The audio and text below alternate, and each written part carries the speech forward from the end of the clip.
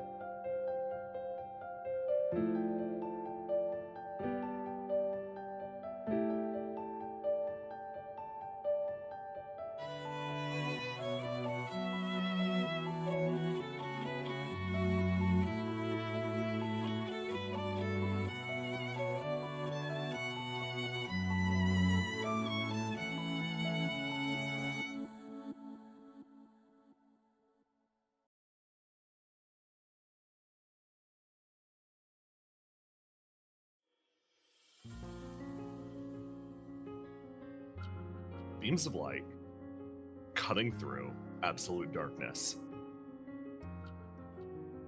A vision of a city that never shifts. Something left unchanging. If you're lucky enough, you'll stare up at that sky that almost seems to be comprised of marble. You'll pray. You won't be answered with a beam of sunlight, but instead, a gout of rain. This is as much as this city changes. This is as much as this world will ever change. This boundless sky feels like an oppressive curtain laid atop the city. You pray for rain, but as always, not even this is enough to make this world change. In your apartment, Gardner,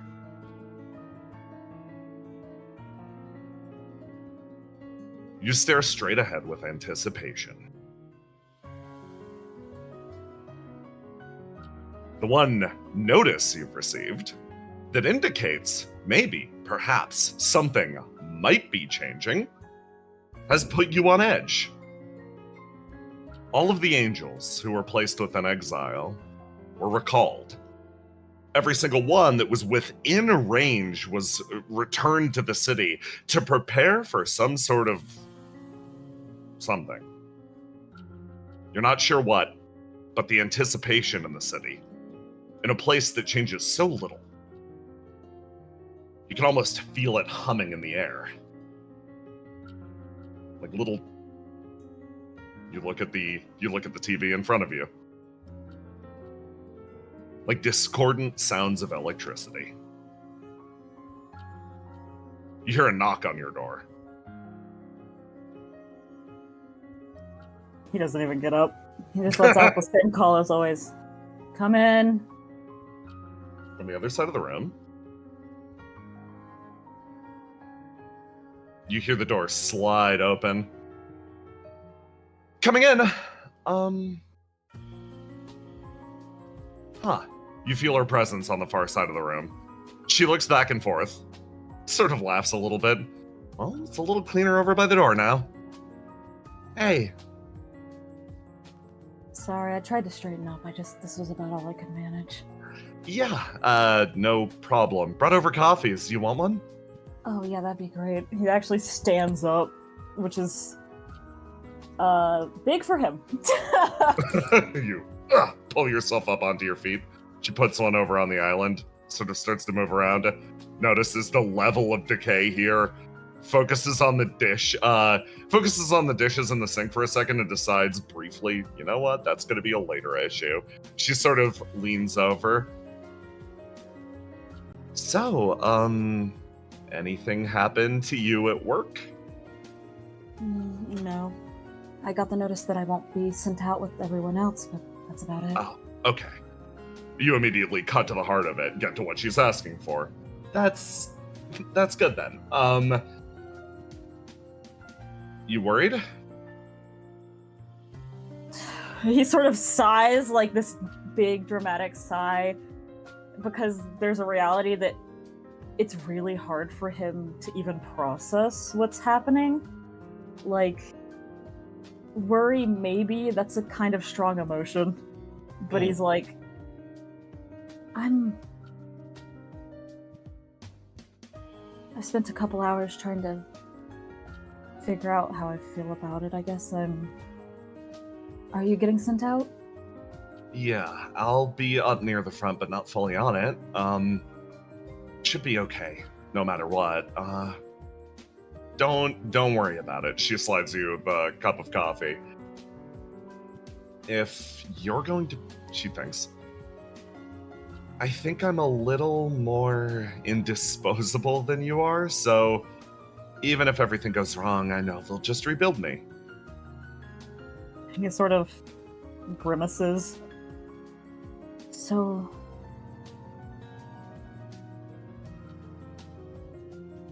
there's really going to be some kind of attack, that's why they brought everyone back?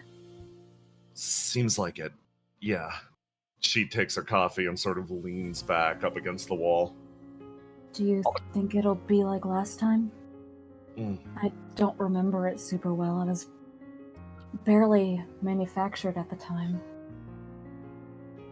She sort of uses a spoon to stir the cream in.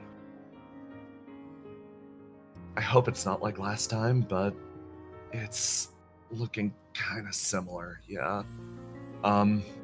Is it really... He pauses for a while.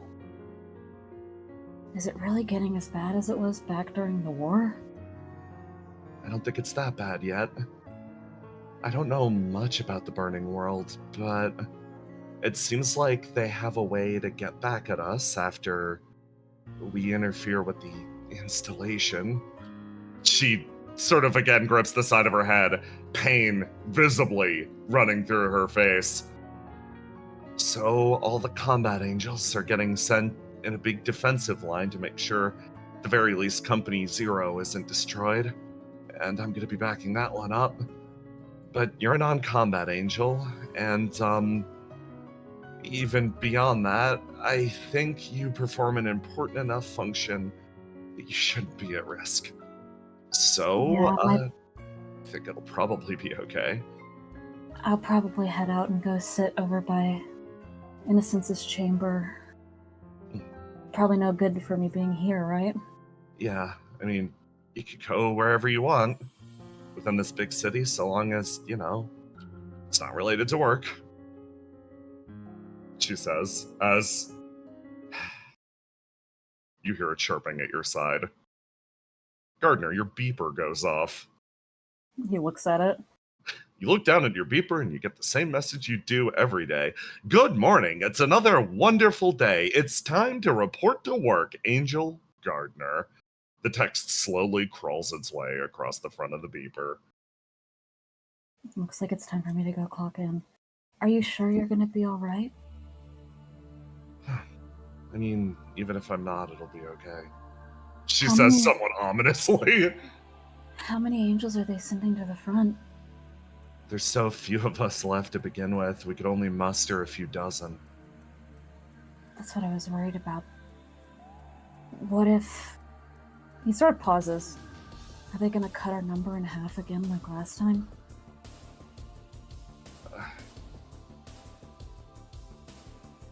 I don't know. I don't know. You see the pain again go through her face. It's like there's this weird thing where he feels like she has more answers than he does on this because he was so like new when the last severing happened that he was like he didn't really understand what was happening at the time. It was just like suddenly half the angels were dead. And he's like, she was there. Surely she has more answers. She can like tell me what to expect. And she's like, I don't know. And he's like, It's not something that she's addressed. But yes, when the Tormented attacked this place the last time, Stability saw what happened with her own eyes. She saw when half the angels disappeared, gone for good. You could tell by how tightly she's gritting her teeth. She's afraid of something similar happening again. Well, good luck at work. You do your job, I'll do mine. okay. He stands up. And I guess here's hoping I can stop by later and bring back some coffee. Nothing ever really seems to change, so what's to make today any different? He seems to like take that phrase almost like it's like so often he's like, I wish things would change any amount, and like suddenly he finds himself going, I hope nothing changes, I hope nothing changes, because suddenly the only option seems to be things getting worse. The door hisses open. You bid farewell to your friend, and you walk towards the Company Zero building. You move between the different spotlights that all seem to be guided towards a singular location now at this point. The city is on high alert, even though it's pretending not to be. It's impossible to tell what exactly this attitude speaks of. Is it a betrayal of the true nature of the city? Is it a betrayal of the fear that this place now feels? Or is it an insistence that this implacable mask will truly never break? In a distant place, above the snowfield, a plane roars through the sky. It cuts its way through the clouds on a discreet mission unknown to anyone other than its participants, and perhaps one or two others. As it bounces its way through the sky, pillowed by the turbulence, Basiliskid moves her way straight upwards. The man next to her asks, is this truly a good idea? Is this really what you want? Her hands clasped together.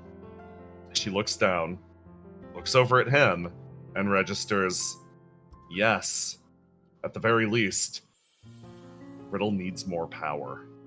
More than she has.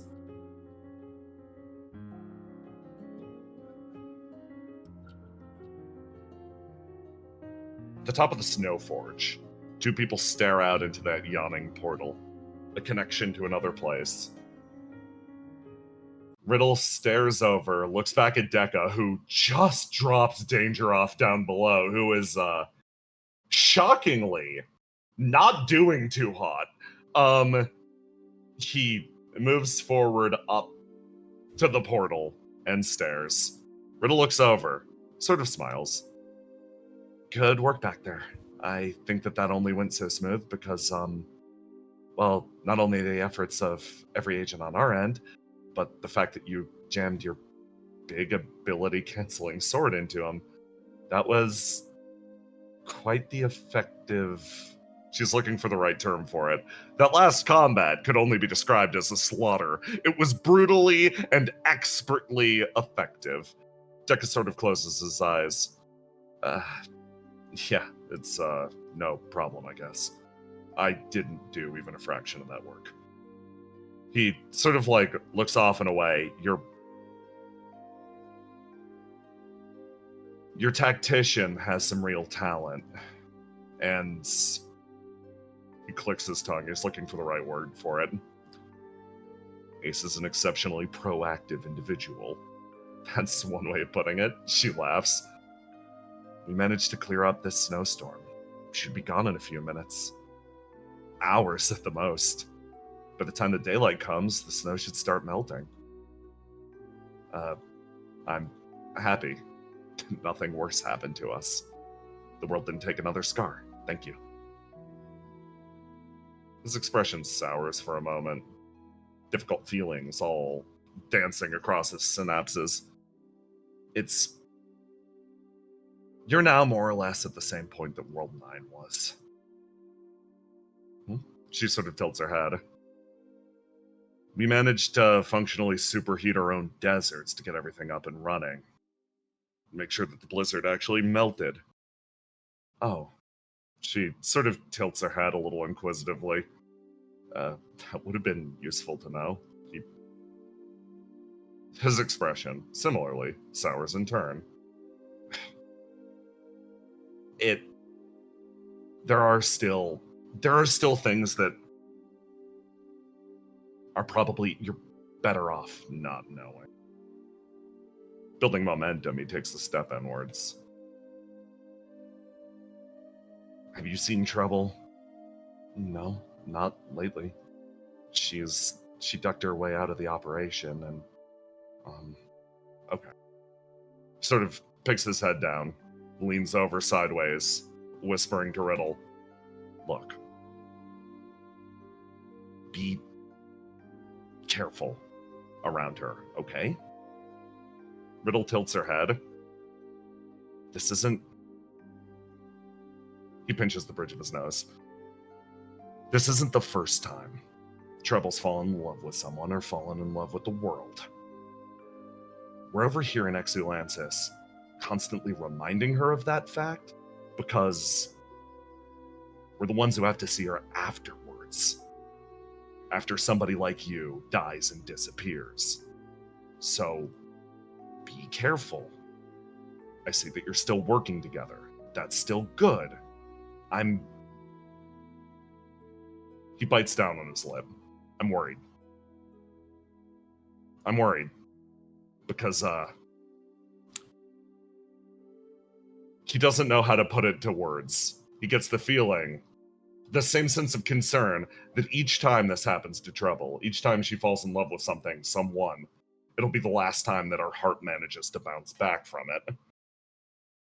Trouble, you overhear this and come into the room. You look at these two, sort of like face to face, and Dekka spins on his heel, and actually you feel a wash of embarrassment from his perspective. It's difficult to determine the exact course of why. He looks over at Riddle, and instead, from her, you feel a wave and a wash of acceptance. It's a funny thing, this sensation, between the two of them. You feel that Dekka just said something that he maybe believes, but maybe is embarrassed about, or maybe he's embarrassed you caught him.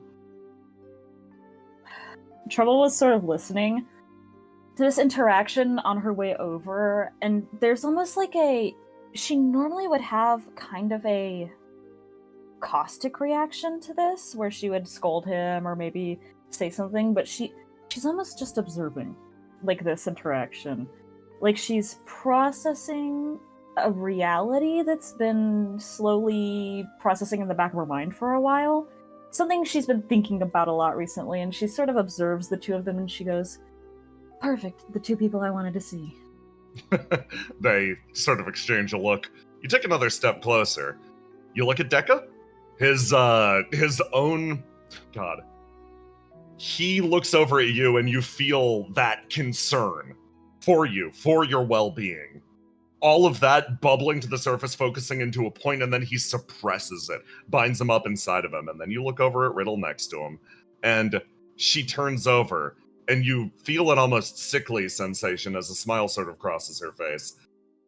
You can feel all of the micro fractures in Riddle's confidence that go as far back as possible, aligning with what Dekka said. Dekka's concern for you is genuine, but just the same, that smile tells you something. She's accepted Decca's words at face value. She does not read into any personal motivations beyond it. You can see it beforehand. She has been eroded in this place. Yeah, no problem, she says, taking a step forwards. How can we help? She smiles. And elsewhere,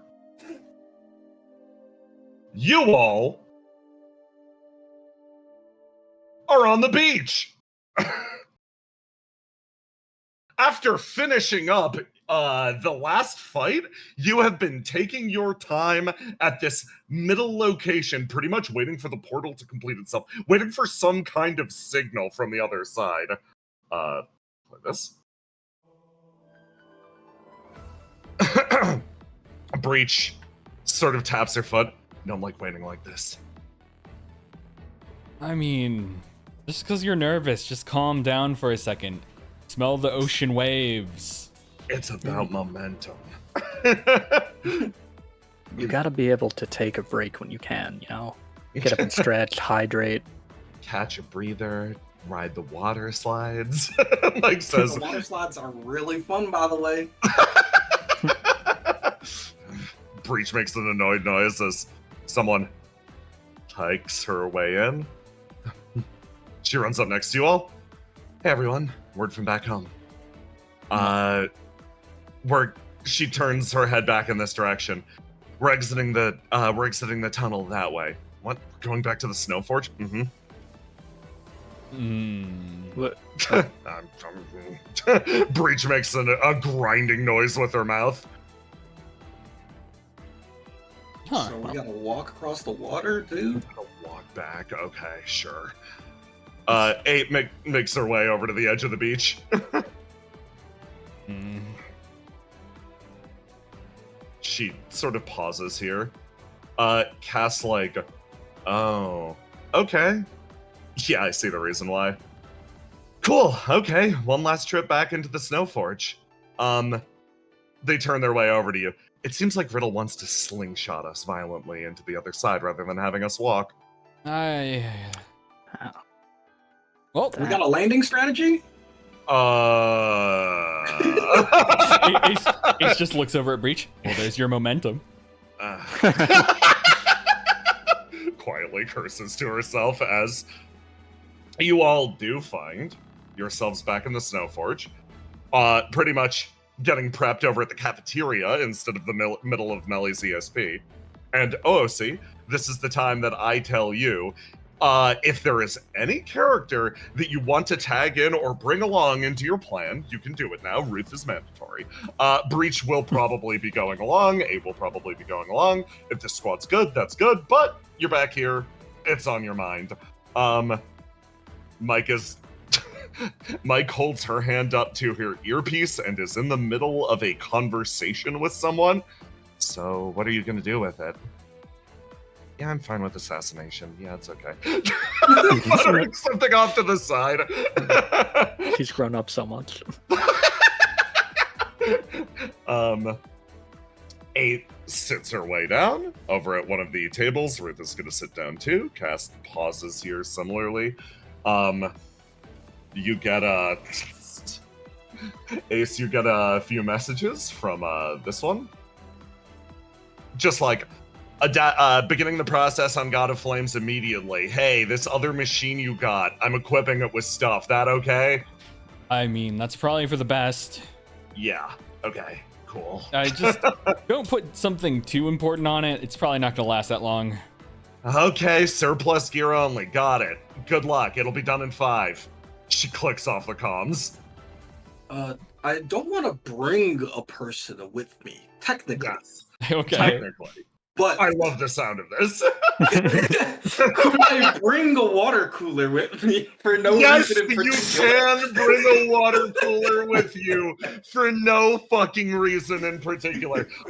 You all look over. Hold on, we gotta do this right. You all look over, and Ruth is the one that just like makes eye contact with you, Argus. Like, hey, is it just me? Or is Willow getting up to some shady deals over there? You see Say over in the corner, discreetly looking back and forth and then quietly passing you a water cooler. It's Willow. How could she ever be Say? And then I see Say. Ace just goes, whoa, hold on.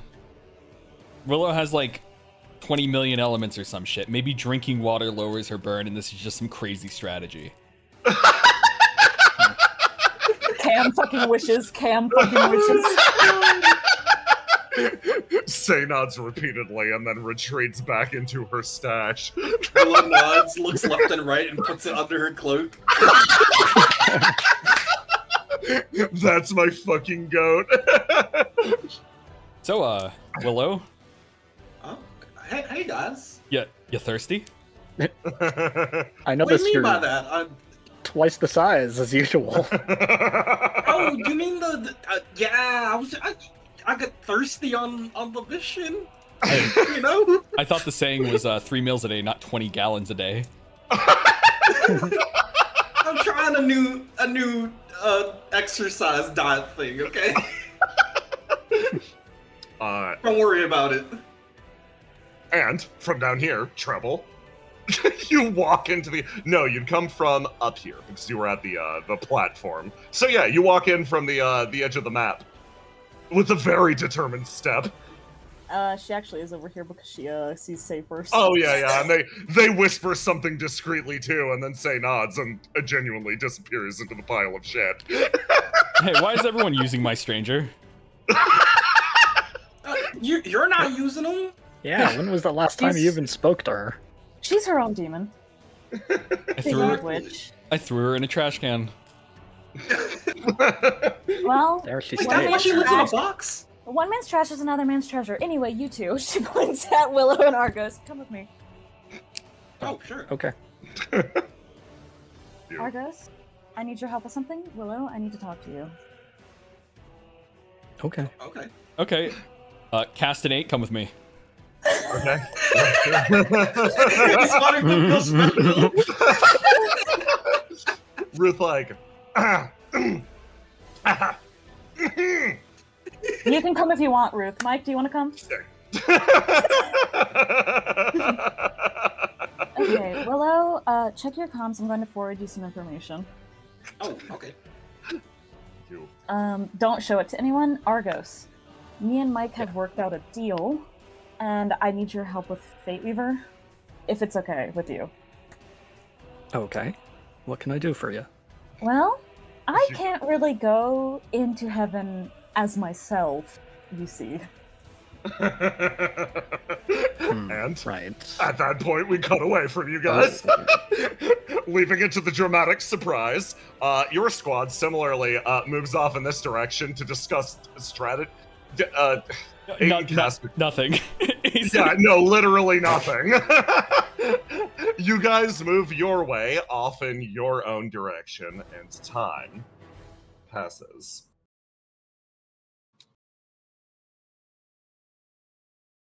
But somewhere else, someone is making their own plans.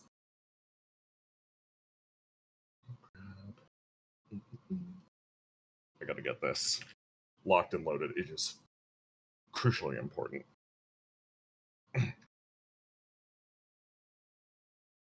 One man plays host in his tea room to an unexpected guest. Normally, only Basil should be able to reach this place, or other select individuals that he has allowed, people that he has constructed the space for.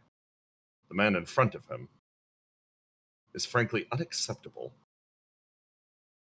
But it's not like he exactly has a choice. The operator sits at Petal's tea table. He looks across. I'm not much of a tea man myself. Oh, really? Petal adjusts slightly in his seat. Yes, coffee is the only thing that works as a suitable substitute for the lack of sleep I'm consistently getting. So the tea isn't caffeinated enough for you. It's not about caffeination. It's about the flavor. It's about what it draws out from deep inside of me. A time when my taste buds still remembered the way that things were supposed to be. You still remember those times too, don't you? He leans back in his chair. A time when everything in this world was still right. I struggle with that, particularly these days. Of course you do. They really did a number on you down here, didn't they? Well, I came down here to say one thing. I love what you're getting up to. I love everything you're doing. Petal's face shifts, a look of shock. He thought he was about to be terminated, cancelled, or rebuilt into something else, thrown into exile. Really? You like everything I'm doing down here? Yes. Well, I personally don't, but even if you're fucking me over personally, that doesn't mean you're messing with the plan. So, I came down here to make sure that you can help me out a little bit, because there's one unfortunate reality I want to prevent the realization of. What's that? I'm worried about one of your cohort. Worried about us. My cohort, like... well, technically he's under our care. But I'm worried about his future. I'm hoping that you can keep an eye out for dear, sweet innocence. And if he happens to find his way over to your neck of the woods, you can maybe help us out in the same way you always have. I see. You want me to, if it comes down to it, yes. I'm sorry. Sorry about what? The tea is lulling me to sleep. I must go. He drags himself up to his feet. Good luck, Petal. I hope if you have a reunion, it's nothing but warmth and kindness. He slides the chair back into the desk and slowly exits. He has no idea how he found this place. He has no idea why he'd come to him, but the orders are clear. Should innocence escape, Petal inhales deeply and knows what he must do.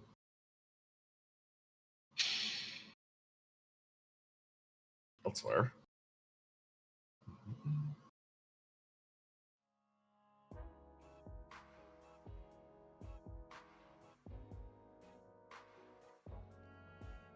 One man nervously shifts a glass back and forth between his hands.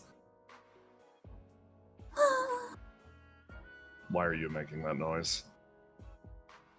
I just want 8 and Recco to come home. It's Yeah. kind of, you know. Yeah, same. She looks around at everyone in the room. I mean, come on. We can brighten up the room all on our own.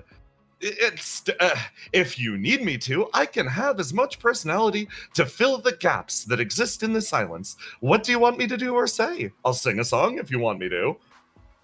It's all you? I prefer. I much prefer you staying silent. Yeah, I think I agree. I was mostly... It's fine. Just... Then I'll just sit here and look pretty. Swabs Yeah, back. you're great at it. I am, thank you. He beams a smile at you. Okay, that's it, I'm going. Wait, where are you going? I'm going. Are you going? She looks at the reports they've been getting. Are you going over there? I'm going. I'm gonna go see Hold if on. I can get in on Riddle Arndite's most recent operation. Hold on. Nope. What? That's some crazy shit. I'm not letting you go in there alone. Okay. Cool, send Sam with me. No. I don't No. want Sam to go in there either, yeah. What do you mean? Sam, do you want to go to heaven? Because most people don't really Did you want just to go to fucking heaven. threaten to kill me? Yeah! You see why I'm saying I can't let him go by himself? He's being crazy. Huh. Sam gets up and walks over. Bro, are you gonna go throw yourself into a last stand with OPIA? No. I'm gonna get in on their most recent operation. I know just the right way to ask. Oh. Okay.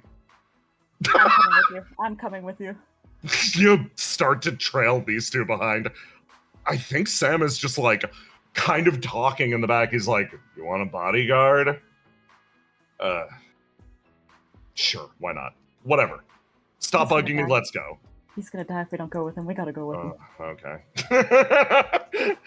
The trio makes their way forwards. As all pieces are finally assembled, you find yourselves at the top. Oh, no. You find yourselves all at the top of the Snow Forge. This mobile furnace, functioning as a high-powered slingshot. From this location, you're able to choose pretty much any place in the city that you wish to be flung. If you want to enter at a high speed, this is more than possible. You'll be able to punch through any defenses they have, or you'll be able to follow a far more, let's call it a stealthy approach. Let me grab your characters, because there is one very important thing I need to do here and now. First of all, the first squad that went off with Treble are back. And I can't forget to grab Ruth. Oh, no, I got Ruth. She's here. She's there, thank God. Easily forgotten. He's so easily forgotten. Your squad winds up assembled here, and you're all waiting for the appropriate moment as the other side of Argos's, or I guess Treble's scheme with Argos, sort of walks up behind, getting slow use to the body that she's been granted.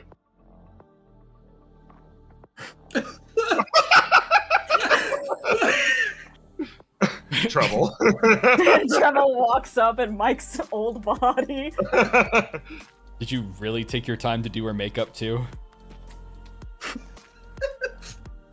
Treble smiles at you.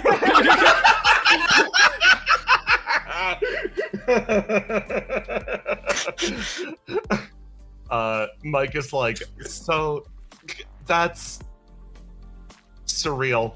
We look like twins. This is Mike just stares you dead in the eyes. No, whoa. Haven't you seen the movies? If you guys touch, you'll like combine or something. Yeah, that's what happened to me. It says in the background. Mike takes one step backwards. Oh, I see. Okay, yeah, of course. Good luck. I feel you're chill with me, like, you know. Yeah, causing a lot of problems with your face for a little bit. Yeah, that's fine. I don't. Go for it. Knock yourself out. No matter what she does, she'll be OPIA's number 2 terrorist. Hooray! Don't worry, Mike. You're always number 1. Yeah. I mean, for once, I think I'm fine. I'm fine not being number 1.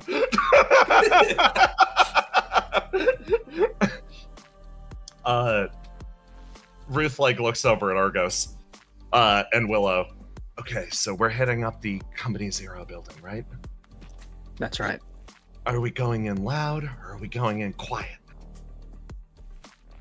I think. Oh. Okay. Based on my last time there, we may be able to go in there peaceful. Yeah. At least to start. Okay. So let's infiltrate from the ground then. Riddle actually speaks up. I can put you guys pretty much immediately outside Company Zero. What you call it? God, sorry. Got a DM. She looks over at Ruth. I can pretty much put you outside Company Zero. That's actually where the extraction point's going to be. familiarize yourself with the location, and make your way back there before your timers go off. In the immediate, I programmed all of your comms with 2 different functions.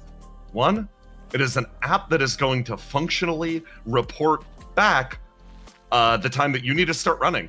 Think of it like your last warning bell. If you make it in before this app goes off, your life is going to be a lot easier. But if you're out there, this will calculate the distance between you and the extraction zone and will tell you to get a move on when it's time.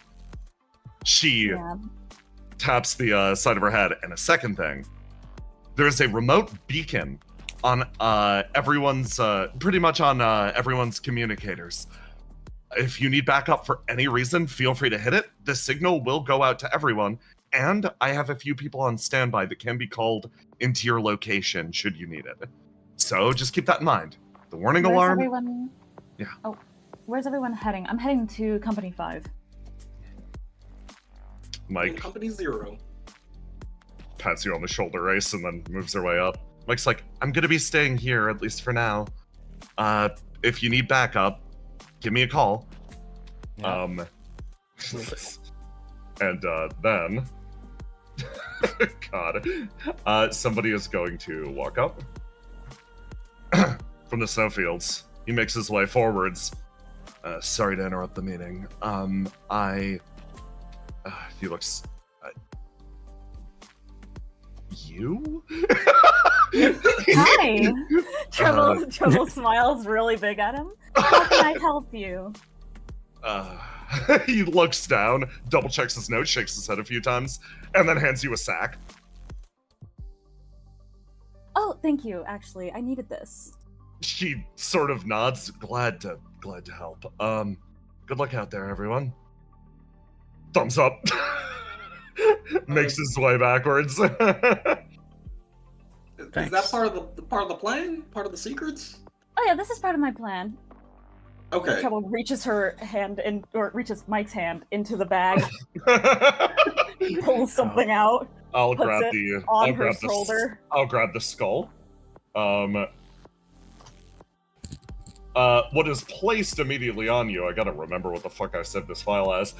What's placed immediately on Trouble's shoulder is a long cord of spinal column, as well as a head with wings attached to the front of it. You make not eye contact with Violinist as she speaks up like, thank you for taking me on this operation. I hope you all are careful out there. Whoa. Oh, Argos, before I forget. Yeah. How do you have a USB slot on your body? Oh, I have some cabling. What do you need it for? Little so personal. I got my pocket demiurge. I'm not gonna be able to feed it for a little bit, and I know I know you're gonna be busy with your hands, so I was thinking maybe I could just put her inside of you for a little bit. Wait, no one ever said it was inside of me. To charge? Or to feed and take care of? Feed and take care of?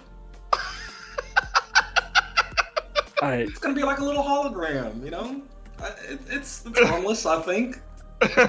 Treble opens up a little pack okay. on her side that's full of like canisters and other random equipment and pulls out what looks like a long Game Boy Link cable.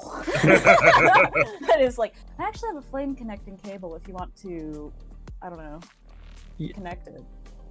Oh, I'll just okay, need it back Willow. before the mission's over. Taking care of a pet is a lot of responsibility. Yeah, it's just for the mission, and then you can give it back to me. Okay. I won't, start a new game or anything, don't worry. Yeah, thank you. She's really fond of me. I look at the thing. Is there any indication that it has any feelings? Yeah, no, you look down at it and there is nothing whatsoever that indicates that this thing is happy and or sad. It simply dances on screen in its tiny little box, and you look at it and it's like, wow, she really loves you. Yeah, see? Oh my god. I mean, it's Argos, not you any had the- weirder than who we'll probably run into. Argos, you add the pocket demiurge to your body. Oh, actually, you already have a reflection that will let you connect to it automatically, don't you? Yeah, you can have your cable back. Thanks, I in case needed you that. need it. No, I will. Be Ruth- careful with mic spotting. Well, luckily, this is just one of the spares we had sitting in the OPIA building, so... Yeah, I mean, whatever. Oh, you're worried about how I'm gonna use her face. I mean, yeah. Don't Well, I say already too got many permission. swears. Oh. Oh. I I'm like, yeah, that's actually going to be hard for her. Okay. Her face splits into a smile. Okay, guys, let's get moving. I want everybody to split into whatever groups you're going to be a part of. Infiltration team, if we are just sending a large line on Willow's plan, that's fine. She looks over you. Ace, you taking anyone with you? Not that I know of. I don't think anyone would Okay. really. It'd be helpful, but I don't want to drag them into this kind of mess. Mike looks over at you. If you need backup, hit the backup button, okay? Yeah, I'll hit the backup button. Riddle like, okay, in that case, Trouble, at least for now, you're gonna be moving primarily on your own, right? And then, Yeah. somebody else moves her way in. Not entirely true. I'm gonna be going with her. Perfect. Well, she actually looks back over at Willow. We'll split off at some point. I want to make sure Willow gets in the front door fine. Then we can trade. Sound good? I'll head over to your team. Yeah. Leans on you, nods. Cool. Looking forward to working with you. Holds her hand out for you. Man, we're gonna be working together. It's gonna be so cool. She lets out a light laugh, and you all hear the siren go off as Riddle's like, okay, everybody, into the catapults! And you do so. I'm gonna grab your icons, and I'm going to put you on the correct map. Let me go down here. It's time. Argos almost says something about there being a lot of duplicates on this mission, but thinks better of it. Kind of insensitive. You didn't like playing OPIA auto chess? Dude, if we get another mic, then we get a 2-star. Yeah. Yeah, like merging them. You merge them and then they level up. Okay, so That's what happened to fucking 8. Yeah. I mean, shit ever when she said that. okay, so I asked the question, where we dropping, boys? Riddle is going to, I'm gonna shrink you down to accurate size. Right. This is where you guys are gonna be. I'm only gonna do the PC icons for, I should probably do everyone eventually, but I'm only gonna do the character icons for the moment. To matter. And then let me grab you guys here. And then I'm going to use my very advanced... Listen, we are, if nothing else, a high-quality production here. I'm going to mark the extraction zone using the draw tool. Make it in this circle. All the way over there. Yeah, this... RNG. Yeah, this Yeah. coincidentally is the ramen shop. This is the noodle bar that Willow you've been to once or twice before. A door guy can functionally get you in to Company 0 behind the scenes if you so wish. If you decide to go there. So, I'm going to ask Argos and Willow, where are you guys deploying first? Oh. Since Argos has a way in, we could just go straight in front at the front door, right? You guys are gonna... I do. Don't forget to activate Yeah. Bagworm. Well, Shut Yeah, up. do not forget to activate backward, dude. World trigger joke. I had a split second of, oh, I fucked up super bad. Why did I put Mike here instead of Treble? It's working. we'll never get used To to fool this. the enemies, you must first fool the GM. Well, you're Yeah, truly. Treble. For you, you're asking Violinist for her advice, right? Yeah. Start with these guys, run over the top wall. Off in this direction like this. Okay. So, if you follow her can't advice, escape. yeah, you're there. And then Ace, where are you dropping? Yep. Oh my god. Okay. So, I'm gonna start with the duo here. We're gonna do the duo here, Ace, and then Treble as your little vignettes to talk you into the different locations that you've chosen. Let me grab your squad. Willow and Argos, your squad is it is stacked full of people. They are going to be running along with you. Feel free to break off, do your own thing, do what you are going to do. There are actually 6 of you as you head into this building. And Oh, yes. while we're dropping, Treble say, by the way, Argos, I have something really, really important I need your help with. It shouldn't get in the way of your mission. It should be on the way, so it really shouldn't be a problem, but you're the only one that can do it. Okay. So you guys are heading up to Innocence, right? Yeah. So you know the angel room that we went into that only you can get into? Yeah. It should be on the way up. Can you go in there and can you grab the angel who was in charge of the architect of the city? The one who's in charge of the city? Breach. Like making the city? Breach similarly speaks up and is like, and if you probably need this somewhere, right? I'll break off and drop it off. Yeah, I can do that. It's like super crucially important that you take them out of here beforehand? Before what? Before my plan starts. Will you give us a little notice? You're being very cryptic, but I know that's something you like. Really, the big issue is just that you're the only one that can go in the room. If I could go in the room myself, I would do it myself. Okay. Just if you have to grab them on the way out, like on your way back down, leaving, that's fine too. But I would like if you could get them on the way up. You know what I mean? Sure. And Breach, you said you'd do the delivery? And I'll catch up with you guys afterwards, yeah. All right. Be safe with that. She nods. I'm delivering them to a trash can, okay. Make sure Grillo doesn't get into any trouble. Of course. Your squads split up, and let me move you guys over here.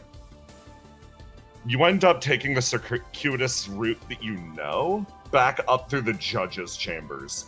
This door, basically, how do I put this? This is a different room than the room that you were exposed to last time, Argos, but it is your way that you know how to access the rest of the building. It seems like these rooms can be rotated around this large chamber. And yeah, it seems they're modular and replaceable. So you guys literally just go in through a side door and climb your way up and out into the judge's room. Okay, we're in. That was So, pretty is it easy. up or is it down past all those people? Argos, you would know all of it is up. Yep. We're climbing. Okay, let's get moving then. And I think we can just use a normal elevator? What if we bump into someone? I believe you should be able to use Yeah. a normal elevator. That would be awkward, you're right.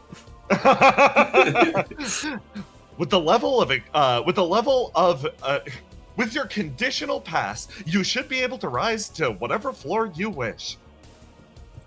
By the way, when you say conditional, what conditions Yes. are you talking about? Oh, it's pretty much condition free. There's only 1 or 2 doors that you can't open inside of this building. That's good. Not to look a gift horse in the mouth, but could you detail the how I am eligible for these permissions? Why? It's programmed into our system. Any records of who programmed it and when? She looks. I'm sorry. That actually supersedes even my jurisdiction. But there are very few people in the company that are above me. Sounds like you're liked by the higher-ups. Maybe. Or perhaps a specific higher up, because only one of them technically has authority that's greater than mine in this company. And they are? I cannot confirm exactly who that person is, but they are the person who owns an office at the very top of this building. Alright, be careful then, Argos. I think he might want something from you if you ever meet him. I think I'd like to meet them. That's great. Do you wish to schedule a meeting with this individual? No, I'll just drop by. That is very good. Can you plan me a route though? Well, Oh. add destination on the way, the angel room. I And see. Of course. Willow, anywhere you want to go?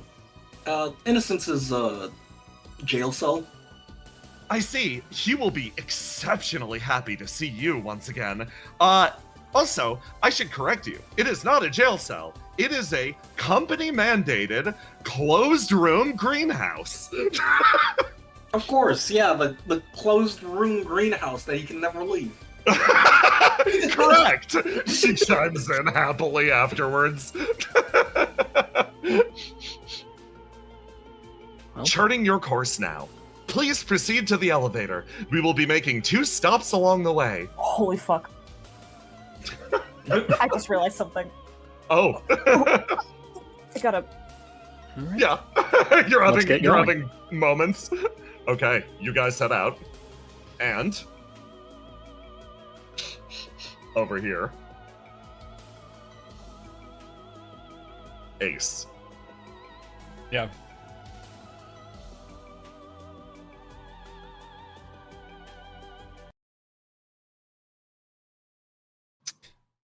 Ka-chong. Heavy impacts. This section of the city is currently rocked by battle. So, one additional meteor striking the surface of the city is not a subject of concern. The defensive line does not react, not properly. They simply view it as another manifestation of twisted flame energy.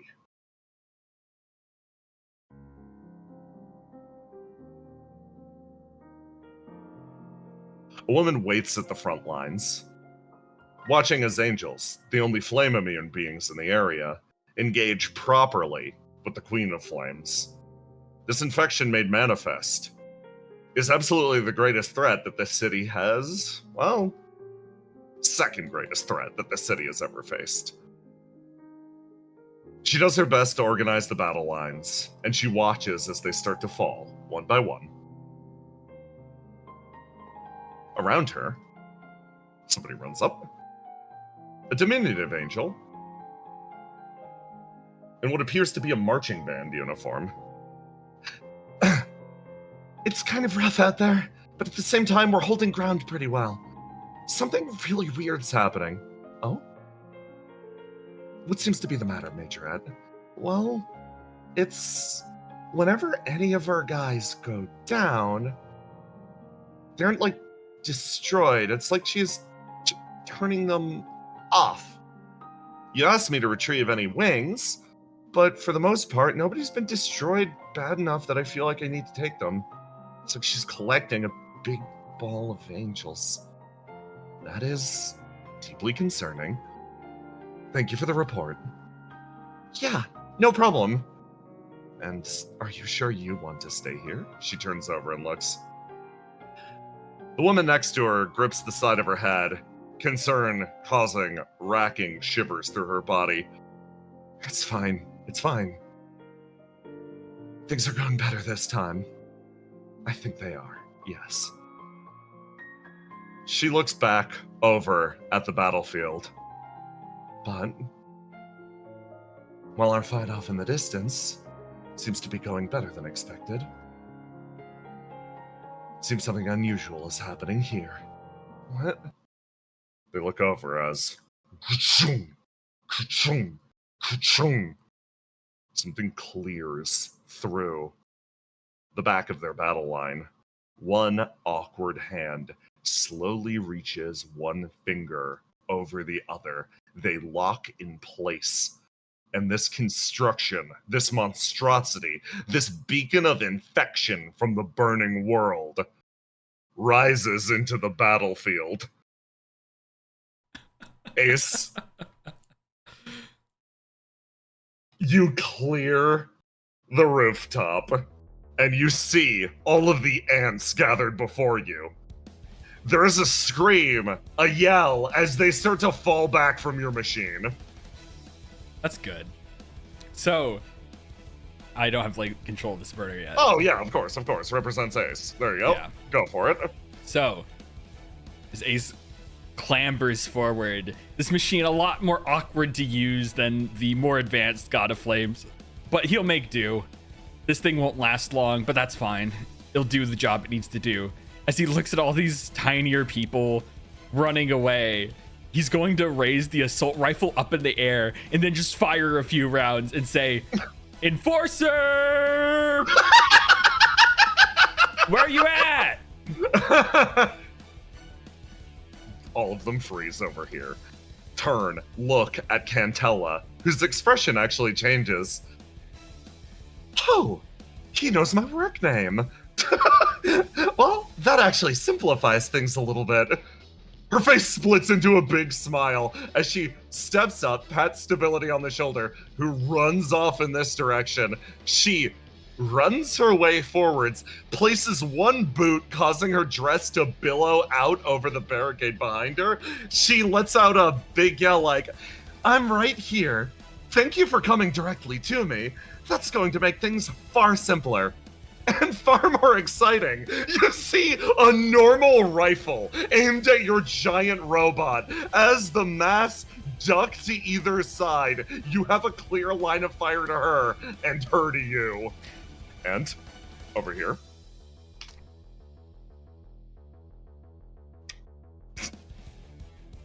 Roma.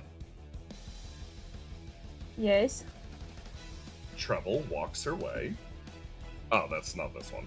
Ignore this map.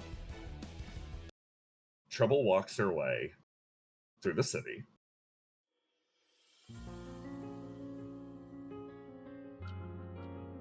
Across the top of one of these walls. Violinist in your pack continues to speak up.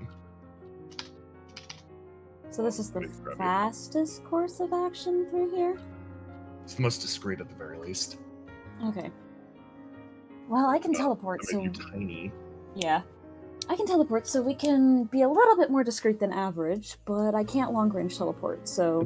It sends out flame signals. You don't want to trip out their Oh. sensors. Just walking normal for now is good. Okay. And... when we get there, what should I be expecting? I think you'll be fine at the lab. It's what comes afterwards. Yeah, once I have the guy? Yeah. Okay. The lab that we're headed towards. Most of the scientists here don't actually know what they're doing. They're mostly dynastic hires, is the best way to put it. They're from rich families. So, So they're like... Nepo babies and stuff. yeah, we need to find a scientist that's actually Knows what they're doing. yes, which Means they would have to be really good to make it in, right? She goes silent. Not as much as you'd think. Oh, that's a shame. The city So we won't be getting is. anything crazy useful then. I wouldn't say that. Just keep your eye out. She grows silent, and you see the little head twitch to its side, looking over the top of the city. Again, lines of spotlights that remind you of, honestly, the glow sticks at a concert, all dancing in unison. Did you know? They all move with the will of the demiurge. She's pretty much wired into the core framework of this city. Do you think she'll be a problem for us? Not if you do this the right way. What's the right way?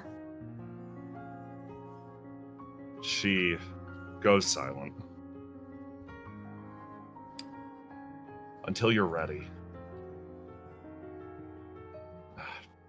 Do me a favor. Walk over near the edge of the wall for a second. Okay. You can kind of see it in areas like this.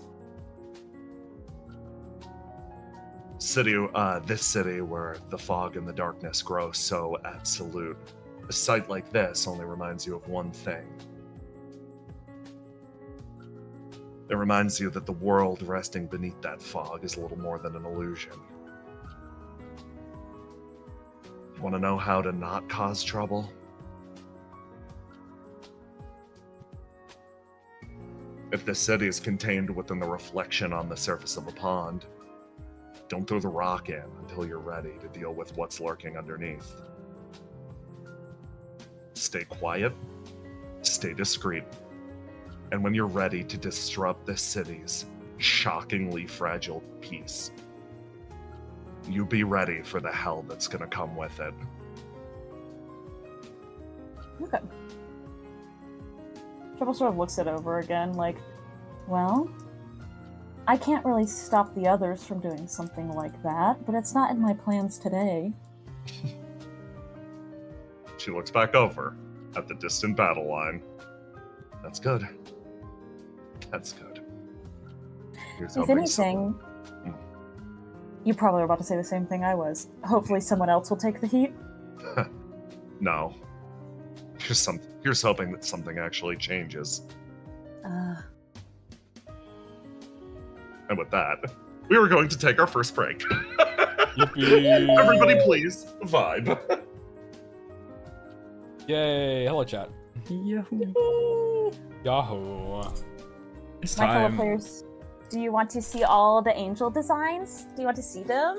I'm very proud of them. Yeah, I saw the one you posted in spoiler chat. I'll send them into VC for those that don't go into the server. I'm very proud. I've made a lot of angels. Yay! Here's Gardner. The most depressed man in all of existence. Then we have... I can't send that yet. Majorette.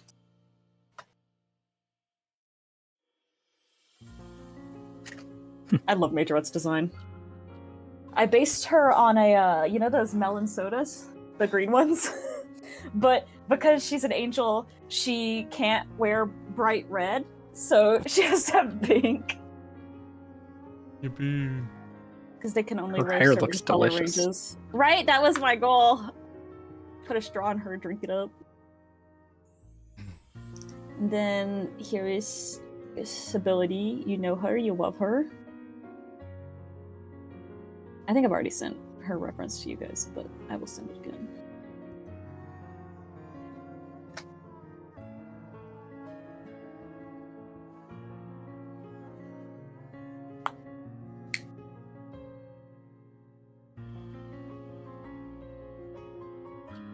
Oh. I love how you're really going for it. I mean, what else would I do?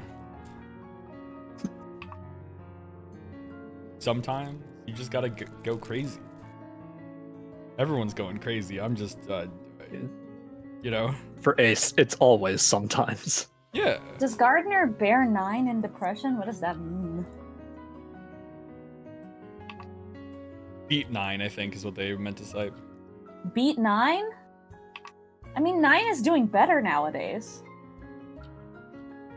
Stability and Ascension looks like they're staring into my soul. Yeah, that's the goal. That was what I was going for. Every time somebody says it, I'm like, yay, it worked.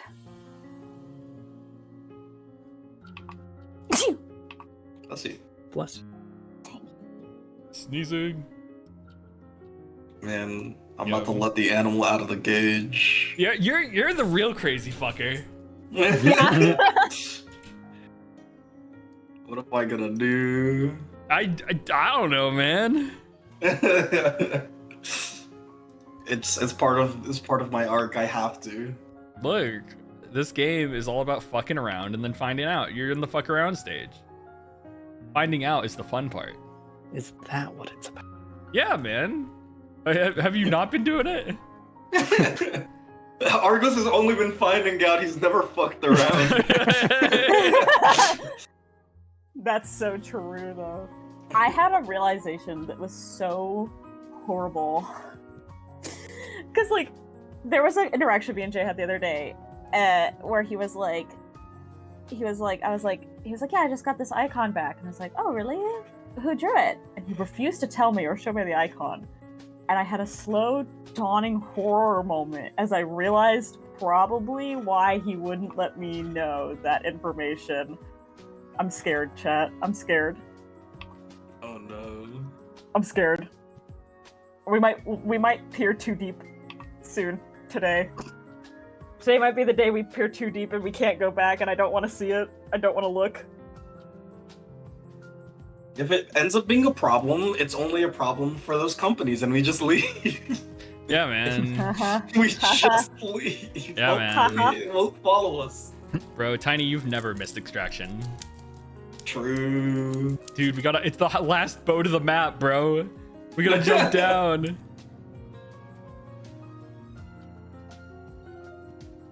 Do we get to see Innocence?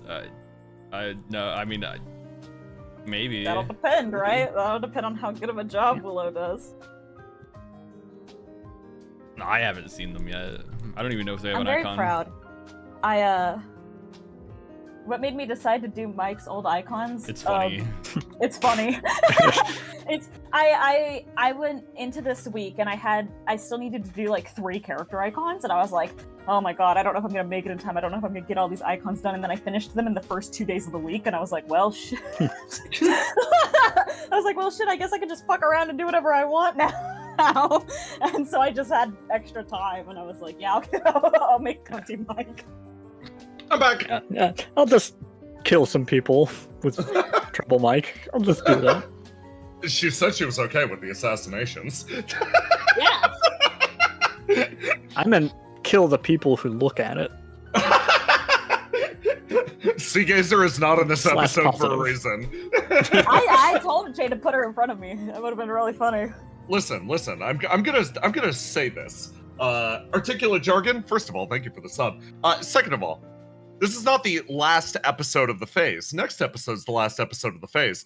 We will be doing a flashback to, like, basically summarize a lot of the stuff that happened in the in-betweens of this episode, because it's better for flow if we just focus on the events of this episode. But, like, Brendan hasn't had a chance to play in a while. There's some stuff left undecided. I will put Seagazer in front of Trouble Mike in a flashback. There is a time and place for everything. Yay. Yay! Alright, Okay. everyone here? Almost. I will. Ah! Go now. I will He's- go. Almost here. Bye. I'm almost here. Roma's by. Roma's bye. They're gone. Aloha, keep it on the BRB screen, but I am gonna put you on the arena. Wait, let me look at this shit. Zooming the camera out to like a normal size so that the mech is like appropriately sized is kind of awesome, is all I'm saying. Yeah, but it's a little hard to see everything. It's almost like it's really difficult to see all of these people that you will kill in one hit if you attack them. It's fine, they're nothing to me. Thanks, King. Shut the fuck up, Christian. Christian types in voice chat, yeah, bro, not everyone's there yet. You gotta wait for everyone to join the call. Bitch, you're probably on the couch watching playing Uma Musume. Shut up. Oh my god. Good luck with your run, bro. I bless it. Ah.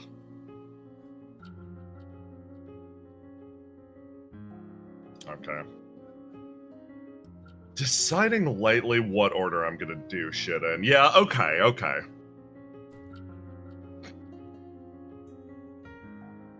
I think it's time.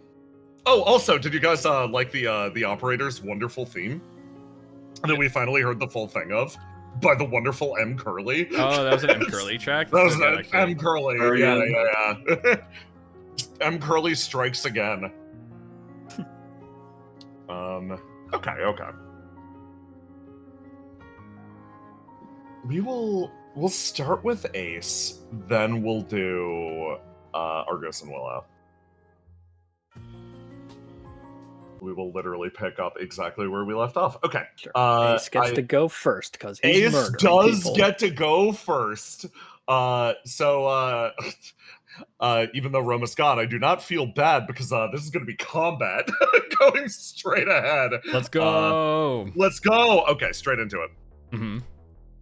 So, Ace, you round the corner, and you just see, again, she's a speck on the horizon. Just a tiny little dot. You are in a giant robot, but just the same, you get a sensation that charging this person, I don't know how to put it. It's like a fighter's instinct. Some part of you speaks up very deeply that this will be a good fight. Ace, tell me what your first course of action is. So Ace looks around at all the people. He doesn't really care about them because he's only really here for one person. So as he looks forward, what he's going to do is so the burner has its own little gift, right? Yes. Which I will paste just for God chat's bless. entertainment. So basically, there are a bunch of actions I can indeed do. It looks like it didn't copy those actions. It did All the of them, yeah. It did the assault It did the rifle, assault rifle. and then there's these two right here.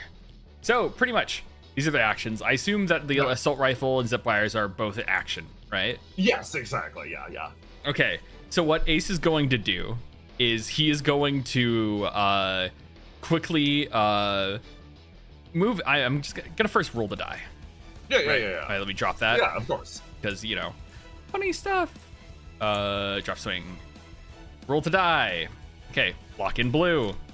So, Ace is just simply going to have the mech just slide on forward past these guys, ignoring everyone else. He's going to lock out his yellow to prep the icebreaker. Oh, fuck yes. But use his action to basically shoulder tackle this encampment that the enforcer is standing on. Oh, that's fucking sick. Okay, give me a roll to do. Okay, 22. 22. Okay, she's going to, you lock down the icebreaker, and your entire giant mechanical body flies over these mass, who all scream and run and hide as you hit the ground and slide, slamming into the barricade. She will roll this. She has a very simple gift in this case. This one is called, let me grab it. She has, free cover. It's basically just, if she's in cover, she gets a bonus. You're going to slam through that cover, but she will get a... Okay, yeah. You slam into the cover and obliterate it, throwing her out of position, but she does dance nimbly around, and I will reveal this ability. This is... favorable positioning. Wait, no. She's momentum catcher. Whenever your target misses you, you can move up to your speed. She's going to hop from this position, scale the side of your mech, and climb up on the side of it, and just point the gun straight down into where she thinks the cockpit is. She is closing in fast. She scrambles across the side of this machine. Okay, who next? I mean, it would be her, right? Yeah, okay. You pass the turn to her, and you almost... Yeah, no, she will be the one that goes first. She is going to get up on this side of your robot and just start fucking firing into it. She wheels the rifle around and still making the same expression. She's going to try to trick shot you in the cockpit. She is going to try to bounce the bullet enough times that it hits you inside, functionally locking out all of her dice in the process of doing so. This is going to... It's a skill check, so I need to give it an insane DC, like finding the one hole in the cockpit that even exists. But you know, she's a fucking monster. So insane roll versus insane DC. This is going to be a 42 versus a 40 DC. Ace, the attack is flying straight at you. Use your normal roll to die to try to avoid this.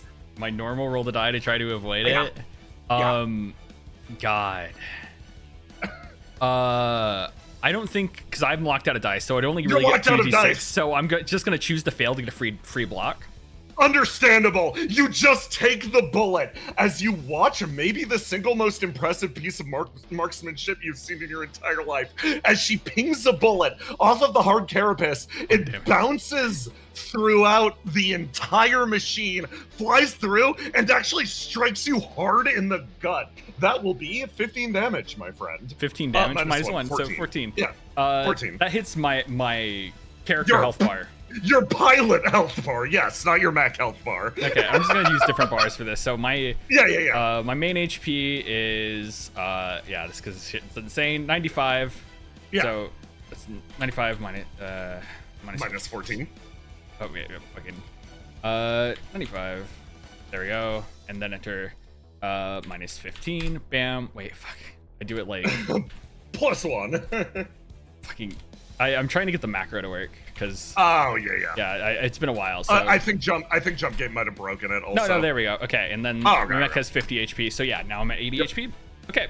80 HP. Nice. Mm-hmm. Okay, let me show these to everyone. Player permissions C, bar 1, bar 3, C. There we go. Maybe roll 20. Anyway, It's fine. They can Yeah. see when I click the thing. So fantastic. And I can see it too. So she finishes her turn, and she actually yells over. Or no, she doesn't do shit. This all happens autonomously. Groups of the mass start to sort of like make their way away. Stability sort of turns around and in this corner, wheels around and pulls out a notebook and starts to write in it. This angel over here runs, hides behind this wall as these humans move with her. This guy is just running towards the battlefield. Yeah, these guys are exiting the screen that direction. A lot of them are fanning out. They are going to, you're going to get hit by a lot of small arms fire, which if you remember the massive rule, will probably deal 1 damage a pop. Everybody forces their way into different directions, while Cantella lets out a loud and proud laugh from atop your chassis. Your sensors actually pick up on someone. He stands heroically at the top of a nearby building. You see him. What the fuck is a normal office worker doing here? A businessman stands. In his hands, he holds something. He grips a palm to the side. And he manifests the strength of his ideal. This is one of the judges. This is a man named Clive. His ability. Ideal. Tool belt. Contains what's in an average tool belt. He reaches down and manifests ideal hammer. The man takes his hammers. He runs forward to the edge of the building. He leaps, and in midair, his ideal manifests yet again.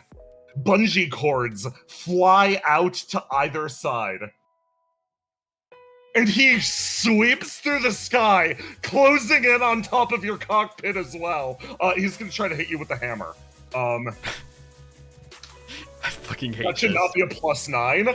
He does not get any pluses on anything. That is still a 21. The man wheels back, swings his hammer down, and hits you for 1 damage. God, it's so human. I fucking hate you because I knew that was just gonna happen. That's like fucking 30 minutes of narration hyping up with 1 damage. You take 1 damage as ting, ting, ting, ting, ting, ting, ting. He hits the side of your machine repeatedly, and then incoming all the small arms fire. I'm just going to I'm going to tax you based on the number of people shooting and how many of them are going to hit. That is 1, 2, 3, 4, 5, 6, 7, 8. 3 damage on your mech's cockpit. Okay. Or on your mech's body, yeah. No, the small arms fire is not doing very much. Over here. She starts to write. And, the pen drags itself across the paper very slowly. But she's picking up speed. She's letting the nerves calm down, and she's getting to work. Her ability. All fictional, begins typing in the Roll20 chat box. If she's able to finish her statement before you act, whatever she's written becomes true. The ultimate anti-waffle ability. Okay. Okay. I love her. And then that functionally ends the act. Start of the next act, this one over here is going to use her ability. Where is it? Custom nonsense rifle. She snaps in a new magazine and restores all of those dice she locked out. She has a limited number of magazines. She locks in a new one right now and gets ready for to take control of the turn. Because you know. Yeah. Yeah, she's gonna take control of the turn. From this position, she's going to look over at Clyde and sort of wave, tip her hat, throw herself off the robot to the side over here, position herself well, and aim up. And this time, instead of shooting you in the cockpit, you being far more durable than she anticipated, she's going to aim a shot directly at the mech and then follow up. She is going to use, in order, breach around, just going all in on this to stop your damage negation on your next attack. Roll to do. Oh my god, she isn't locked into anything. That's so fucked up. Hold on. Can tell it. Lock in the dice. There you go. Thank you. This is what her with all of her ammo equipped. She's going to 17. Roll to die to beat that. Okay. You can actually do that one. Yeah, roll die. Yep. Okay. The breacher round pings off the armor, and she actually lets out a little tick of her tongue, and then is going to just keep shooting you. She can't use breacher round again, so instead, she's using bullet waltz to move her ass over in this direction because she sees you charging that fucking big fuck off thing. No, she's going the other way. She's going over here. And then she's going to use trick shot again to ping it off of an object and aim it up at your body. Wow, 14. Roll to die. Roll to die. 20. Roll to die. Bing! It bounces off harmlessly. She touches down, keeps her ass moving. She is going to then use heavy round. This is a minus 1d6 to the attack roll. Okay. She rolled a 28. This one will probably hit. 19, yeah. 19. Okay. With that, I add 2d6 to the damage. This one deals not 1 damage, Ace, but 2 to your mech's to your mech's chassis. Okay. She runs her way over here, and she's going to fire another heavy round. She just shooting so fucking much. She is a gunslinger. She slides her way into cover. Give me another roll to die. She's using all of her panache points. 23. Okay, another heavy round. That will be 2 damage, Ace. Okay. 2 damage on the chassis. She slides her way in, and you just see a look of pure glee cross her face as she makes her way over to this mass. She's like, we're gonna die. We're gonna fucking die. She's like, for the first time in a long time, I actually feel rather alive. Her expression lights up. She locks in a new magazine. Hey, do you have any spare ammo? This guy's going to throw her a new magazine. She restores her stock by 1 and passes the turn to you. Oh god, a boss fight that benefits killing civilians. Finally. So Ace, This is what he's been practicing Ace for. is tracking Cantella as she's running across, just shooting him, and just goes, so what exactly are you? Human, flame touch, angel? That would make everything a lot easier if I just knew.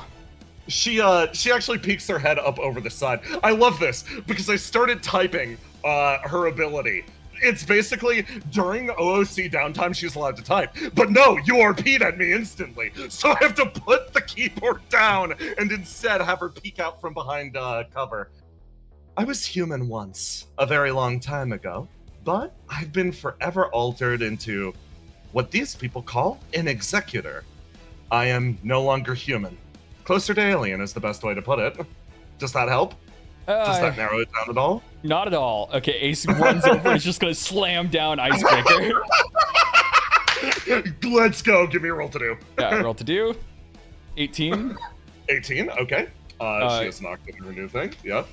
Yeah, that's her roll to die. Okay, so she's gonna have an insane roll to die, but she's in cover. Yeah. This one's going to be destroyed. That's fine. Boom! It explodes, and even on a miss, this deals damage. Yeah, 3d6 damage. 3d6 damage with the massive with a bonus. massive bonus. 110 damage. Yes. This guy over here will be obliterated, literally cease to exist. She will fly backwards, thunk, hit the wall, and she will wound. She flies back, and you see her. Wait a second. No. She flies backwards. You think. You're like, yes, I got her with that one for sure. Well, I'm gonna change this to this. Very important. I'm going to use her ability. Find it. Her strongest mitigation skill in the game. Knocked my hat off. You knocked her hat off. Until she picks her hat back up again. Ace, tell me where that hat's going. It lands like right around here. Oh, fantastic. And with that, yeah. Ace is simply going to just walk over and stomp on the hat. You see. Hold on, her expression.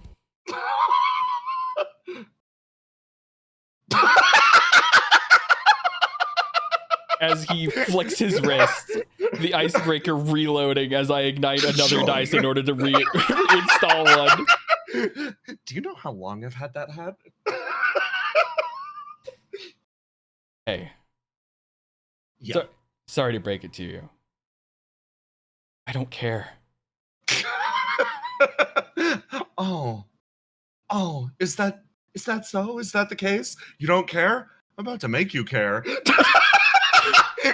You see her sort of like cock the gun again. That same expression crossing her face as before. It's been a really long time since I've been able to fight someone just all out. Yeah. So, I'm really relishing the opportunity, but now, instead of a contest of, I suppose, mutual skill, you've made it personal. I work better that way. Ace, who goes next? Who goes next? Obviously, the businessman. Yeah. Let's go! Hold on, I'm gonna change the music. There's an item in Pathfinder that injects a needle in the enemy that does 1 bleed damage every turn, and that's this guy. He makes his way over. Clive slides his way down the side of the machine, and he will try to hit your roll to die. Keep in mind, there's a generator now on the ground emitting flame. Yes! He makes his way over here. Roll to die versus a 13. This will not have the yellow dice on it, so this is going to be -6. Which I okay, think -6. You still beat it. Yeah. He makes his way down. He sees all the flame down there and lets out a little, like, disappointed noise as he slides down the side. He suspends a bungee cord out in front of the cockpit. And you actually make eye contact with the man. He looks over at you. I'm sorry about this. And then he pulls out a welding torch and just starts to quietly weld the front of your cockpit. It's not doing anything. This is driving me insane. Judge Ideal. Weld. It gives me the ability to summon a welding torch whenever I need it. It's not very useful, don't you think? Hey man, could you move out of the way? You're kind of ruining the vibe. I'm sorry. My capabilities are little beyond the people behind me. As a result, I am placing myself in your way. If you want to attack them, you'll have to attack me, as it were.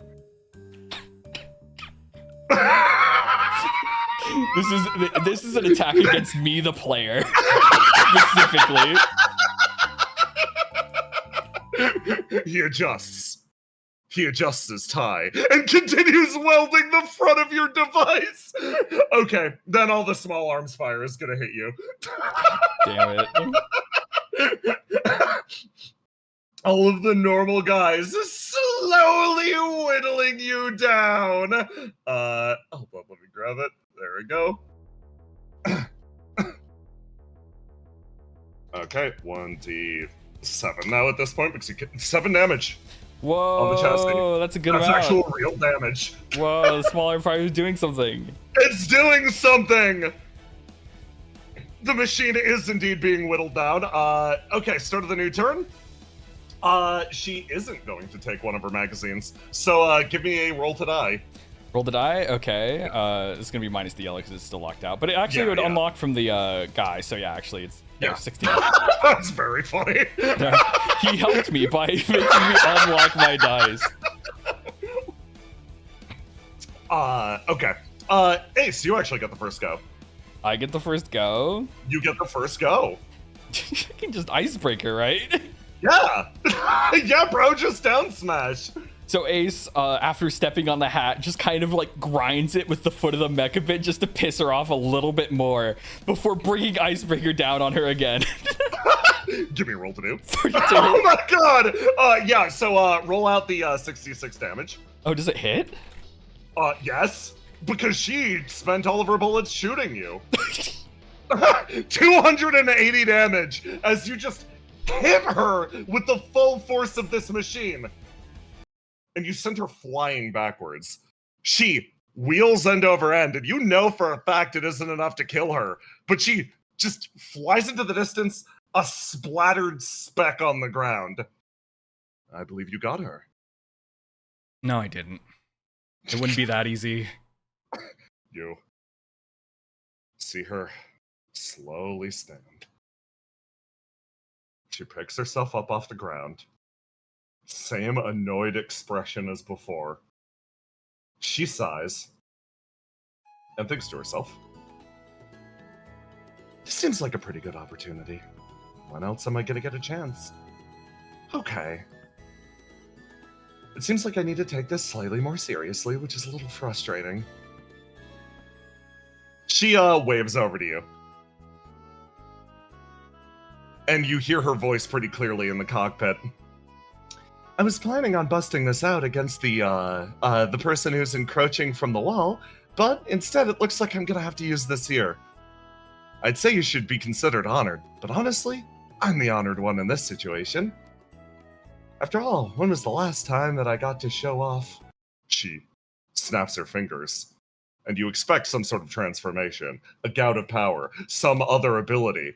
But instead, what roars up behind her and wheels around, it isn't a machine, it isn't some angelic transformation, it isn't a demon, it isn't a robot at all. What wheels around and throws its door open for her is a fucking muscle car. It skids its way into place, and you find yourself eye to eye with her behind the wheel.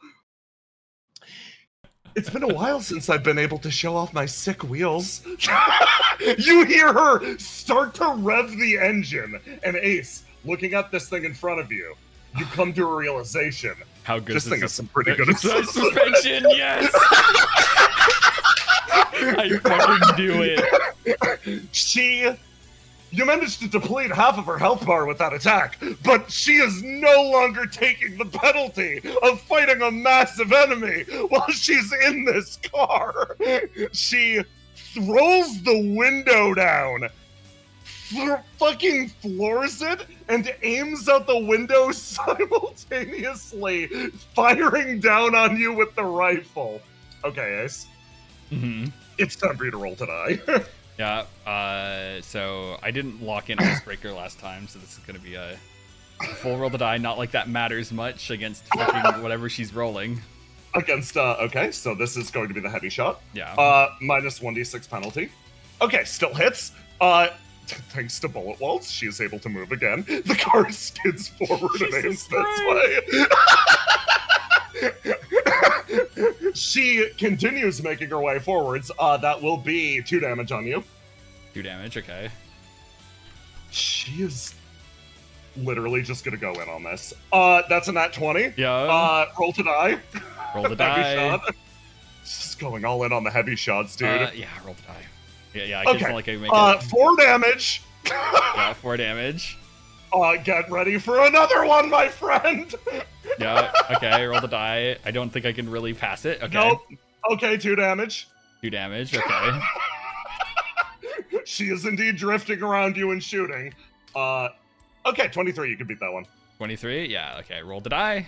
23. 23 goes to the defender. Okay. She makes her way over here, and one more. One more, yeah. 25, beatable. 19. 19, 2 more damage. Okay. You see her car skid into place, stopping immediately in front of the other car. You look at her. She said something about being an executor of the greater will. You were warned about how scary this woman is. Looking at her, she has done nothing but shoot this rifle. You get the feeling she's not using any of those abilities right now. She is just shooting you. Can you move now? She passes to her guys who are gonna small arms fire you. Mm-hmm. That's 5 damage. All incoming on you, and then of course, it's time. Clive accomplishes nothing. Okay, start of the new round. She's gonna load the new magazine. Yeah. She get ready for just more bullets. Yup.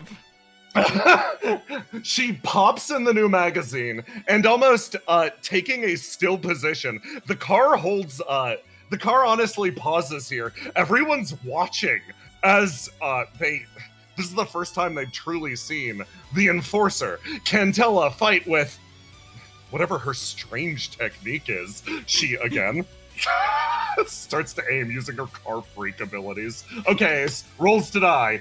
You can beat that one. Yeah. Roll the die. 21, okay. Okay, beat it. Next.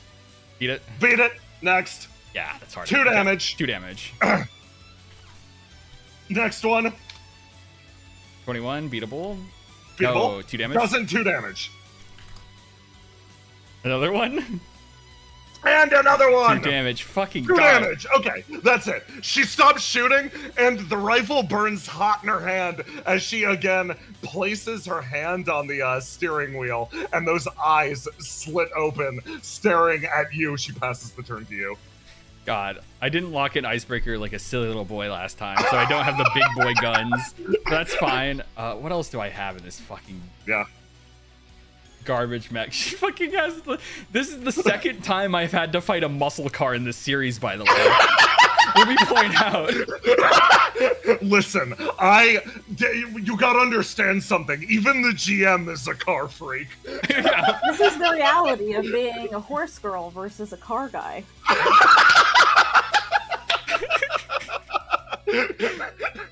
So, Ace is just gonna simply load up the rifle as this car is drifting around him, and just unload some fire on it. So let's see. Well done. You managed to beat the Death Note typing that. Yeah. Okay. So you're gonna fire at the car. She did not reload her magazine. Those are free hits. They do 17. indeed just punch 17 straight Plus into 1d6, just a bonus from the use of the assault rifle, so that's 5 more damage. You aim down at the front of the car and punch through it with literally like bullets the size of somebody's torso. It causes the car to bounce and shudder in place. Even the good suspension struggling to keep up. You feel like you have substantially and meaningfully decreased your life points at this point. Yeah. Who next? So Ace isn't done yet, as he course. simply seeing the dangers of this vehicle in its great suspension, he has to play somewhat more tactically due to the fact of just, things have changed. You can't just simply meat stick everything. So what he's going to do is simply skid on over this way and take cover behind this building. Fantastic. Oh shit, she can't get you over there. You hide back behind the building as you just hear her starting to rev the engine. Mm-hmm. And her entire attitude is shifting behind the wheel. That's perfect. Oh my god, a chase? That thing of yours is pretty fast. Are you gonna run? Are you gonna try to run? So Ace, getting right around here, what was the name of the angel that we had? That we kidnapped? That's Violinist. So he's gonna look over here, see this angel over here, Yeah. and it's just like, so, your friend Violinist is helping us out. Oh shit. Wait, you say that? Yeah. Shit. Okay, hold on. Because hold on. Violinist talked about how she are the other angel's enemies, and Violinist was like, not really. And so he just sees an angel, and it's just like, I don't know if that's true or not. I'm just gonna fuck with him a bit. Yeah. That oh, she's gonna think hard about that. Violet, how do you even know that name? She's gonna she's having a moment over in the corner. Good job! Mental destroyed. And I'll pass my turn to her, fuck it. Okay, she is going to make her way backwards, like sort of slide her way over here, and basically like she is out of the map more or less as she makes her way back from the battlefield, and she's actually going to put out a call like, hey, patch me through to the demiurge, the operator, if you can. The phone is left on she's left on hold for a split second. What the hell? What do you mean? She's gonna exit the map. And we'll catch up on what the fuck that was, and when we catch up with one of the other teams. Anyway, she will pass the turn over to Majorette. Majorette makes her way forwards, and Bebo's gonna participate in the battle. She is going to use her ability to move all of her. She's gonna spend her action moving all of her allies. And she is getting them the fuck away from you. They're gonna move over this direction, which means there's only one source of everybody on her team can take a movement. Chantella revs her fucking engine and drives after you. This human over here is gonna fall back and take aim. You will only be roll 1d1 -1 for small arms fire. Yeah, he does not manage to hit you. You're forgetting someone? Oh god, of course. He leans into the cockpit and actually pauses here for a second. Is it true that every mass in the burning world is born with a face and a name? Yeah. Sounds nice.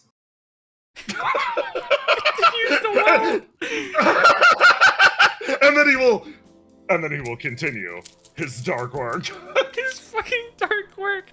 I hate this guy so fucking much. It's just taking an action to kill him is too much right now. He deals no damage to you, continuing the process of he doesn't even hit. He continues the process of welding your cockpit shut. It doesn't work. It does not even start to work. Anyway. Back to her over here. Wait, no, it's end of act. She already took her turn. Yeah, she had to move, right? She had to fucking move. She's revving her engine. She's revving her fucking engine, so I need everybody else to roll to die for me. Okay. Listen, you are locked out of dice, so Clive might be able to clutch it. Clive might actually clutch it. Wait, I've not locked out a dice. Oh shit! Oh yeah, Clive's fucked. Wait. Oh, do you want me to roll the die for turn order? Yeah, roll to die for the start of the turn Okay, 19. to determine who has initiative. Clive's gonna push his roll to try to secure the dub. Oh, really? Yeah, Clive is gonna take first turn. Okay. He is going to do exactly as he has been doing. And continue to weld your cockpit shut. Hold on. Fucking stop. 19, he does it. 19! That's 1 damage. Dude, that's like, I mean, at this point, I'm at 13 HP on the mech, so like, Yeah, so like it's a contribution. on its Clive first did wound something. point, but this mech can just blow up anyways, so who cares? Yeah. Then he's gonna pass the turn to.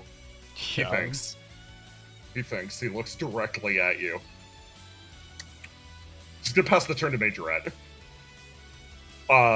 And Majorette is going to use her action, combined with his action, to give him a move. And then he's gonna move, and he's gonna lock out absolutely every single one of his dice.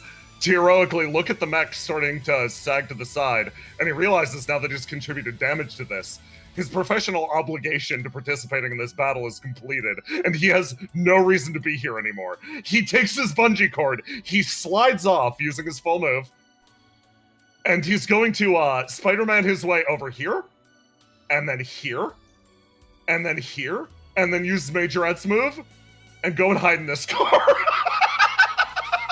Oh, God damn it. Clive hides over there, and then he will pass the turn to you now. Oh, my turn? Okay, thank God. He could have passed it to the big He boss. could have passed it to he could have passed it to Cantella. No. So what Ace is going to do is Ace is going to pop out, aim the gun at the Enforcer, then aim slightly to the left to the flame generator she's next to. Oh, nice. And he's gonna shoot the flame generator to make it explode. Oh, fantastic. Okay, give me a roll to do. Yeah. 14. Yes. Okay. I love. Hold on. It's almost like I had a map just for such an occasion. So, Ace with a crit 1. This is still going to do everything that you want it to do. It's just going to happen disastrously because this is what we love the most. Ace, you aim at the flame generator, pumping shot after shot into it. She drifts her car into the way, hands skidding on the wheel, look of absolute bliss on her face as the car rockets sideways into it. She again levels her rifle, balancing it off the side of the door, and then you fire everything into the generator.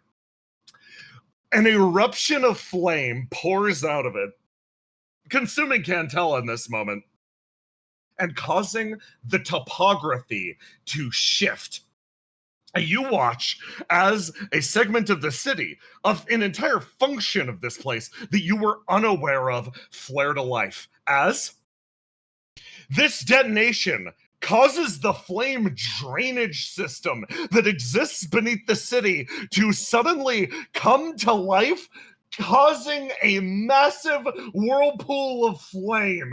All of it pours inwards, driving its way down towards the sewers. The only method they have of getting rid of flame in this place. Elsewhere in the city, everyone else, you hear an announcement that a catastrophic level flame breach has just occurred. A level of devastation that it encourages absolutely everyone to stay within the bounds of their apartment until the situation is resolved. Hold on, let me grab your squad.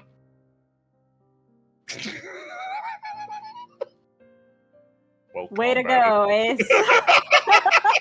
You did it. You saved the town. Okay, listen here. We did it! If I We didn't, saved the if I village! did a terrorist attack in our world and didn't do something like that in their world, you guys would call me out for it. So like, yeah, it's That's true, so it's true. Oh my god. Holy shit. You all hear this announcement as you make your way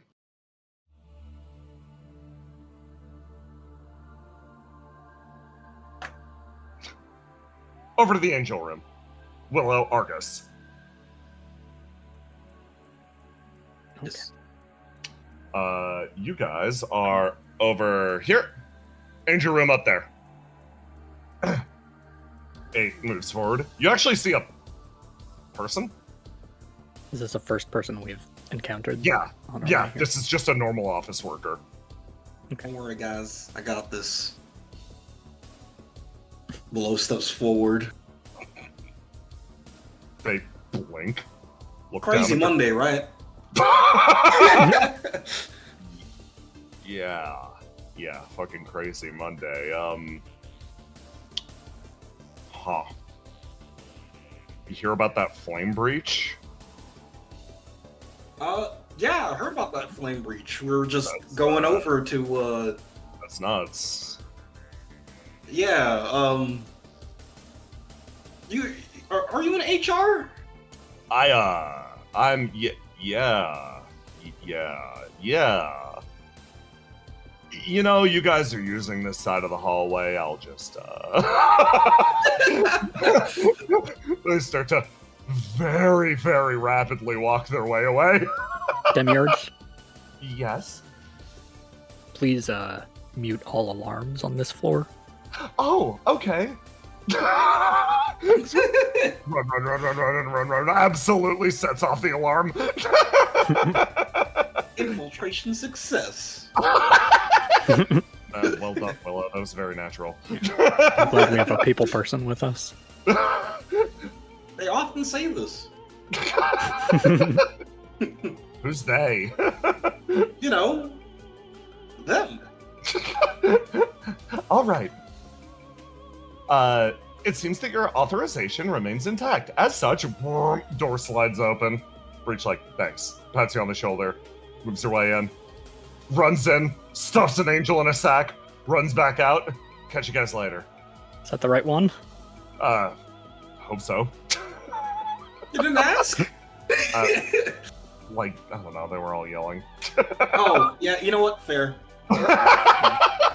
Breach waves and runs off in the distance. Be safe. Okay, Willow.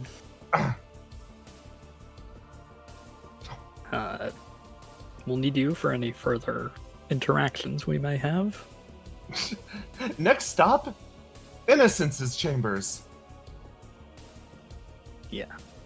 She And floats. if we meet any office workers, I'll just do my thing and make them think we're working here. And worked flawlessly last time. I'd like to set a condition for Fate Weaver. If it looks like things are going south, just yank the person's feet out from under them. Tie him up a little. Yeah, I mean, thinking about it, a lot of the, like, people here don't really have, like, animal ears or anything. It's kind of weird. Yeah. Kind of weird. Neither do you. Yeah, no, it's why I'm like, send me out first.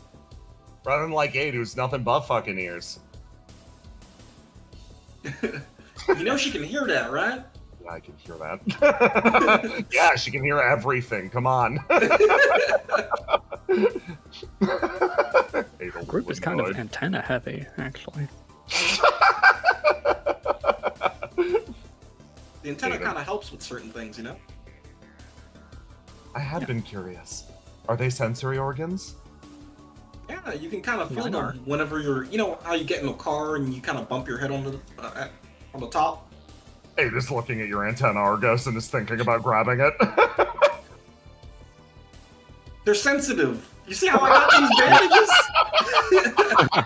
Yes. Don't pull on the antenna. Argos is praying 8 doesn't think about her tail. Yeah, no! She is clearly giving you a look of, well, it's only fair after you messed up my tail. You guys make your way around the corner. And there's the door in question that Argus needs to get you through. So who are we dropping off at? So, That's it. I don't know if you know about this guy. He's really cool. His name's Innocence. He's a tormented. Okay. Okay. Ruth nods. Okay. He's he can never have bad thoughts. That's kind of like Okay. his torment. He's forced to only think in a positive light, kind of like the Demiurge a little bit, but less way less freedom than the Demiurge. Even though I Hopefully can this- only comment positively about the amount of freedom that I have in my life. yeah, I enjoy things. Such She's- as... She opens her mouth. There is no follow-up. But yeah, he's in a similar situation. So, because he's stuck in this greenhouse, I think it's nice for him to just be let out. Have you talked to this guy before? Yeah, I talked to him. He was a really nice guy. He Okay. did sound a little, I don't know, there was something off about him, but I think it's just him being stuck in there for so long.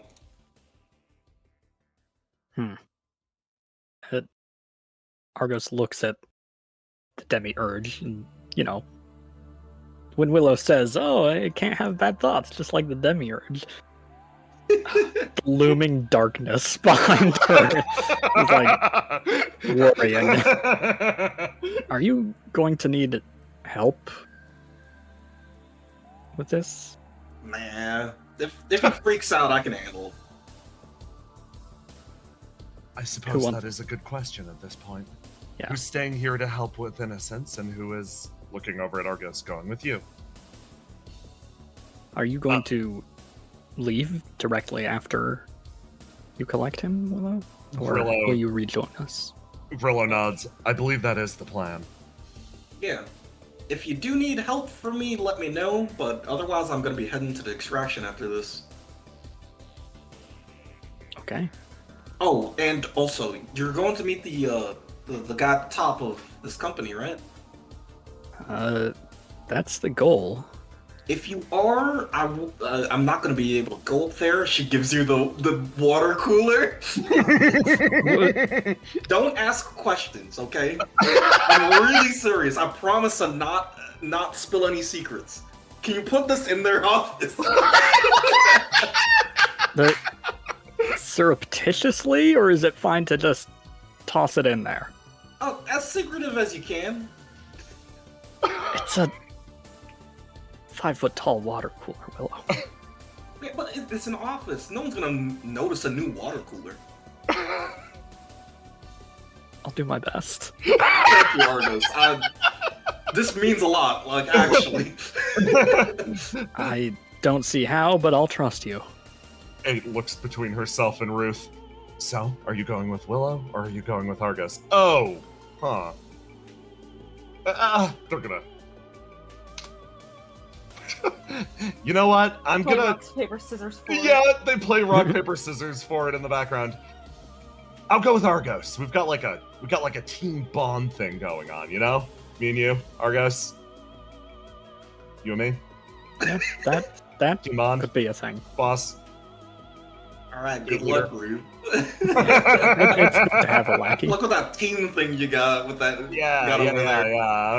Okay. Well, I'm Oh, about you're to gonna show swing the you. sword and what's the team Guys, attack? well, here's the most important thing that I can bring to this team right now. She slides the water cooler now under her coat. Oh shit, okay. Yeah, Never it's mind. Big. It's big. It's big for this squad of scrawny guys, you know? Okay, now. Okay. Well, good luck. Tell Innocence that I say hi. Alright, I'll let him know. Yeah, don't be afraid to call for backup if weird stuff happens. I'm sure it'll be fine. Argos, you unlock the door for Willow, and Willow, you go through. You go into an area that nobody else should be able to access. We will follow up with Willow first, and then Argos second.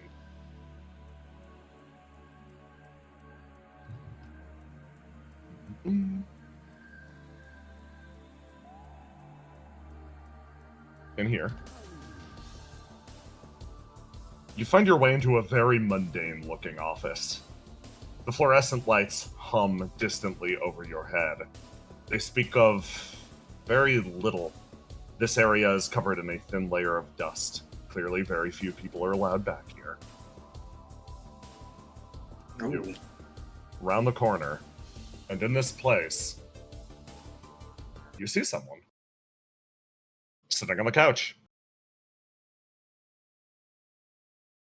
He hasn't looked up. Like he's like sort of like zoning out, holding a coffee. He hears footsteps and he's like, "Oh, Demiurge, I didn't."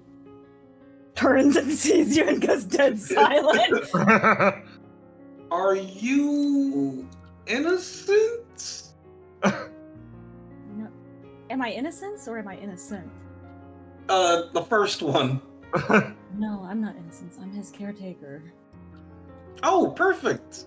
We're just walking through. Oh, you're just touring the... Well, here's the room. Multiple layers of locked doors exist between you and the person in front of you, Willow. Or the person that you're after, in a sense. But Argo's more or less unlocked everything in the chamber. You can travel through at any point. Gardner, you haven't noticed this reality yet, that it is weird that people are back here to begin with, and they... Yeah, Gardner doesn't think those doors are open, so he's like, No. I guess they just want to see the fucking room I sit in. Yeah. He's like, are you...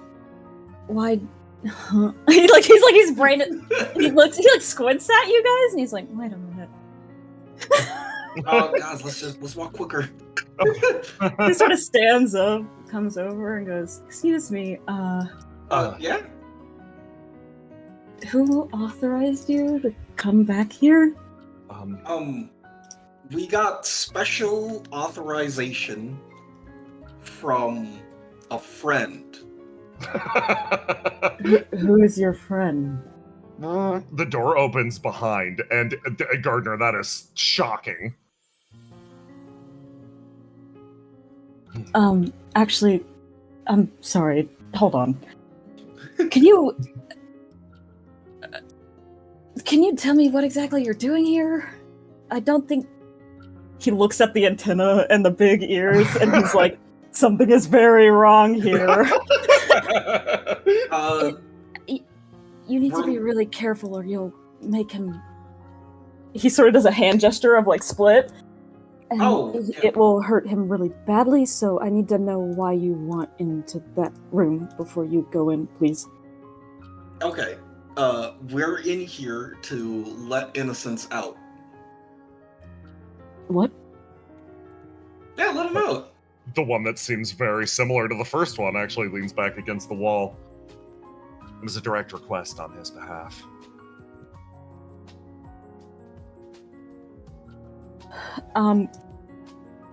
He asked you to leave? Yeah. Grilla And turns over and I nods. promised to not let him out next time I came in. Where are you taking him? Actually, once we got out, I was gonna ask him where he wanted to go. Most in the world.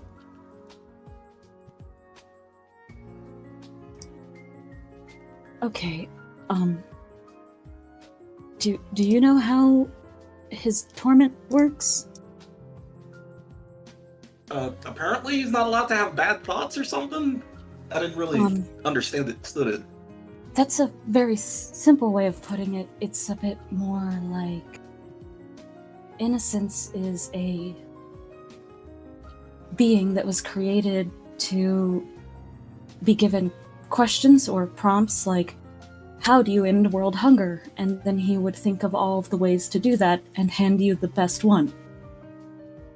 So when he's given a prompt, he thinks of all of the possibilities from that prompt. And if he thinks of even a single bad one, which most of them are, he schisms into a version of himself because he's not allowed to have that thought, so that the original version stays innocent, thus creating a contradiction where there is an entirely innocent innocence, and then there's an innocence that has been created based on the sole thought of whatever evil idea he came up with while going through a list of ideas. Oh, The tall, the tall one in the back, from your POV, Gardner, billows up. They created something to teach it morality and then punished it for thinking bad things. Yes, he is a contradiction. He is both entirely innocent and must act on every single evil thought he has. You will, by letting him out, and I'm not... This guy puts his hands up. I'm not... There's a long pause before he finishes that sentence. And you see him kind of like start shaking a little bit.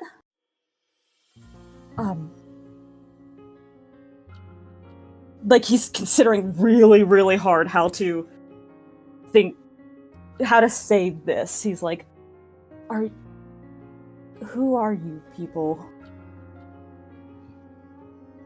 do you want a real answer or the one you need? A real answer, please. Well, name's Will-O-Wisp. Where are you from? You ever heard of the Burning World?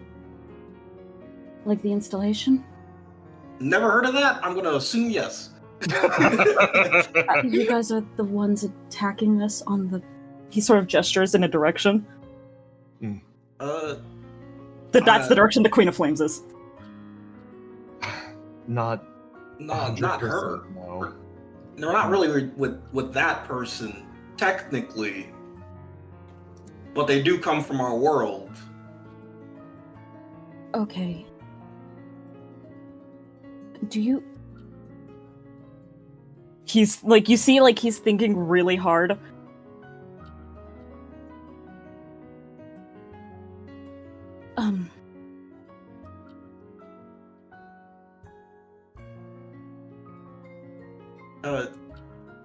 I guess, my question for you is, you seem pretty worried about the guy.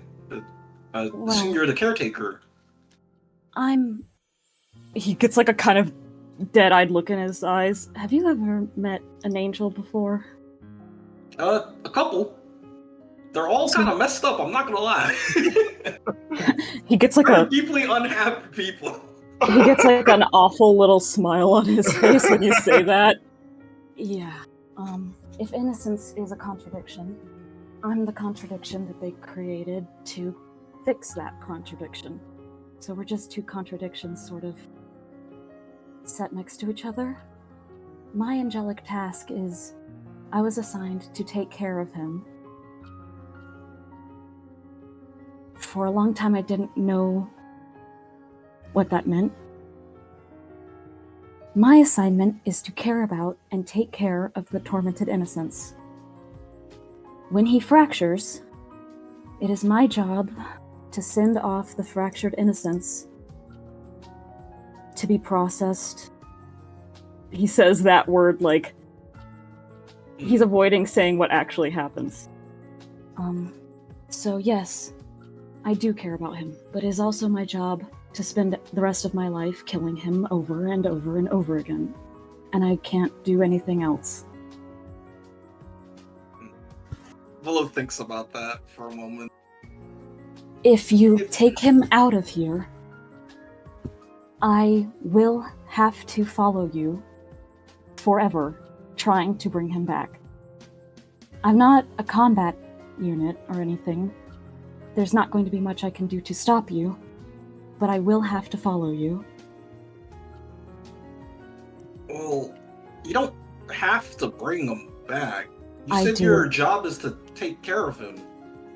If you find a better way of taking care of him that doesn't include bringing him back for or the fractured ones for processing or whatever, you don't really need to bring him back, right? No, I mean, there's got to be other ways of handling the situation. While that could work for my programming, that probably won't get by Paragons. And that person's gonna force you to come back? Paragon is the angel in charge of enforcing all of the other angels to complete their task. He will probably kill innocents so that I can return, or kill me, or kill both of us, and probably you, and anyone else involved in the scenario. Oh, And then okay. he will have both me and Innocent's factory reset. So we just need to stop stop Paragon, and situation resolved. Um, Right? I mean, that's how I'm reading this. The vibe shifts in the room, and Grillo watches you two and is like, suddenly I'm putting so much together. 8 makes her way forwards and like sort of smiles. I don't know this person. I don't know who he is, but you seem very upset. Do you need us to kill this guy for you? I thought you were Paragon- a pacifist. Grillo says point blank to 8. I don't... There are only a couple hundred angels left. I would really not like us to go extinct, so the least of us we can kill, that would be optimal. Alright, we won't kill him then. We'll just stop him from taking you guys out. Well,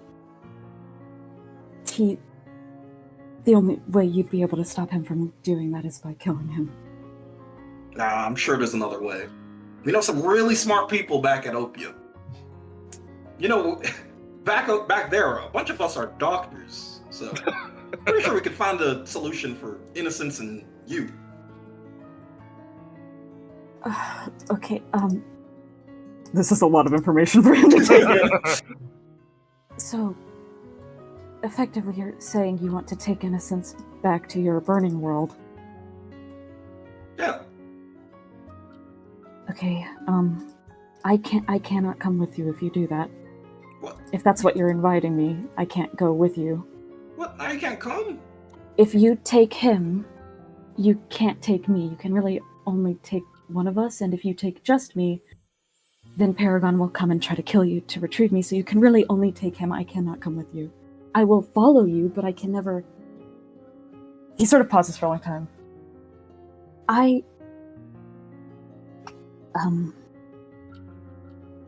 He's like pauses for a while.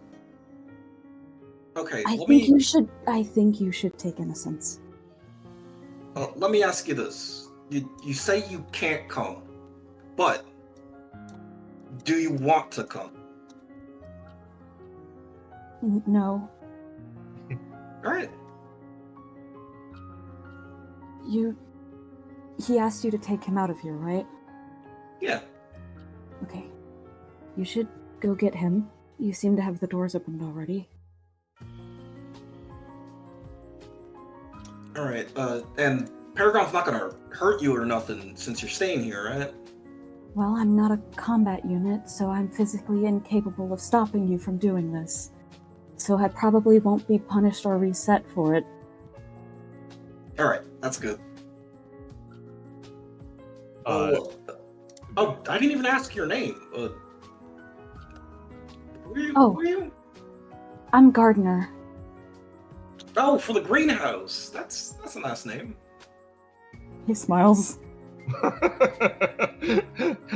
Grillo turns, nods, and makes her way forwards. And 8 actually pauses, looks over at you, Gardner. The most efficient way to go about this would probably be taking you from here, waiting for this Paragon individual, and then jumping him. But she looks back over her shoulder at Grillo, who's already walking deeper. It seems like Innocence wants to leave this place. Are you... He just nods. Are you positive that this is the course of action that you can endure? There's a long pause.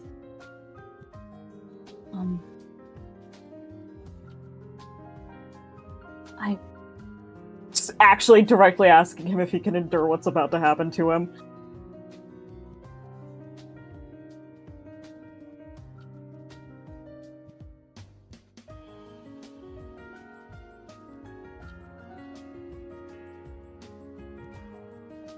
I think it's better if I just don't answer that question. I see.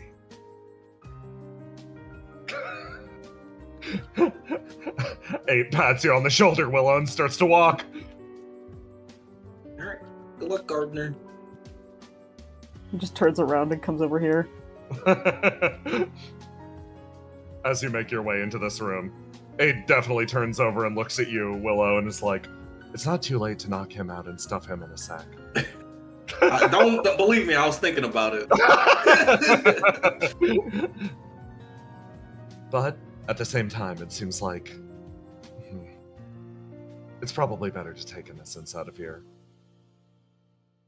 Yeah, I don't know why. I just hate when people are locked up for so long. Yeah.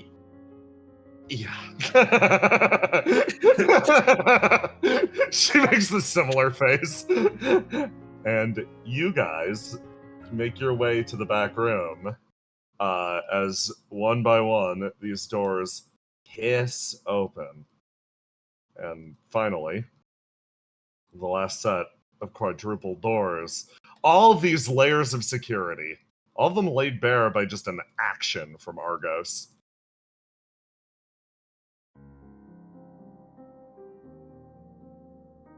You walk into this room, and the air almost changes. It feels significantly fresher, but this room, the way it was described to you was a greenhouse, but all you see is an exceptionally clinical lab, stripped down to the bare necessities. And in it, sitting at a nearby table, is an absolutely resplendent man who almost seems to pop from the background. He looks like a creature straight out of myth, the same as eternity. You stare at one of the tormented directly in front of you. You stare at the being known as Innocence, and he looks back over to you and flashes you a smile. Huh, you're back already. So soon. It's good to see you again, Willow. Come on, sit down. He gestures to the seat in front of him. Hold on, let me roll to die really quickly. Okay. I'm going to grab my clear stat really quickly. Yes. And I think asking Innocence questions might cause him to splinter. Yes. So instead of asking him questions, I'm just going to speak in statements. Yes. Ah, you have thought this through, I see.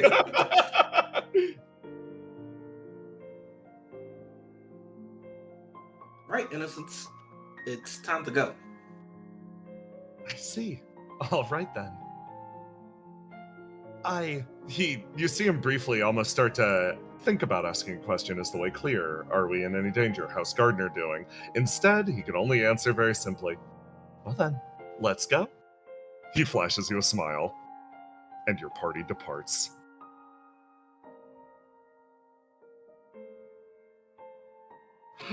Argos, it's your turn. That was really good. I can never ask Innocence a question ever. It's so fucking hard. Me designing Innocence and then going, yay, I'm so excited for Willow to meet him, and then putting Willow and Innocence next to each other in my mind and going, oh my god, he could be a wisp. Oh my god, he could be her brother.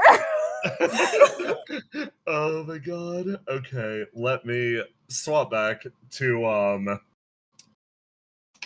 let's grab some shitty office music. Because it's time for Argos to go to a meeting.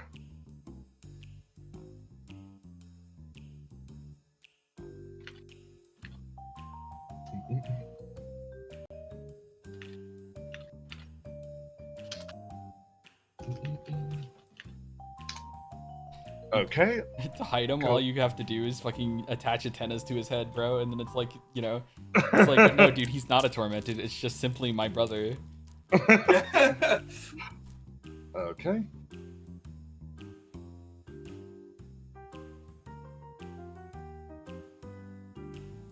Wait, Jay, I have a question. I gotta DM you. Yeah. I'm setting up Argos really fast.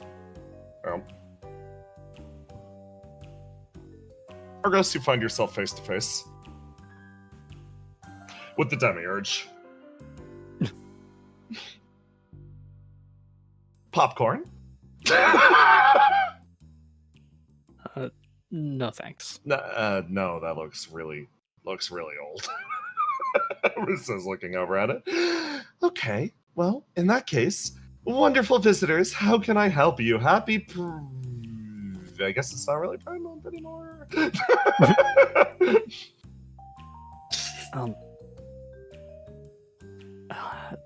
First of all, are you the one who's been accompanying us, or is that yes, indeed, that is me. I can project as many copies of myself as I want. In fact, I have... it's not just that, I can make a lot of different things out of hard light, like this. She summons a fucking 10-ton hammer out of nowhere. Is that real? She winks. Interesting. I can do something similar. But really, that's so interesting. So, how can I help you today? Why did you come to visit me? well, I was hoping that I could get some more information and we could work something out that will benefit all parties. She opens her mouth. Ah, okay. You get the feeling that you correcting into that will benefit all parties allowed her to respond to that favorably.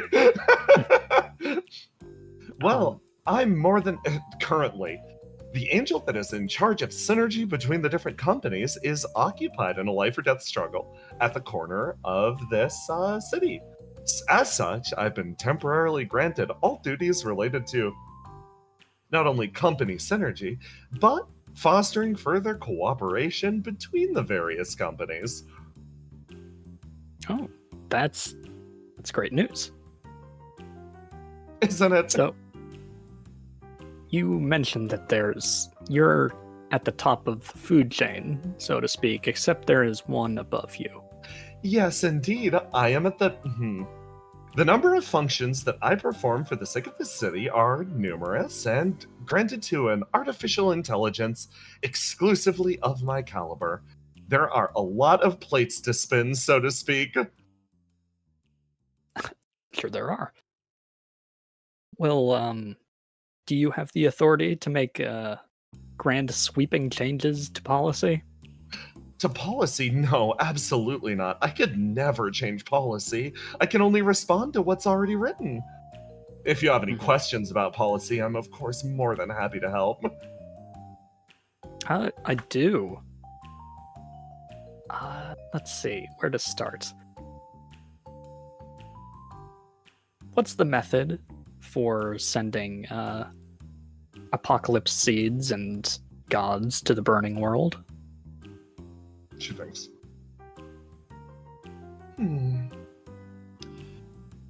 You see her brain really thinking about that. I should begin by saying that information is classified, but I'm doing my best to think of an alternative that could potentially convey exactly what you wish. I'm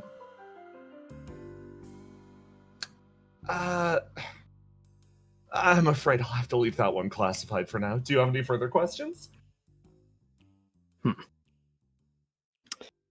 Well, that's unfortunate. What sort of authorization do you need to unclassify those? Well, unfortunately, only the leader of this company can unclassify that information. There's... Not unclassify the information, but access it. Access it to begin with. Well, you need to be a specialized individual related to that task, or the leader of this company. I see. Do you want me to put you in contact with a specialized individual related to this task who could potentially clarify any of these questions that you might have?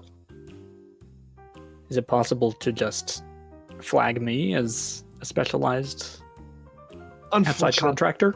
I could put in your application. Job applications. Ruth, like... The fear of any streamer. I'm gonna be honest, my ass already hurts from the uncomfortable chairs here. Ruth says, looking over. This might be our most fucked up and dastardly challenge yet. I would like to put in contact with an expert in the field. Okay, an expert in the field. Well, do you have any further questions? I'm going to. I'll reach out immediately. If there's anything else that I can help you with, you sort of. She shuffles the Rolodex behind the table, and she starts to move you various business cards over. You look at a person who physically cannot tell you this information, but at the very least, she can point you at people that maybe can. If there's any other questions you might ask, I could fulfill it in a similar way. Or maybe, if luck would have it, I could answer it myself. Can you describe the method by which the worlds are connected? Or the nature of the connection? I can put you in touch with the qualified individual. You watch her physically take damage from that one. I see. Yes, please. And is it possible to meet with this leader? The operator? Would you like me to schedule you an appointment? The operator. Well, where are they located? Will I have to meet them here? Or... Would you prefer he come to your location? I glance at Ruth and shrug. Yeah. Sure. Well, when there's a gap in his busy schedule, I'll put your appointment in, okay? I'll specialize to get to you ASAP. Yeah, how far up can we bump that? Bump that? It's of a crucial, urgent, super duper important, read this email nature. Oh. Read this email, Not spam. huh? Not spam. How about this? Let's leave him a voicemail, because he's more likely to respond to those. Twitching eyebrow. Okay, let me have his number. Absolutely. She leans forward and does indeed hand you the operator's number. 1.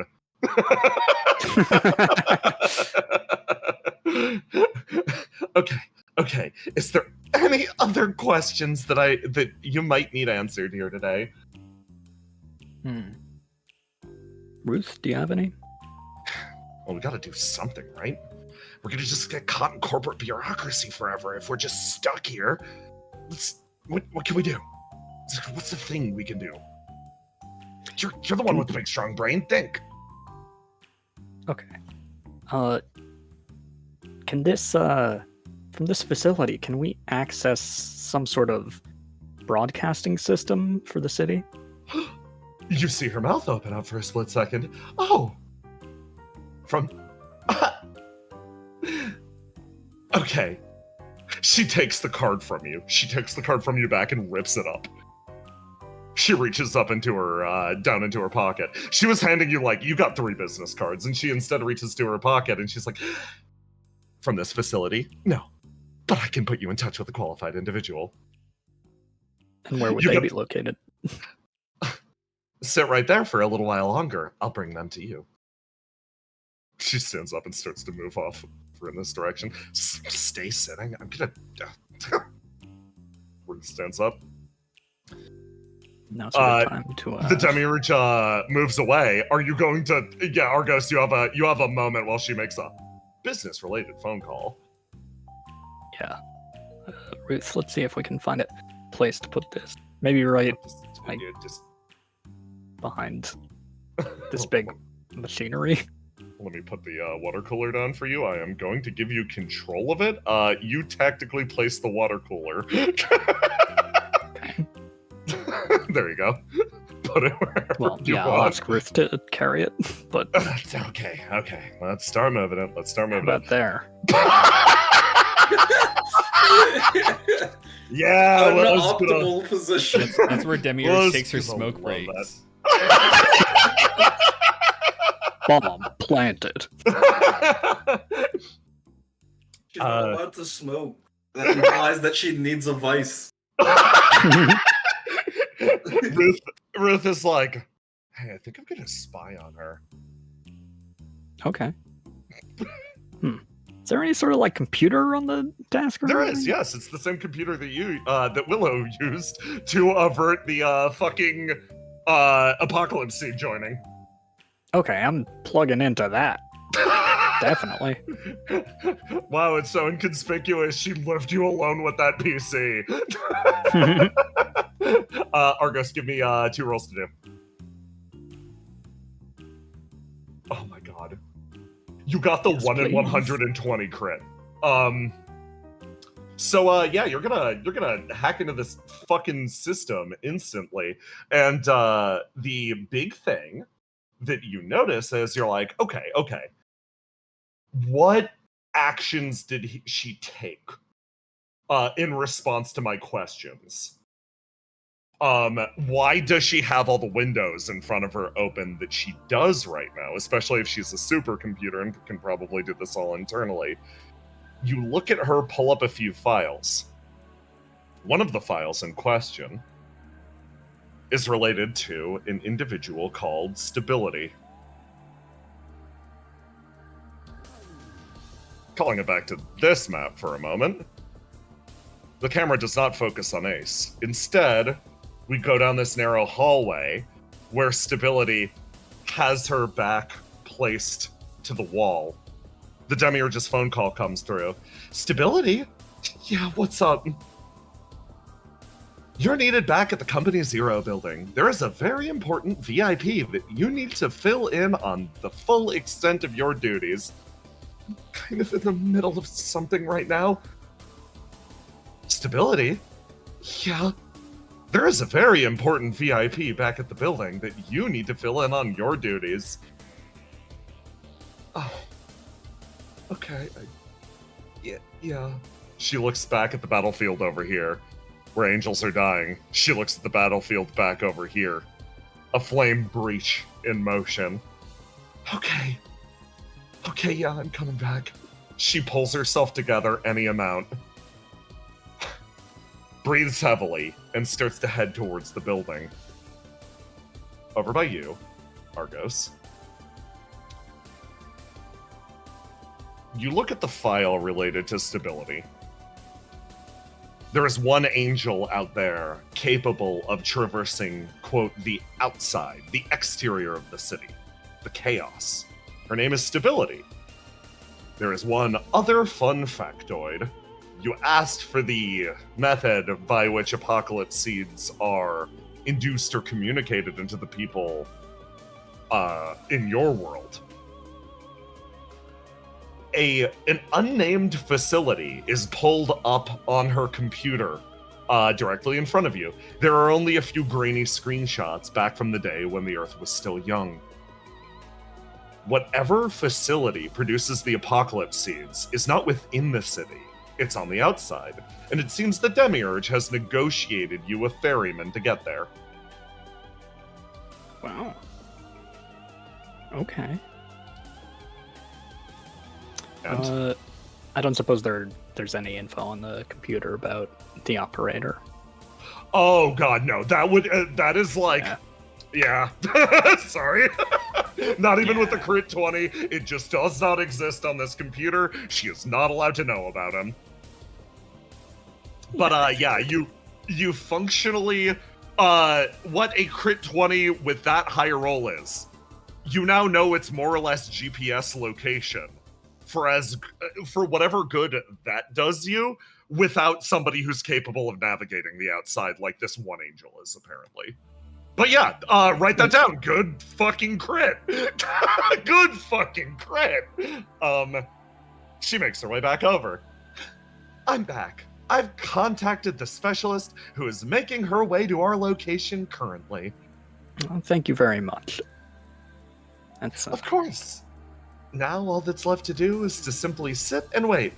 In the meantime, can I offer you, perhaps, a pocket demiurge? That's okay. I'll take already one. Babysitting one. Yeah, I'll take one. Gonna raise mine to be stronger than Willow's and fight them.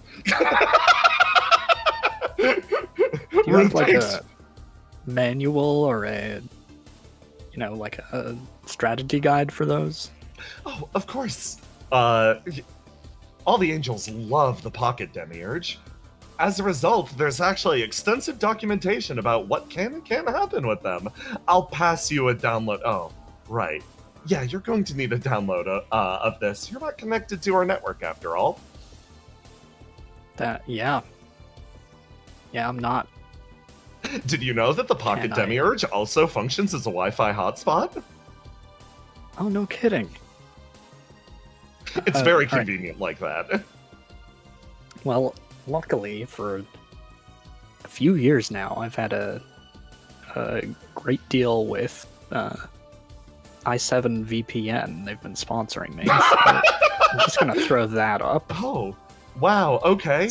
According to company policy, I have to ask you about all of the wonderful sponsorship opportunities that you're engaged with right now. Oh yeah, well, if you're interested, use sponsor code ARGOS for your first month, 15% off. Hey, her hand's going towards like a button. It's like really shaky, but it's going towards a button.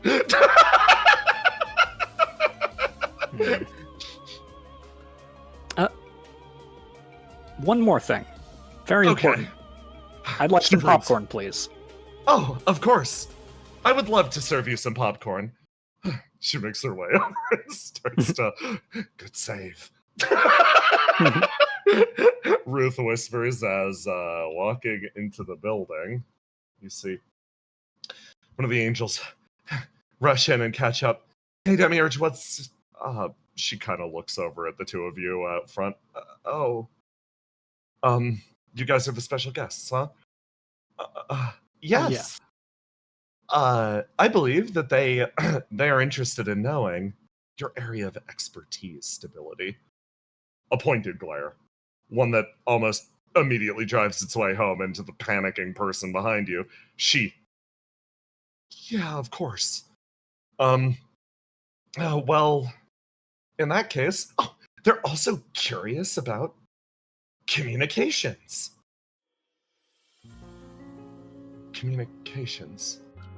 Stability here is one of our most up-and-coming young directors. She's produced a lot of material that everybody in the city absolutely loves, and as a result, she has uninterrupted access to her own radio channel. Think of it as a sort of, her own method for communicating information to the city as a whole. Isn't that right? Yeah. Yeah, that's technically I find the that case. very interesting. You see her set her jaw. Okay. And then she pulls herself together. Yeah. In that case, I'd be happy to give you a tour of my duties. Please, come with me, you two. Have fun. Thank you for all your help, Demiurge. Of course. Don't forget to leave without your, don't forget to not leave without your popcorn. Right. Oh, Stability? Yeah. Do you want any silica gel? Not today, I'm not hungry, thank you. Okay. Have fun, you guys. Ruth follows behind as this woman in front of you pulls herself together. Just one little bit more, her wings sort of stand up.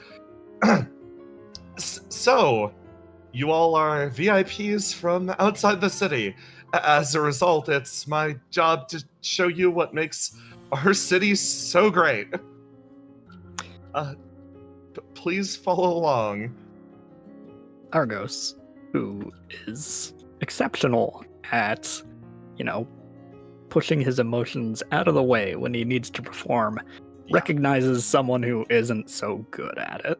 Yeah, no, she is doing a bad job of hiding it. Is everything okay? Are we keeping you from something? You see her sort of grip the side of her head again, and she looks back over her shoulder and sort of shakes her head. No, you get a split second of actual fear in her eyes as she shakes her head. She's like, no, of course, nothing's wrong. If you'd follow right after me, she actually grabs your hand and starts to yank you in this direction. Like, at the very least, not here. You know, you're so kind to help us. Maybe I can help you. I'm gonna get on comms and requests that everybody cease their attack. Oh. Please. Just, you don't have to retreat. Just hold your fire for a bit. Get someplace safe. That? Now that is a good move. Okay. Oh, shit. It's Argos. All that, like, positive rep you've fucking farmed over the course of this game with characters like the Queen of Flames. That's...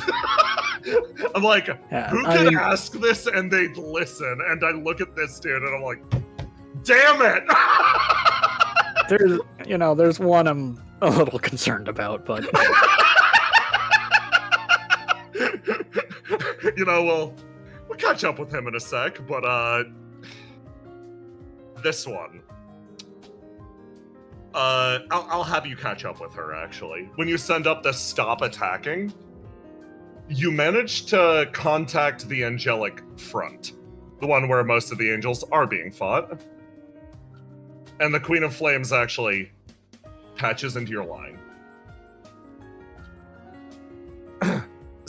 Stop the attack. I thought I was giving you guys a clear path into the city. Why should I stop now? You've done a wonderful job, but there may be a way to, solve this without any more people being in danger. Fill me in. What's happening? I'm sort of negotiating right now. I see. Or at the very least, learning. And I shouldn't fight any more angels? Yeah, we're looking for a more permanent solution. I'm picking up what you're putting down based on a lot of language. Okay. You know what? I think it'd be rich of me to keep up the offensive after... She sighs. Tone of voice. The way that Argos is talking about this, I see. Okay. Right. Machines. I understand how this works. Argos. Mm-hmm. I will adapt my battle strategy for you. How about that? As long as they have a reason to think maybe we're not so bad. Just, She mutters. Okay. Remember when we were enemies? Yes, again. This is rich. It's rich coming from you. She recalculates. Fine, I'll come up with another solution. I'll give you that pressure you need while also making... Oh, right, of course. I'm just a lowly intern. I shouldn't be talking back like this. Thanks. Good luck over there, whatever you're doing. Yeah, and for what it's worth, I'll write you a letter of recommendation for a promotion. Thank goodness.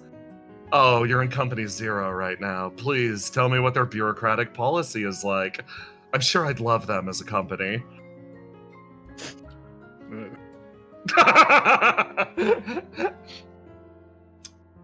That was a joke. Anyway, everyone, gather up. Ace just gave me a really good idea. She starts to gather all of the flame in front of her.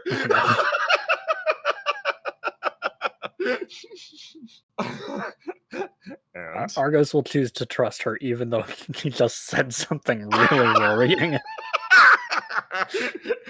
Finally, we're going to catch up with the last participant in this. Treble. Yes. Oh, that's right. I'm in fucking Mike's body. Yeah, hold on. I'm gonna update the map, and then after this scene, we're gonna take a break, and then we're gonna get back to it. I move everybody to different locations. Willow now has Innocence. Treble is now over there. Argos is up here. This is still happening. Stability is now over with Argos.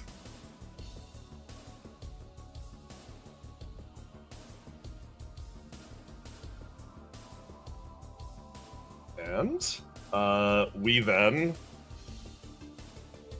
zoom the camera in on you.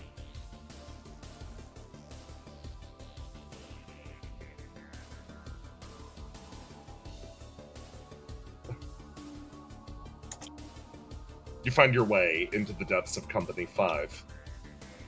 It is indeed exceptionally quiet here. You know, I'm kind of glad it's quiet. There you go. Violinist speaks up. Most of the people in the city seem to have been relegated to shelters. Seems like somebody did something loud. I see. I need to worry about needing to break into a shelter? I think you'll be okay here. You know what I said about disrupting the surface of the water? Yeah, okay. Luckily, right now, I'm only wearing these normal sound dampening headphones, so if anyone in like a mile radius moves too much, I'll know. You make your way in. Which way should I go, you think? That device in the middle. That's guarding the main. It's guarding where most of the scientists are. So should I turn it off? Yeah, turn it off if you can. Hack it or break it, it doesn't matter. Okay, so this is the authentication panel, so would this be the on-off switch? I think. I never messed with any of this stuff. I was with the judges. Okay. I don't have any of my reflections in this body. It's mostly just my ESP, so... She sort of looks over this. So is this connected to just these cables? She says, sort of putting her foot down on top of this one, or is it connected deeper down? It's connected via these cables to most of the facility. So if I just cut these cables... I think it's worth a shot. Okay. Trouble pulls out, like, an echo weapon that she borrowed, and just is gonna bring her fucking sword down on it. You slice through, and the emergency lights flicker on and off for a moment. It seems like it's set off an alarm, but we should be able to pry the center panel open now. Okay. How fast can you move once you've, put one of these people in a sack? I mean, I can run. I can't teleport at that point, but... Alright. I can create hard light structures that will let me run in a straight line to where I want to go if I really need to. That seems wise. Okay, let's go down beneath. You pry the panel open, and you head down here. And you see a machine powered by flame immediately in front of you, and on the left and the right, there are individuals suspended in a goo. You're going to want to grab somebody in here. Oh wow, these are big containers.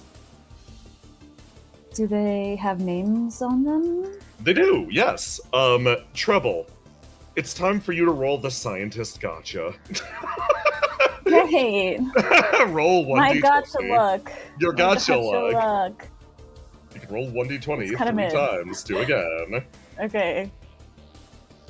There you go. And one more. Okay, It's nice. bad! Let's go. Let's go! You look through most of these containers, and Violinist just looks at each of them. I'm gonna be honest. I don't know any of these people. You're taking a stab in the dark. So... Okay, should I look at the other side then? Yeah, give it a shot. It's like, if we get someone that's not super great, that's, like, fine, I guess. But... Give me your gotcha luck again, Rama. 3d20. Okay. Okay, so 15. You managed to beat the bare minimum for somebody who knows what they're doing. But not like a stellar mark either. Honestly, that's probably for the best, because if they're, like, not that great, then they can't steal back from us, right? Like, I'm gonna take them over there, put them in front of Riddle, and Riddle will be able to get stuff from them, but they probably won't be able to figure out what we're doing, right? If they're kind of bad. Violinist is silent for a second and just goes, "We can hope." Yeah, we can hope.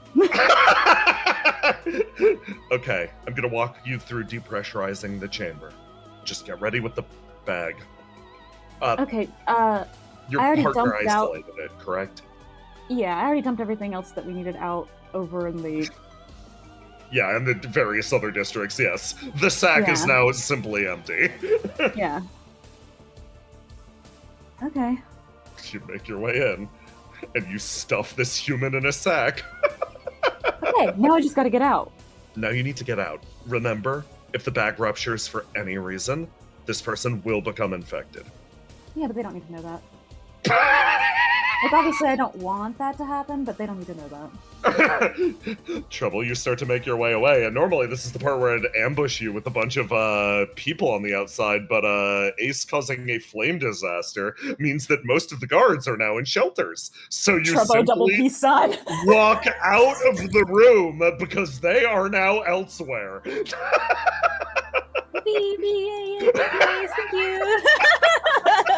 you. You skip your way out of the building and into the distance.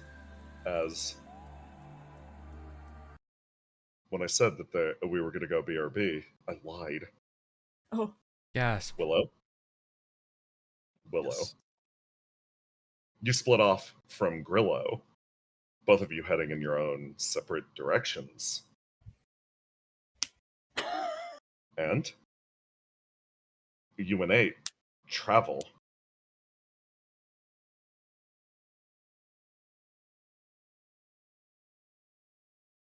Down this passageway. You're running with Innocence behind you, who's doing his best to keep up. You feel light, very, very mobile, as you make your way forwards. And you look at this incredible expanse of a room. 8 pauses. Why do they even need a room like this? Is it just columns? Do they Not just sure. need a room for their columns? Do you want an answer to that question? No, absolutely not. If you find Maybe any... it's needed for the structure. Again, do you want an answer to that question? Because I do have an answer for this. No, you're going to find a reason why the column room is evil. Yeah, no thanks. You. Willow looks at 8. No questions, right? No questions. I have a problem of asking rhetorical questions, I'm starting to realize. You make your way into the center of the columns, and you actually hear a voice from behind. Are you questioning the quality of my column chamber? It's a voice that somehow inspires dread. A man walks out through the door, face obscured by everlasting shadow.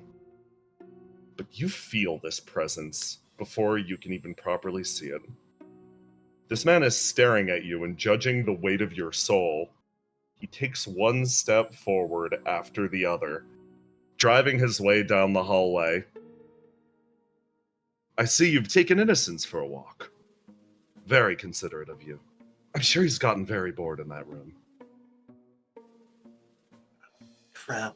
Innocence, get behind me. Gets behind you, and Innocence actually speaks up.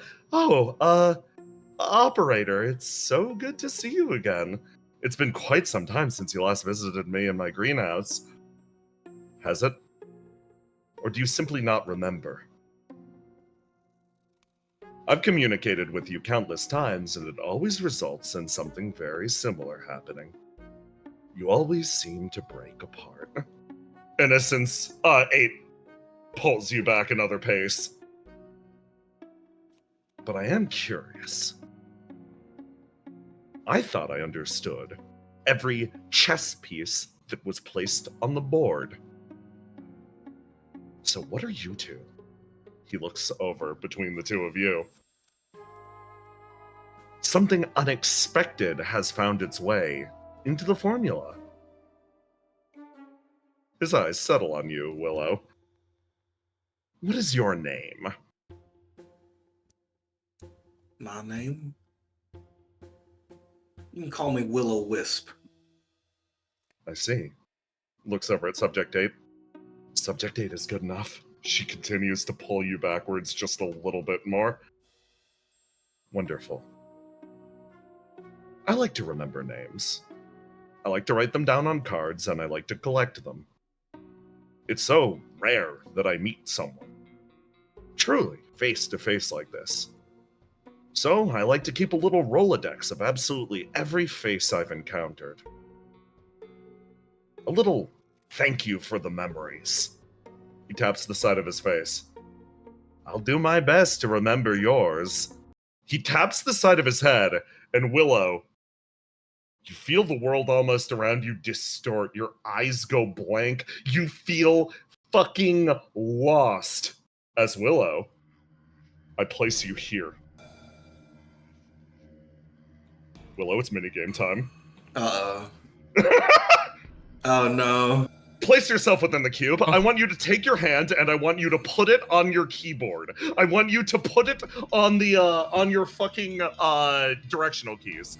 Take a test around. Walk Willow around this room. Dude, Okay. don't. If you get to the end, there's a jump scare, Tiny. Watch out. Yeah, I was thinking about that.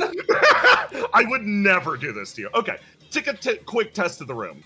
Willow, your job is to navigate the maze in front of you. Zoom out if you have to. Get a full picture of the thing. Your job is to navigate this maze without going outside of its bounds. Are you ready? I don't trust it, Tiny. Tiny, Yes? Tiny, he's gonna fuck with you, okay, Tiny? I'm gonna need you to lock the fuck in, okay? I'm ready. Never heard a little hub this scared. I've never heard a little hub this Yeah, I'm scared. ready. Okay. You ready? In Yes. 3, 2, 1, go!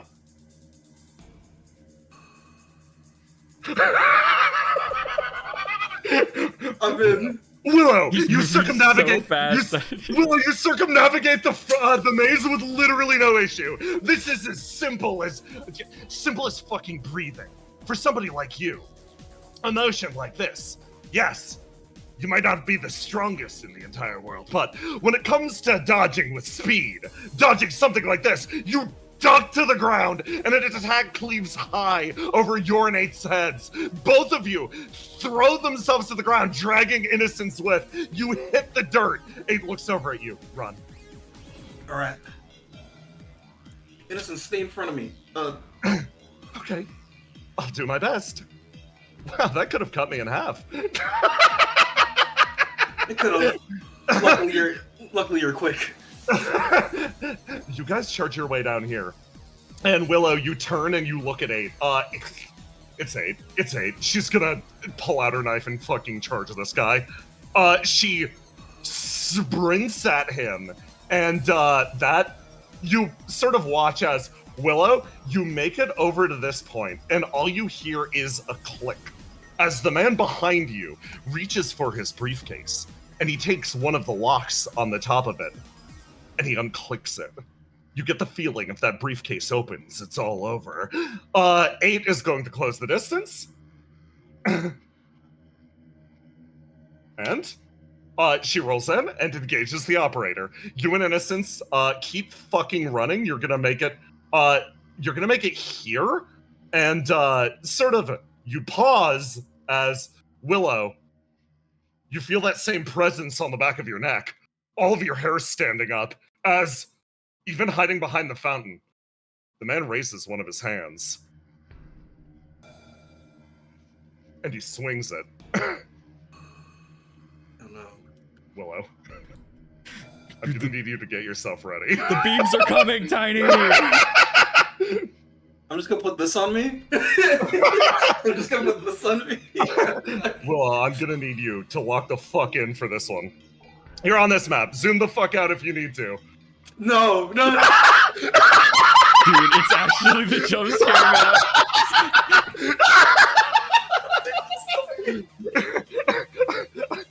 I'm gonna need you to lock the fuck in, Willow. Get ready. Okay. Get ready to navigate this one. You've got a longer time on this one, so get ready. Okay. In 3, 2, 1, go.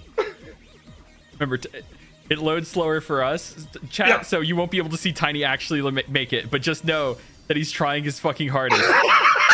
Oh god, the ending, Tiny. You remember the ending's you gotta lock in, okay? You gotta lock the fuck in at the It's, ending. it's skinny as shit, okay? Okay. She's still within bounds. She's doing it. Tiny, you thread the needle, and you thread the needle, and you inhale it. You make it through. Nothing's wrong. Everything's fine. Nothing bad happened. Nothing No bad jump happened scare? whatsoever. No jump scare. Everything's fine. Everything's normal. Willow, you come back. And when you do, Ada's been cut in half on the far side of the room. She just locked the fuck in. Down here, Innocence remains intact. As you manage to dodge the attack, he just waves a hand. It's impossible to tell what the attack even is, but you're pretty sure you see something glimmer around the base of his palm for a second. The fountain splits open, sending a gout of water down to the south. Innocence sort of pulls his way down in this direction. Tiny, it's your go again. What do you do? God damn it! I can't leave 8. 8. Willow is going to dive behind one of the pillars, going to try and sneak my way to the guy. Oh shit, okay. You actually dip your way back in that direction. Oh, Willow. You duck your way over that way. Give me a roll to do, plus the dice. Oh my god.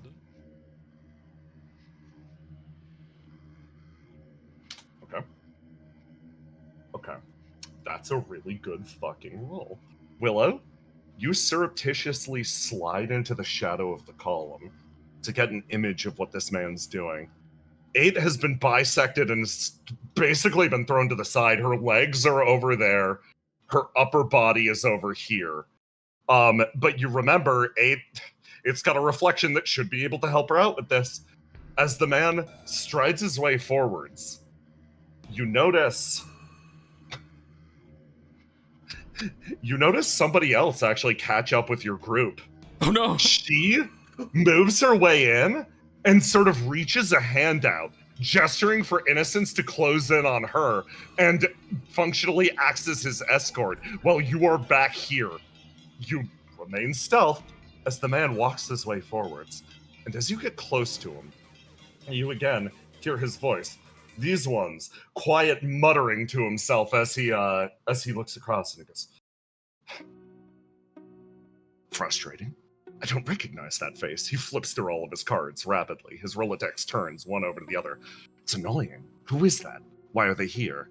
I have to ask the question. Why are there so many unknown variables in this situation at this exact moment? He thinks. I hope her name begins with something after like an M. The balance of the Rolodex is perfect right now. He makes his way forwards as you weave your way around, and you manage to almost give the guy the slip for the moment with the fucking 36. You see 8 who's lying there, sort of like, you look over at her and she actually waves to you, Willow. Do I understand what that signal means? She's like, come over here. Okay. I'm going to sneak up and I think I'm going to try and stagger or stun this guy so he doesn't activate his bullshit and make a run for it. Willow, give me the roll to do of your fucking lifetime. Willow pulls out one of the extra knives that 8 has. Like she's a spy from TF2. Don't forget your free ignite for stand up. Yeah, and add your 2d6 bonus.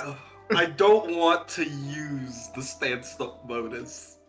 I mean, like, either you... But your 2d6s, but your 2d6s. Okay, I'll do it. Look, here's the thing. 2d6 is You for either stealth. succeed the roll to die or the roll to do or the roll to die. You can't succeed both of them.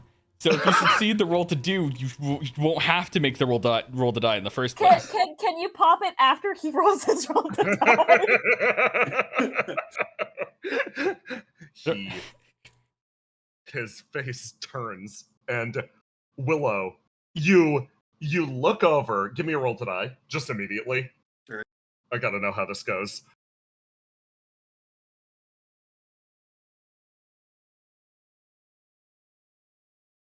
Okay. I need Willow. You look over at the man, and for a second, you puncture through the darkness, and you look at the man's face. A single, somewhat bloodshot eye manages to catch yours. God, I can play this fucking theme again. And he gets a better look at you. The hand sweeps and you feel part of your body fall away. It's a grotesque crunch as it travels through your entire form. You'd scream as flame and blood both erupt from you. I see now. That's why something felt off. You thump to the ground! No. That's annoying. My Rolodex is in the wrong order now. He starts to shift through, changing one card for the other. It needs to go to a different spot. That's so annoying! He moves his way over, and he kicks you across the ground. You roll backwards. It needs to shift earlier in the alphabet. He pulls one card out. There we go. How dare you make me do this? Willow, you feel something grasp your side as somebody actually flashes you like a nod. The flame produced from your body, giving her a chance to reconstitute. She pulls herself to the opposite side of the fucking column. And you guys wait as he shifts. I'm fully bothered now. I'm a little peeved. Voice cold as ice. Who the hell is this guy? How are you holding together? I don't think my body has much left in it. How about you? Me too. Bear, I couldn't even hurt him. What do we do? How do we get out of this? I think we're gonna have to run distraction. She looks over at you. Me for you or you for me? This time I stay. You say this. Oh, God. You say this making perfect eye contact with, 8. 8 nods. And then sort of laughs. And then is going to throw herself out from behind cover first. You fucker! The attack is definitely gonna hit her. Wait, no, you guys can roll for it, actually. Hold on. Let's fucking go. Give me opposed rolls to do. Willow, you see 8's intention. Tell me how you stop her from doing this. I step out from behind the pillar. I lied. It's not my name. And the attack travels straight towards you, Willow. I need you to lock the fuck in. Alright. Oh no. Oh, what the hell? Dude, this shit's getting harder. You watch the maze expand in front of you. Okay, this is the highest difficulty maze I got, Tiny. I need you to lock the fuck in. Okay.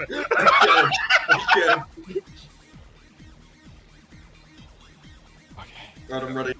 Okay. I gotta get ready really fast. Hold on. Just, very important.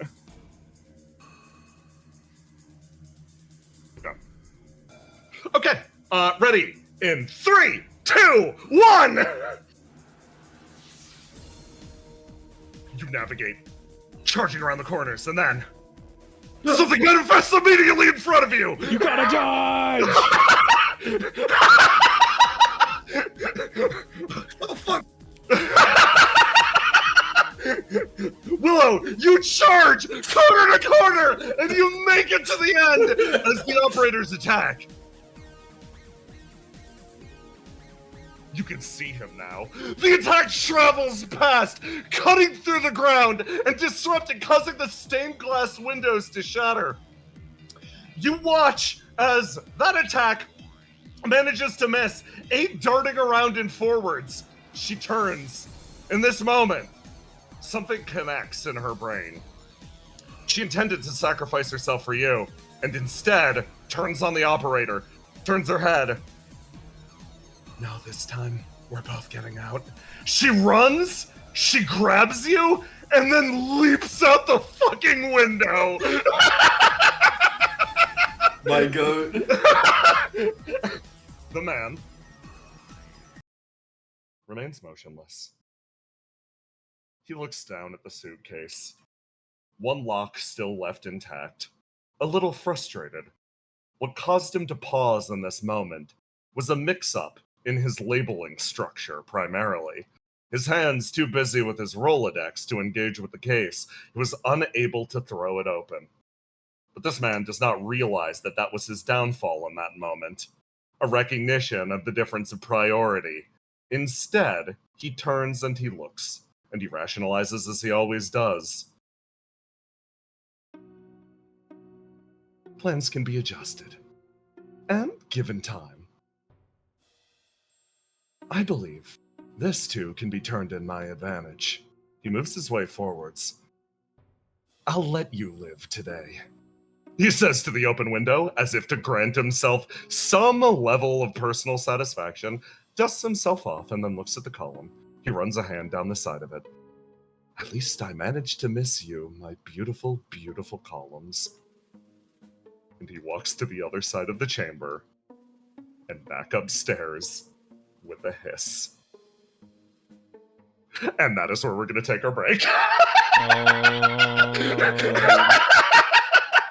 That is my all-time fucking goat. Tiny, that was awesome. That was horrifying. I'm scared of every single thing. I love Willow and 8 so much. The moment when like Willow was like, I'm gonna do it this time, and then 8 threw herself out. And Willow was like, you bitch. Willow like, nah, I can do the maze. I'm gonna get some more coffee and then we're gonna keep going.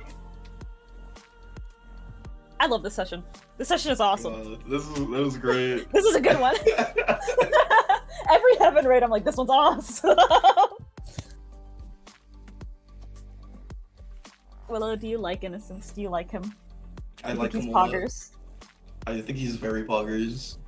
I gave him one thing. I'm giving him one thing off screen before I go. Oh, can you DM me? Yes.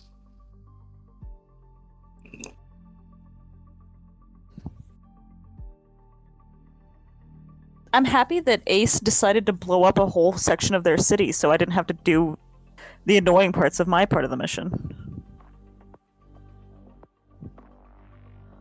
Now, you know, I might even be the first person to return to the spawn point. You actually get there fast. Ooh, that's cool.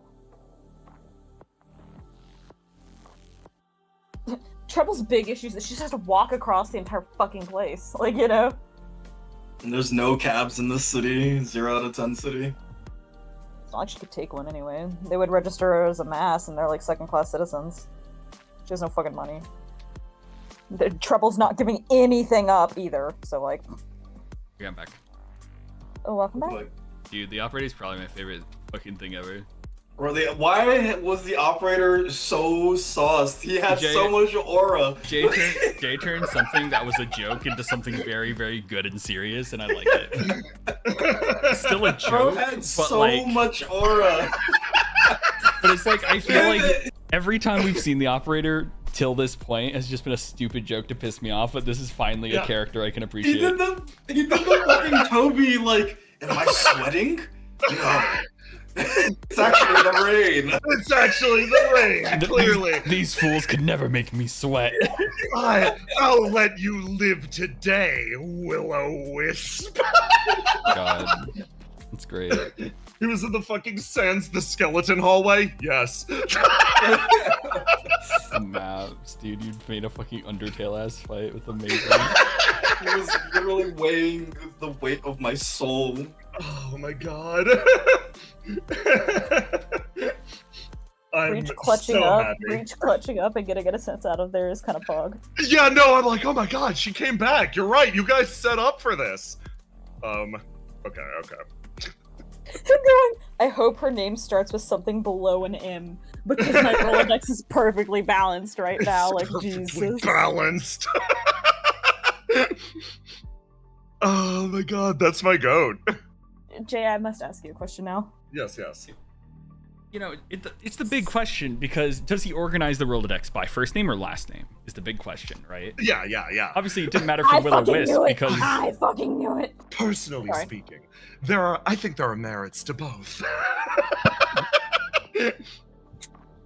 I'm going to commit atrocities, by the way. I've just figured something out. I figured something out mid-session, and I'm just sitting here. Now, I'm just sitting here like, oh my god, how did I not see this fucking coming? How did I not see this fucking coming? I'm so stupid. Okay. How do I do? Okay. I think I know the scene order. Okay. We did Tiny's big jump scare. That is the last time I will ask you to play out of your mind during this session, Tiny. Thank you very much. Tiny, don't trust that. Yeah. Disregard last sentence. Disregard last sentence. See. See, he'd Okay. say that, and then he'd go, by the way, I lied. The operator too. We are going to do an ace scene. Oh, yeah. Okay, yeah, that's how I'm gonna do it. Okay. So.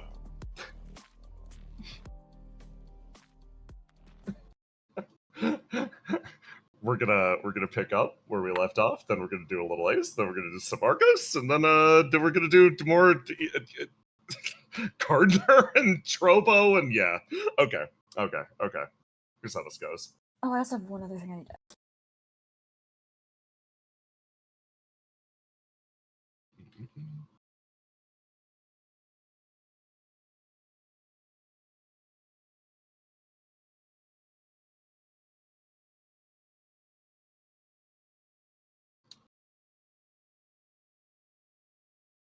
Okay, this one.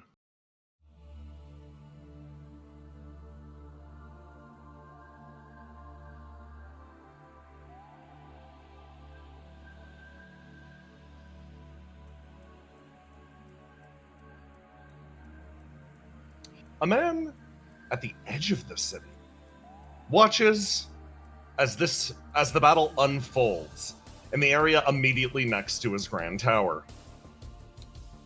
He has spent all of his time not evacuating, but instead gathering valuable data. He inspects the machine in front of him, running along tendrils alongside of it. His coffin allowing him full mobility around the area. Information, in this case, needs to be gathered, studied, and reclaimed from the flame. He makes his way fully around, and pauses, as a figure makes its way into the room. Having no presence until this exact moment, turns a little shocked. None of my sensors went off. Little wretch, what are you?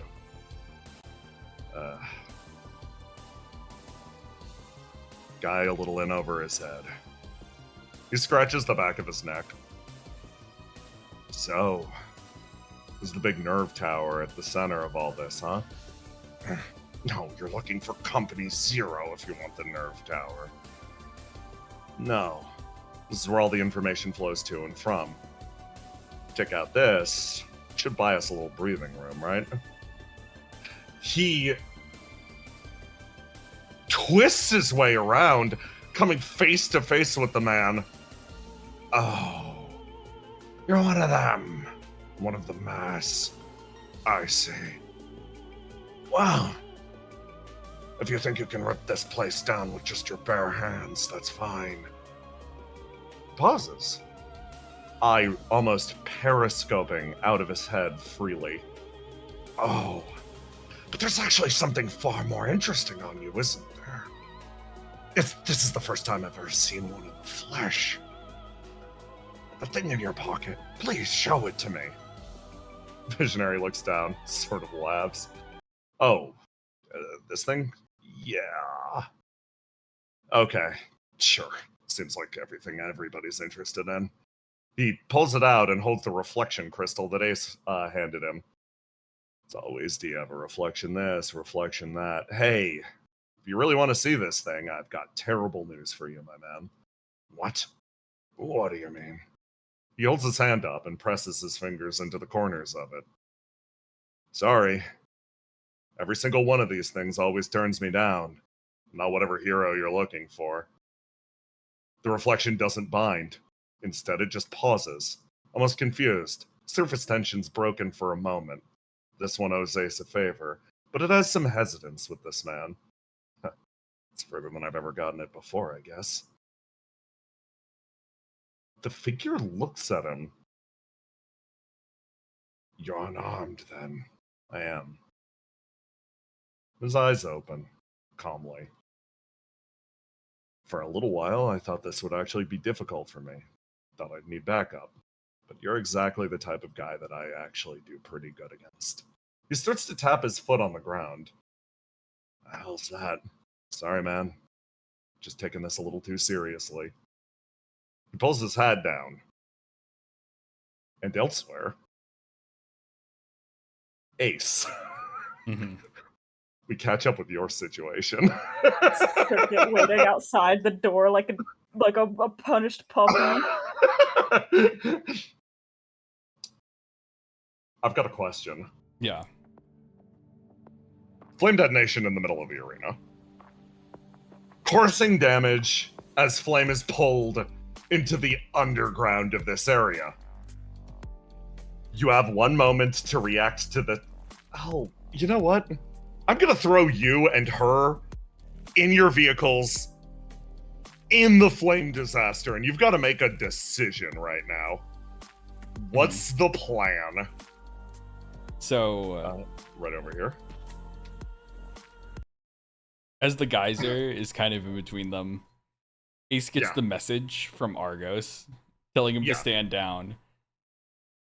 But he just is going to quickly ask the lady. Yeah. So, someone higher up said that I should stop fighting.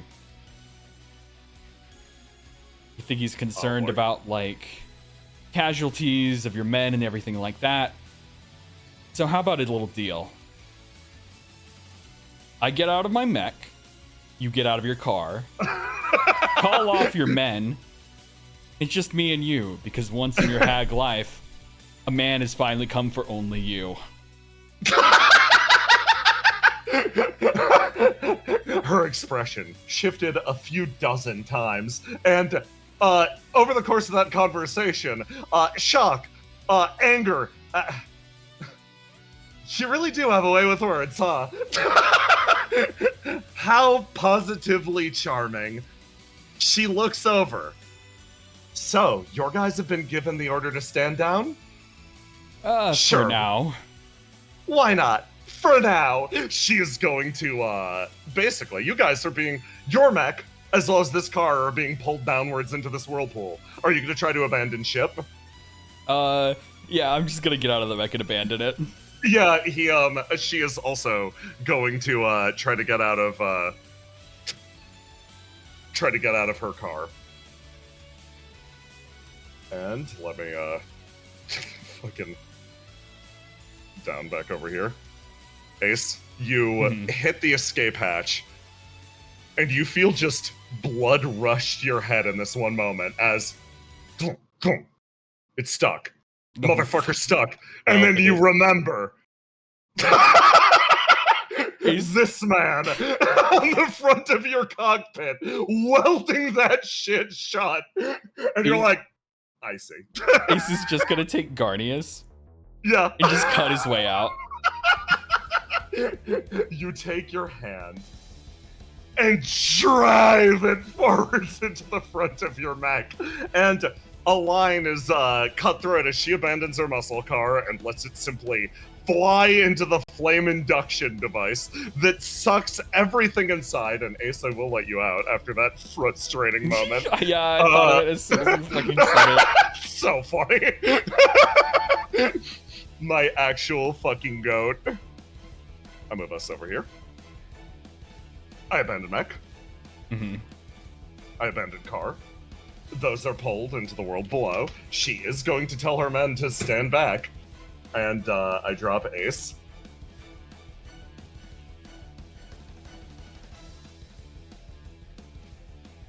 Ace, you throw open the mech cockpit. You touch down on the ground, holding Garnius, which disappears the second you touch down on the earth.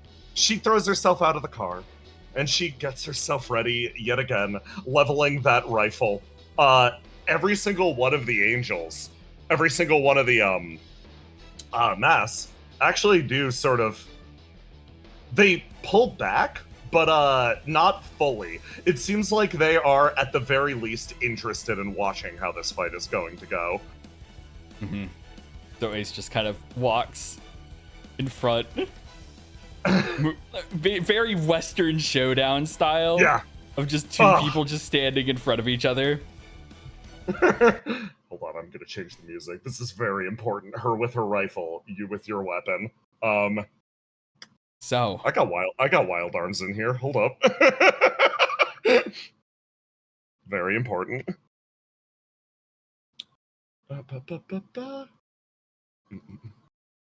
Okay. Carry on.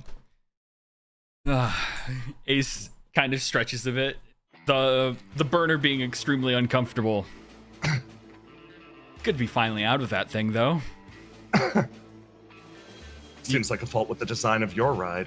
Mine was perfectly comfortable before I threw it into the world below. I'll have you know that that thing carried me for millennia upon millennia. What are you going to do to pay for it? Don't worry about it. You can find something better. She looks back. Oh, something better than the car that I spent all of my functional afterlife customizing. Of course! I mean, it's so easy! I mean, look on the bright side. You're gonna have to find a new hat, too, to match the new car. I'm gonna fucking kill you! He just smiles at this lady. And also, just to let you know, this is where things actually get wild, okay? Oh, please, show me. So, Ace extends his hand. Is going to summon Adalasker, which now has a gift. Yes! Adalasker does indeed have a gift. All right, where we go? There we go. Read text. A lot of text. So, obviously, as this goes on, this sword makes me gain burn, which means I will have to do a lot of actions that reduce burn in order to survive this encounter. So what I'm going to do is I'm going to release 3 seals, which I get a D6 extra damage for every seal broken. And we're gonna limit test this. Yeah, So, first instantly. off, Okay. Seal of Death, blocking is now free. Yeah. Seal of let's see. Inner World. So the bonus damage from Adalasker is now extended to my rolls to die. And Seal of Instrumentality. The bonus damage from my Adalasker is extended to my accuracy as well. So I have a 3d6 to roll to die. I have a 3d6 to my accuracy, and also blocking is now free. And you will be sustaining a massive amount of burn every single turn. But not this turn, because it's the first turn. Yeah. When 3 or more seals are broken, additional seals cause double amount of burn. So I get 60 burn per turn, correct? Yeah. Yes. Starting next turn, you will be taking 60 burn. This is, it is a game of chicken. She looks as the sword sort of like takes life up above your head, and you see her have in like a flash of insight for a split second. She's like, I haven't seen weapons of this make. Admittedly, your machine, up to this point, it's not associated with destruction or anyone else. I wonder where you got them. It's fascinating, is what she thinks internally. But externally speaking, still furious. Alright, so it's time now. It's time. Roll the die. Roll to die. Alright, roll the die. You get a massive fucking bonus. With a 3d6 bonus. Yep. 6. Fuck. That's fine. 5d6 plus 9. So you rolled a 27. She rolled a 30. Yeah. She's going to act first and immediately, like, in this Western duel, you watch as she drops to one knee and immediately fires a shot at your gut. Ace, it's time for the fuck storm. Yeah. Okay. So, we are just going to hit a few rolls to do. 28. Give me a roll to die with that bonus. Yeah. Don't worry. Watch this. Okay. So okay, 27. The first attack does indeed travel through. It pings off of this wall and strikes you in the side of the head. Free block. Free block. Take less damage. Yeah, -6. So I was at 80. -6. Instead, that will only be 9 damage. 9 damage. Ooh. 9 damage. Okay. She's going to roll to the side and close distance to try to do this again. She's shooting you again. Give me a roll to die. Roll to die. Already beat Okay. it. Don't need to go farther. You do, yes. Oh, okay. I mean, 3d6, so yeah. Oh, yeah. This attack actually does travel wide. It pings and bounces off of this. She is going to spend... No, she ain't spending shit.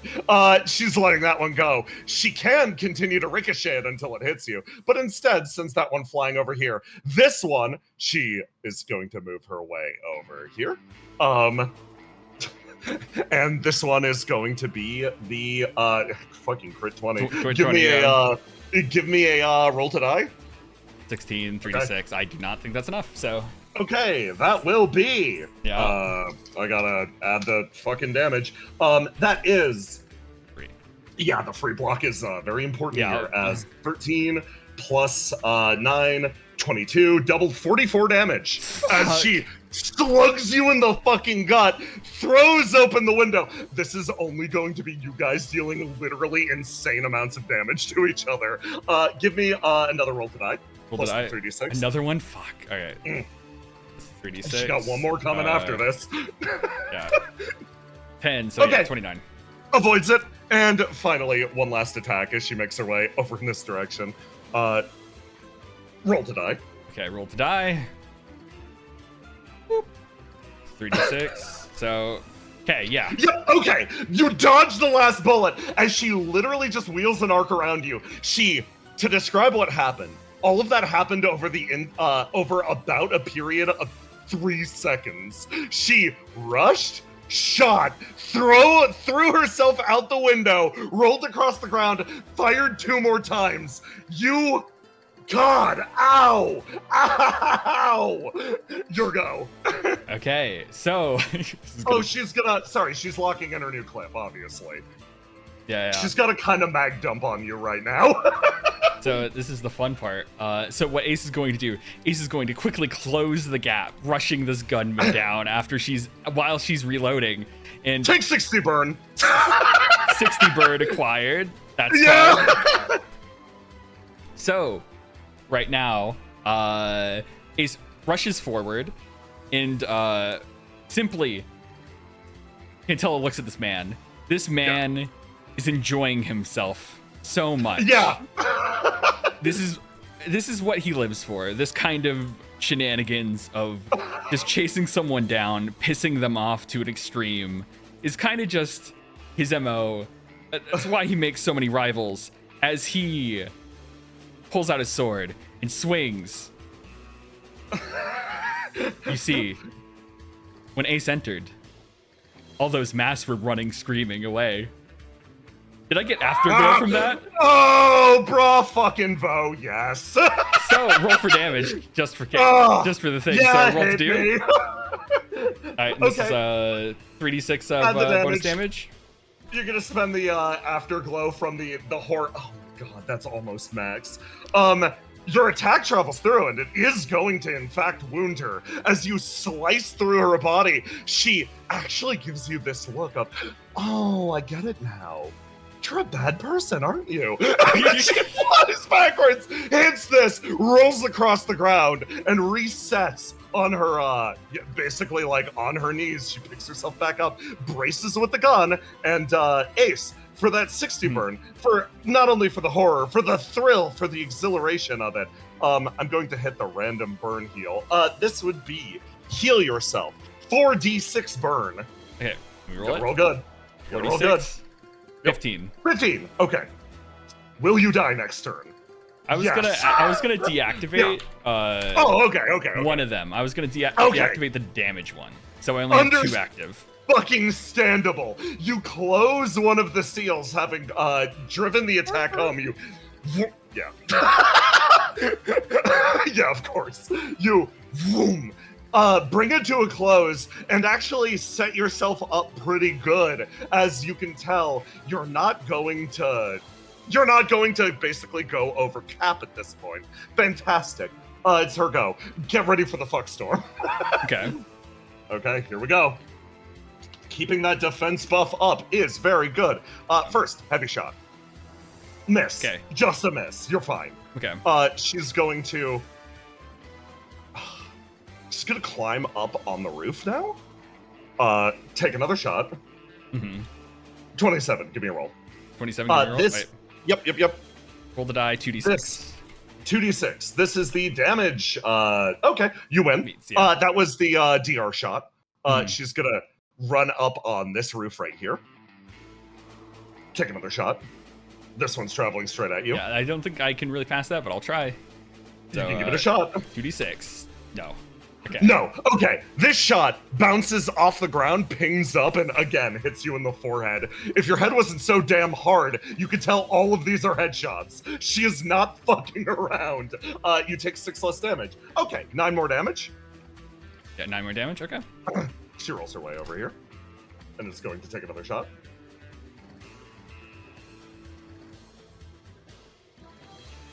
Give me a roll to die. Oh yeah, roll to die. Okay, cool.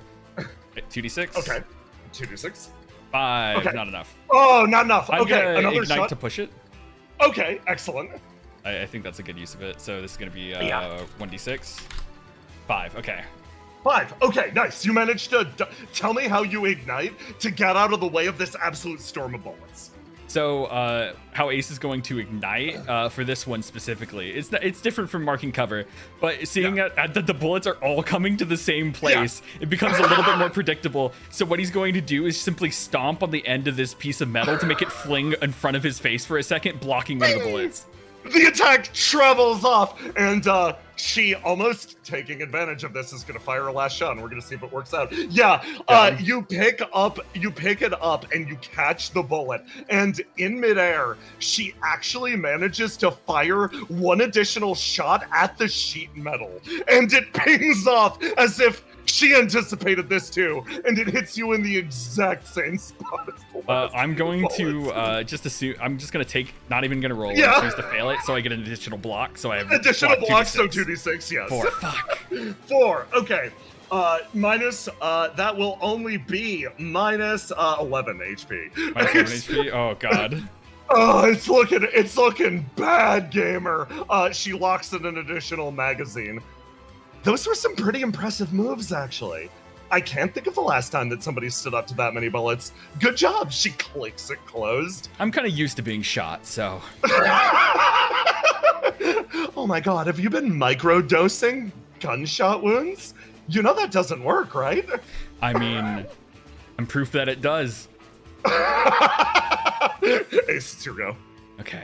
Fuck, what do I do? Ace just kind of looks around. Ace was just kind of banking on this fight, being that at some point the queen would show up, but it's very clear that she is not. So he just kind of goes like, well, I guess I just have to do this. And Yes. so I don't ping burn yet, do I? You ping burn at the start of the turn, yes. It would be 20, right? two yes, it'll be seals? 20 this time. Yep. Okay.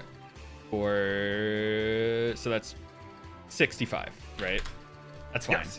So what I'm going to do is I'm going to, because I'm about to take a wound fucking anyways. Yeah. What I'm going to do is I'm going to activate Adalasker Overload. Summon all the strength of Adalasker into a single point and fire a beam of pure energy. If your burn is 30 points and higher, all creatures in a 10-foot square. If it's a 60 or higher, all attacking creatures in the 30-foot square. And then if it's a 90, Yeah. yeah. Basically, yeah. That's a special surprise tool for later. Yeah, that's a special surprise tool for later because obvious reasons. And so I'm just gonna do it because why not? So, Yeah. but what I'm going to do is I'm gonna have Ace move 1, 2, 3, 4, 5. Probably, yeah, like that. Just to get into a little bit of cover right here. Before just firing the beam around the corner, trying to take cover from the gunshots. So this is going to be roll to die. I don't have anything locked in right now. So this is going to be a little bit bad, actually. But yeah, that's life. So 19. You aim the shot directly up at her, and she is going to try to hit the ground. Oh my god, okay. You actually managed to cut through the ground directly underneath her, and the building wobbles and wobbles to the side, and you send her out of the way. Roll your damage. Yeah, that would be 2d6 because I have 2 seals right now. Yep. You got the 2 seals. Okay. Oh my god. Okay.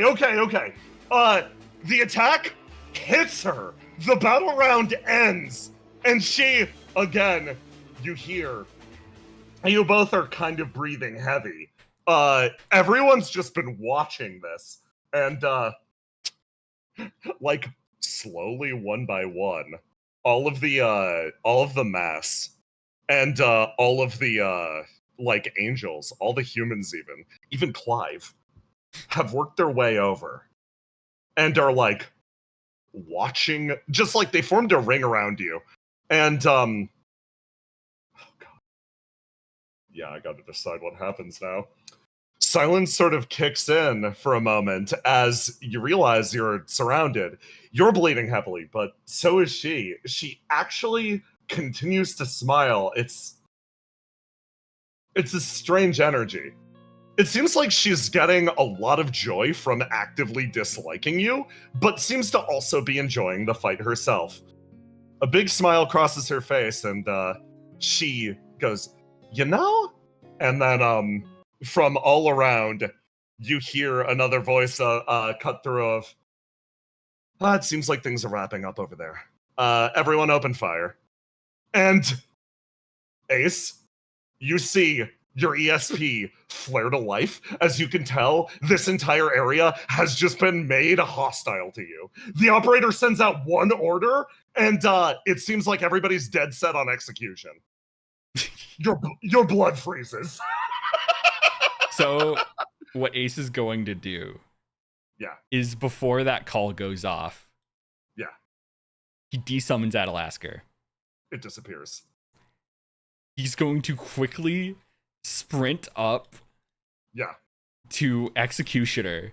He's going to pull out Garnias, and he's just going to basically hold her hostage and just say into her ear, "Your boss is about to rig our fight." Well, I have no way of... All right, that's more than enough. Take the shot. And the call goes out, and you watch her expression. And Ace is also kind of using her as a body shield. Yeah! You feel her little tendrils stick up with raw fucking annoyance. She's like, "Is that so, huh?" Okay. Have it your way, then. She picks up the gun, and she drops it. And then you look at her face. "Oh no, I've been taken hostage."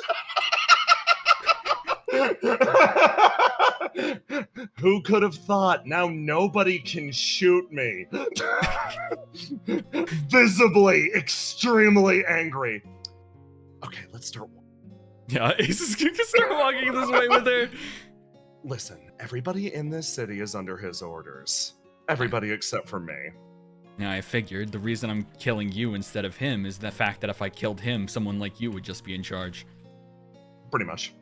I don't disagree with this course of action. She sort of like makes her way forwards as the tension sort of rises. Everybody's like aiming guns at you guys. You feel the weight of like basically your life in your hands. You can feel constantly, like, you can feel everybody just one itchy trigger finger away from reducing both of you to a fucking smear on the ground. But right now, you manage to maintain position. Mm-hmm. She sort of makes her way over in this direction. you're actually exceptionally talented for a mortal. Oh, really? And you're not immortal? I'm not, but I fought you with most of the talents that I possessed during mortality. Well, not to be that guy, but he just kind of moves this way to just keep her in front of them. This isn't even really me at my full strength. That mech's not my mech. What a cool coincidence, me either. I know, that's why I don't want to end this early. Yeah, same boat. She, looks over at everyone assembling over here. The other person who was coming this way, she as strong as you are? He thinks about it. I'd say it's a side grade. Oh, okay. Well, you Burning Worlders are... She thinks about how to phrase this. No, I'm going to say it because of all the mean things you said about me. You're all kind of freaks of nature, you know that, right? I'm gonna be real with you. More and more I'm experiencing things, I just think that's our world specifically. She sort of turns and looks. Your world specifically. I mean, She yeah, sure, was. there's some fringe cases in the other worlds, but I think being these freaks is kind of our special little thing. I mean, I've died 4 times already. Oh, really? How do they keep bringing you back? I was gonna say you fight like a person who doesn't have any regard for his life. Look, I'm a hard person to kill. You'll learn that eventually, maybe. Yeah, I've discovered that. I shot you in the head. Hold on, turn around for a second. She picks 3 bullets out of your forehead. Fucking 3 times, really? If you're gonna kill me, you're not gonna be able to do it with bullets. What? I mean, based on how you're limping, I think I got pretty close. I mean, look, if I was a boss fight, that was just phase 2. You haven't even gotten to phase 3 yet. Oh, cool coincidence. My character sheet says that you were only on phase 2 also.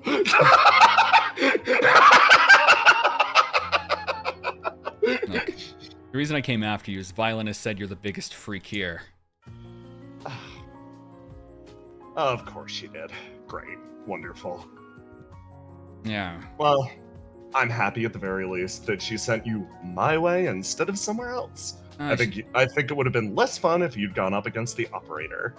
She didn't send me your way, I just chose to. She told me not to go towards you at any cost. That's why I knew it was worth it to go after you.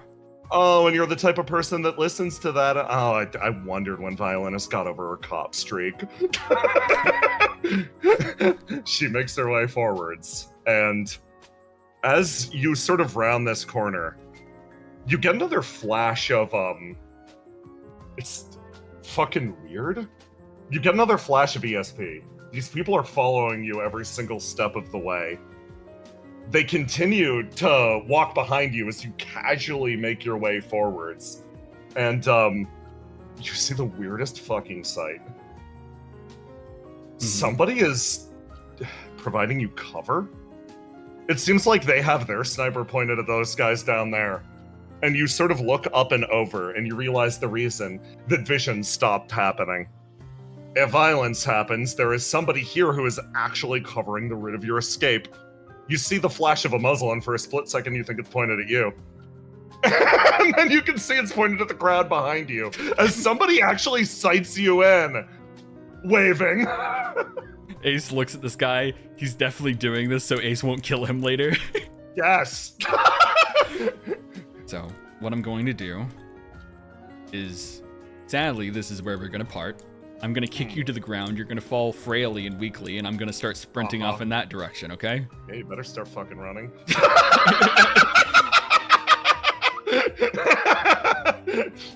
You indeed. The time comes. Do you indeed boot her to the ground? Yeah. You boot her to the ground and start running, and she hits the dirt. This is not as advertised, frailly and weakly. She hits the ground. Both arms on it like a lizard. She sprints and runs over in this direction, climbs up the side of the building. Your gun, give it to me. But Ace, you are already fucking booking it. You run your way out into the city as you feel Yet another sniper aimed at you. That was a thing of fucking beauty. Elsewhere. I move Ace. Hold on. My fucking goat. He makes it over here. Chaser Monster has been activated, but she is, only doing this because she's annoyed. Look, that sniper hasn't killed me before. It won't kill me again. Maybe it requires a better shooter. Don't insult Sam like that. Yeah, what the fuck, man? I gave you this. Sam is cracked. Listen. Speaking of which, over here. Mantis. Oh my god, hi. You find your way into this room where a man has been pummeled into this large structure in front of him. Hold on, I gotta grab your icon. Visionary. Visionary! I know, I'm here. What?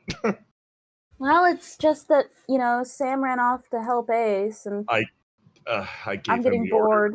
I gave him the order to cover it. Looks back. Is me beating this guy to death not entertainment enough for you? Well, I want to help.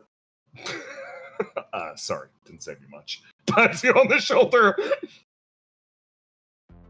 Kicks him. Are you sure this was a good idea? Coming here? It doesn't seem like anyone recognized me. Yeah, because you only managed to slip past. You know what? We gotta You get just ourselves. gotta give me your hat again on the way out. And then nobody will notice. Yeah, just pull it down in front of my face. Put the goggles on. And that's enough for you? You think that'll be enough for them?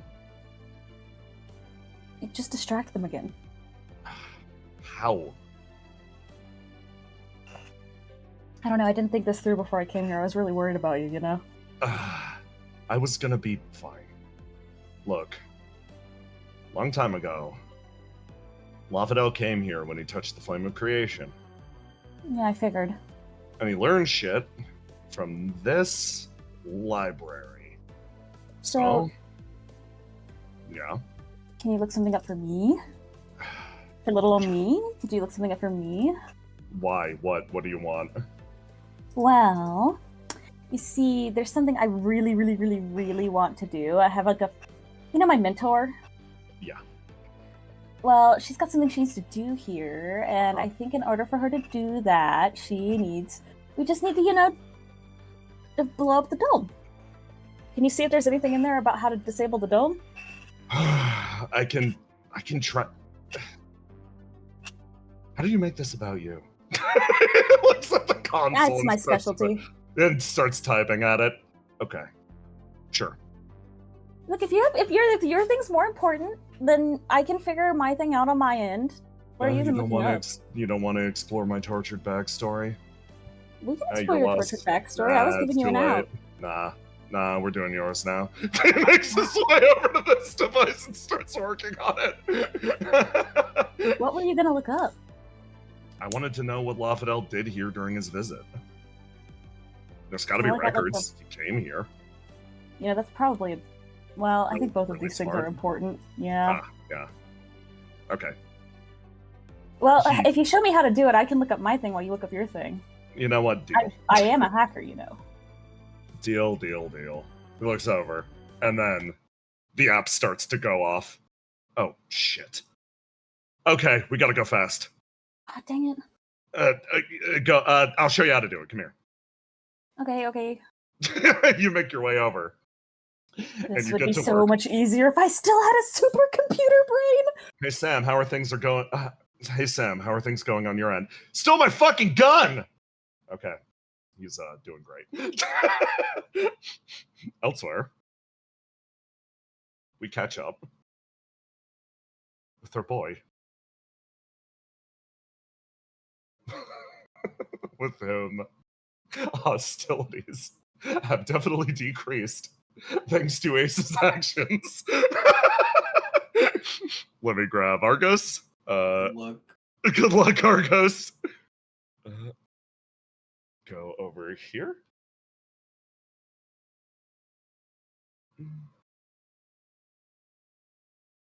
There. Gotta grab your pogs. You walk, with stability, to the exterior of the city.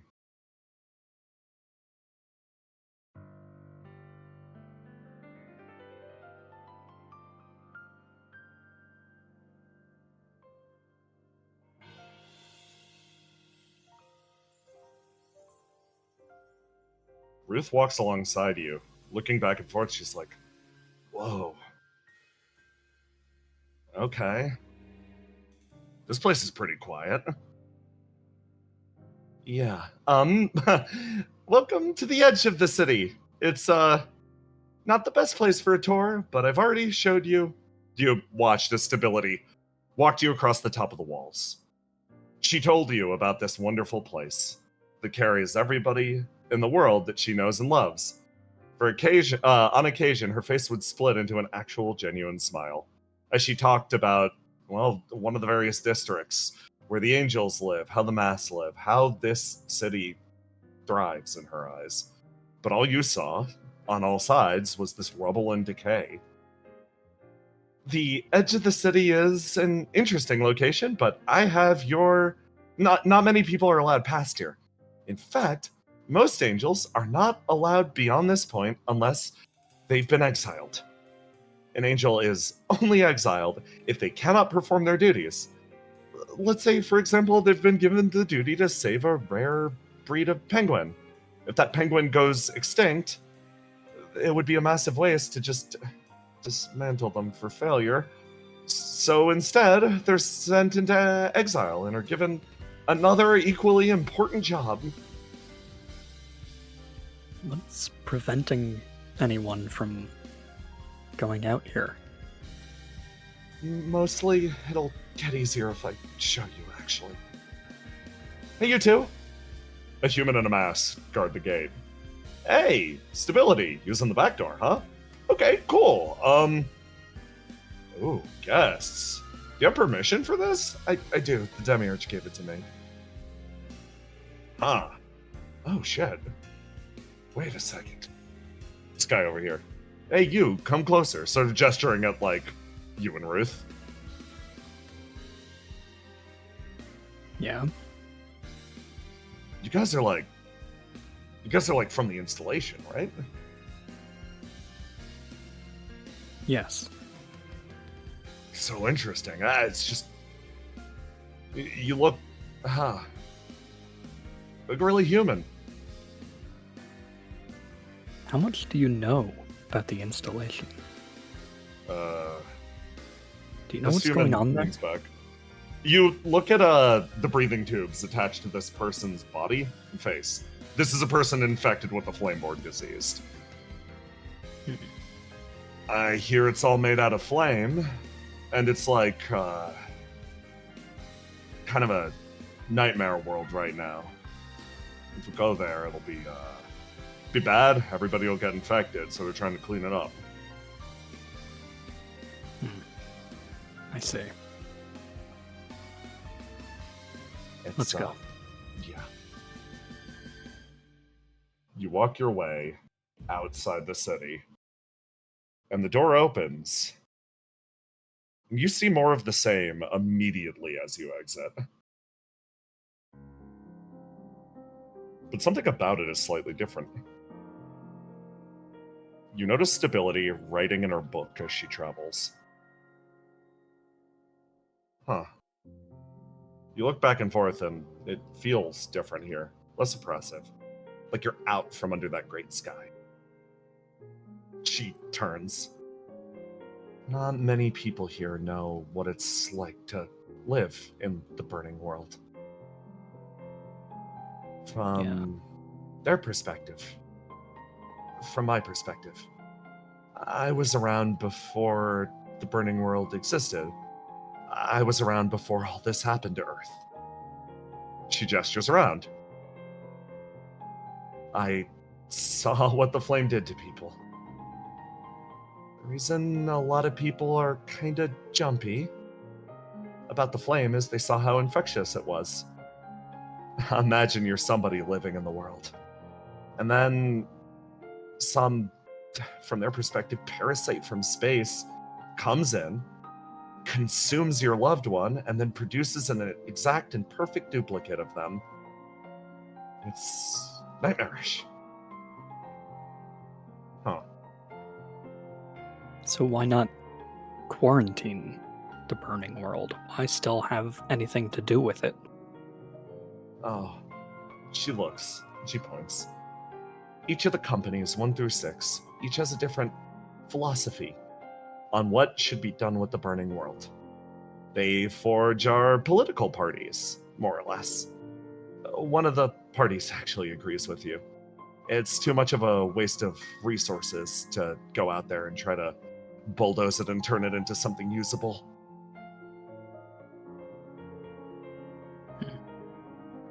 Company 0 doesn't have any political affiliation itself. It just functionally facilitates things between the other companies. So it's- I guess she grips the side of her head. I'm not supposed to have an opinion. it's all just politics. She looks over at you. I'm an angel, though. I'm immune to flame. Can't infect me. Can't do anything with me. So, I guess I don't really know what it's like. She sort of trudges up ahead. But a long time ago, when the flame was threatening to replace the entire world, she looks back over at the city. You think back to the Queen of Flames and see through her eyes for a moment. Her ESP flaring up. I cut this place off from the outside world. I was the technician behind an army of angels that held the line against the invading flame-touched and tormented. I cast this part of the world back somewhere else where the flame couldn't touch it.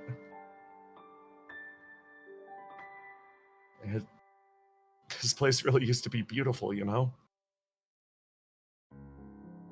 And now, she looks down.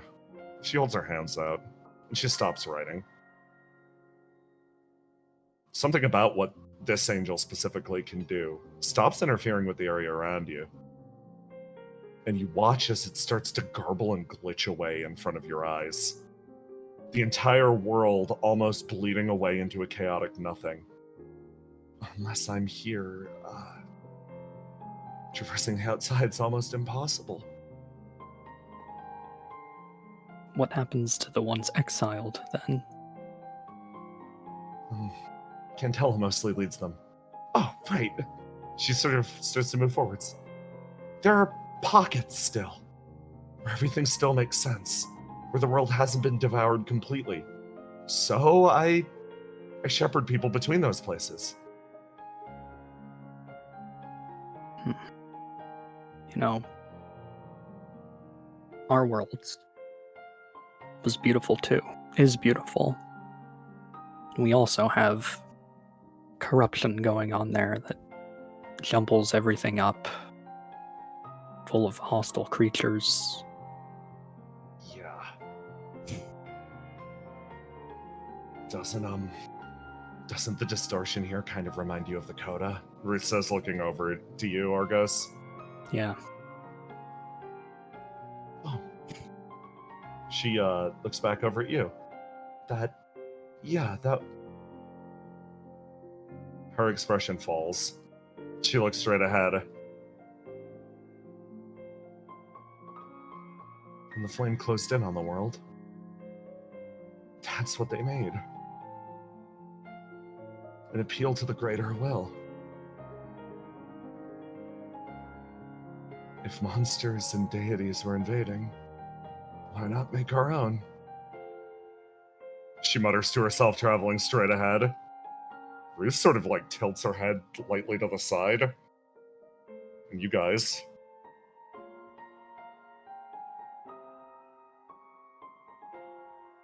find an area that Things are growing again. You can see the sun. It's beautiful. Is this This one of those is- pockets?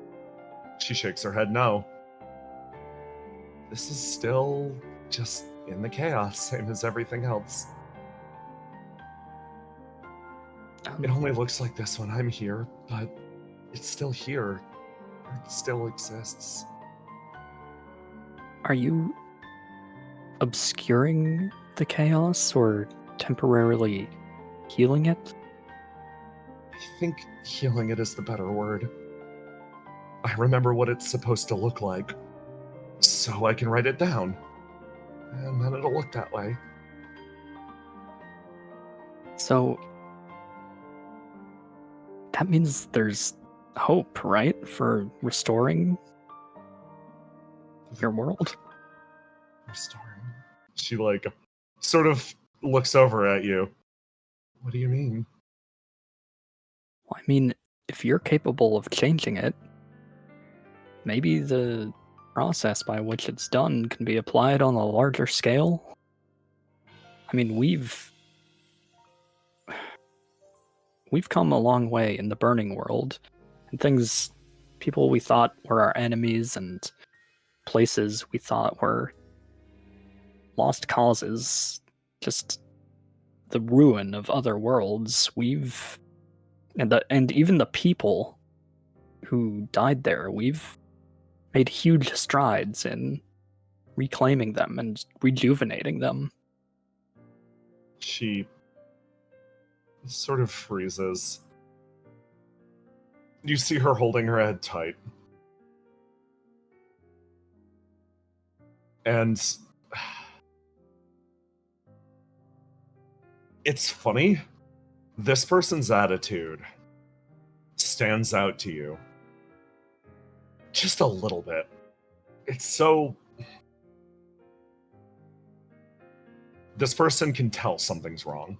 She can tell something's wrong with the world around her. She can tell something's wrong with the city. But she was genuinely so earnest in telling you why it was great. And she was trying so hard.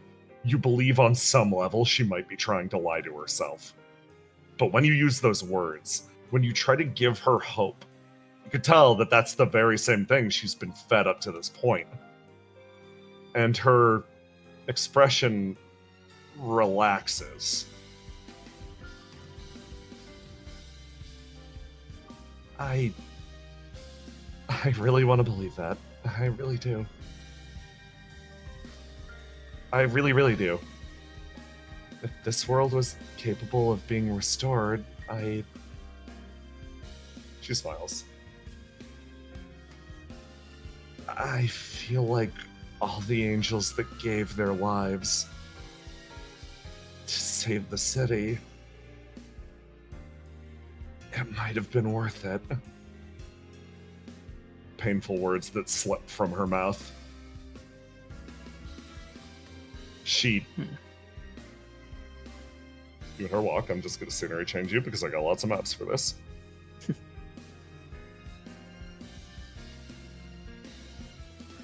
You find your way to an old highway. A section of the world that is still, it seems so large and undisturbed. Sunshine beams down on you. This place feels great. And you come to a secondary realization. This world, it exists without flame. You're wandering through a place utterly exposed, and it's beautiful in its own way. It has an almost austere silence that cuts through everything. Your world feels so alive, but this place feels so vibrantly dead.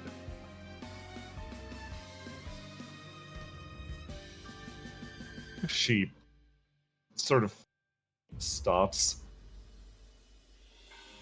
And you do see her as she, thumps one foot into the highway in front of her. If all that's the case, Why are you...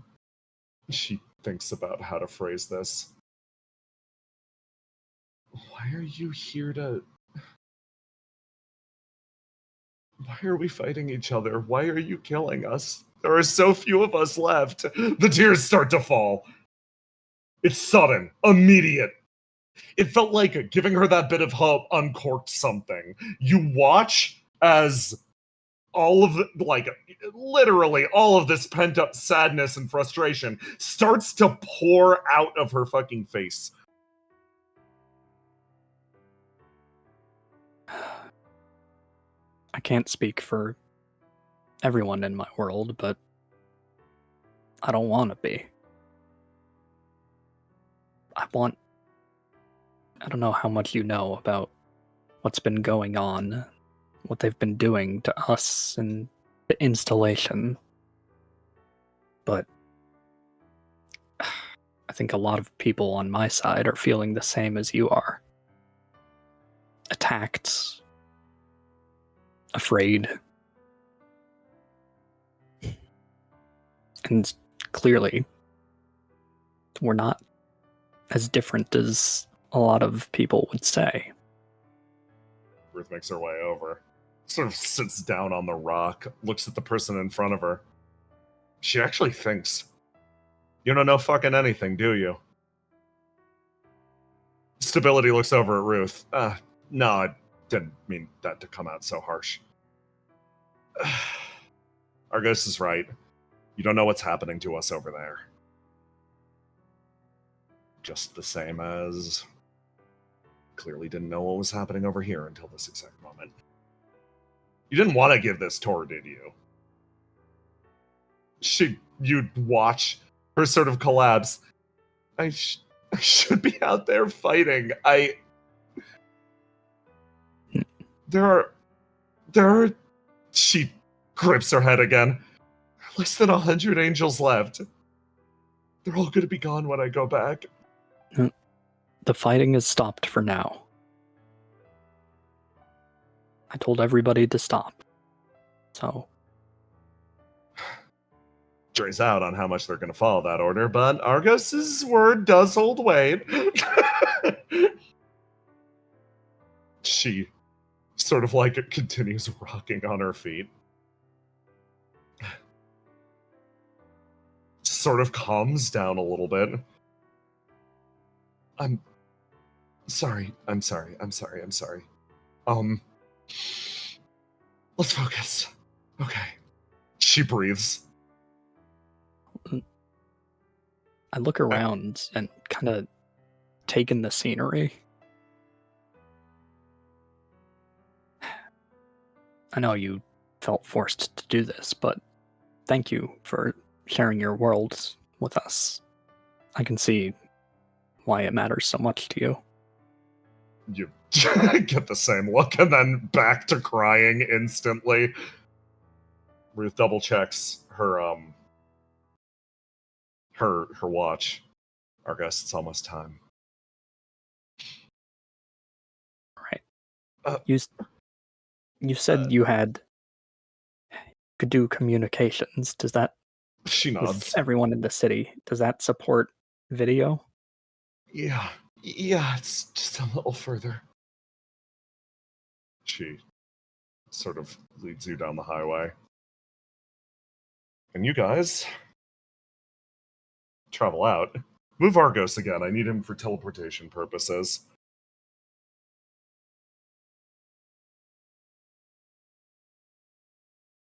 Is that good?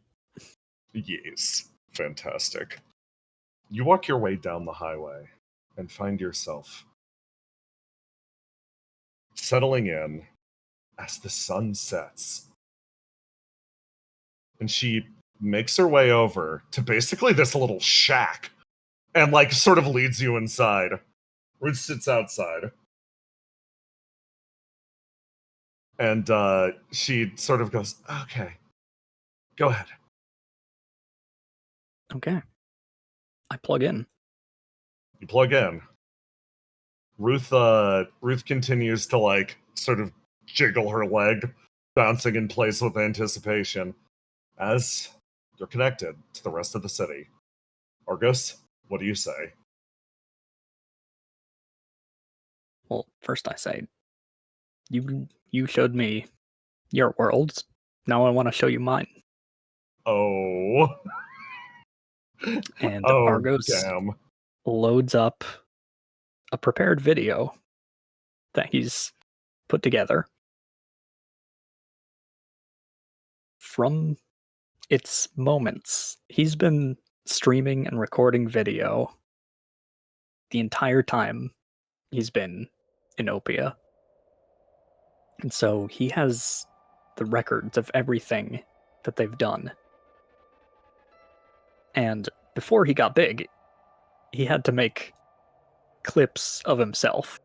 So he's used to finding the good moments and stitching them together into a digestible format. You send out a broadcast that functions at first as, for the people here, this shit seems almost unbelievable. Human you just passed sort of leans in. One of the infected. Well, hot damn. Hey man, so this is definitely fake, right? Oh, shut up. He leans forward. Listen, fake or not, I can kind of understand why the bosses are always fighting over the future of what we're going to do with the installation. Look at it. It's got, like, tones other than, like, this off blue that we're always staring at. Shit. It's like neon. Nice. Leans back. Not terrible. Okay. All over the city. Argos shows clips of just getting along with his friends, hanging out, little moments of humanity that they share, and he shows clips of them encountering problems and fighting together and braving the storm. And then he shows clips of the invasion of the gods and the destruction and the death and people suffering and grief-stricken by this. And also them persevering. And he shows the old world and how they begin restoring it and building. And he closes out by saying, I know why you're afraid of the burning world, and why you may have reason to hate it. But we're all people over there. And we laugh, and love, and cry, and die, just like you. And what we really want is peace. And you've probably been fed lots of information, lots of lies about what we're like, what we're after. But here's a genuine look at us.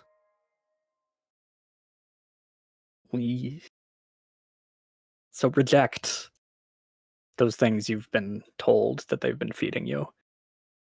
And maybe we have a chance to end the fighting for good.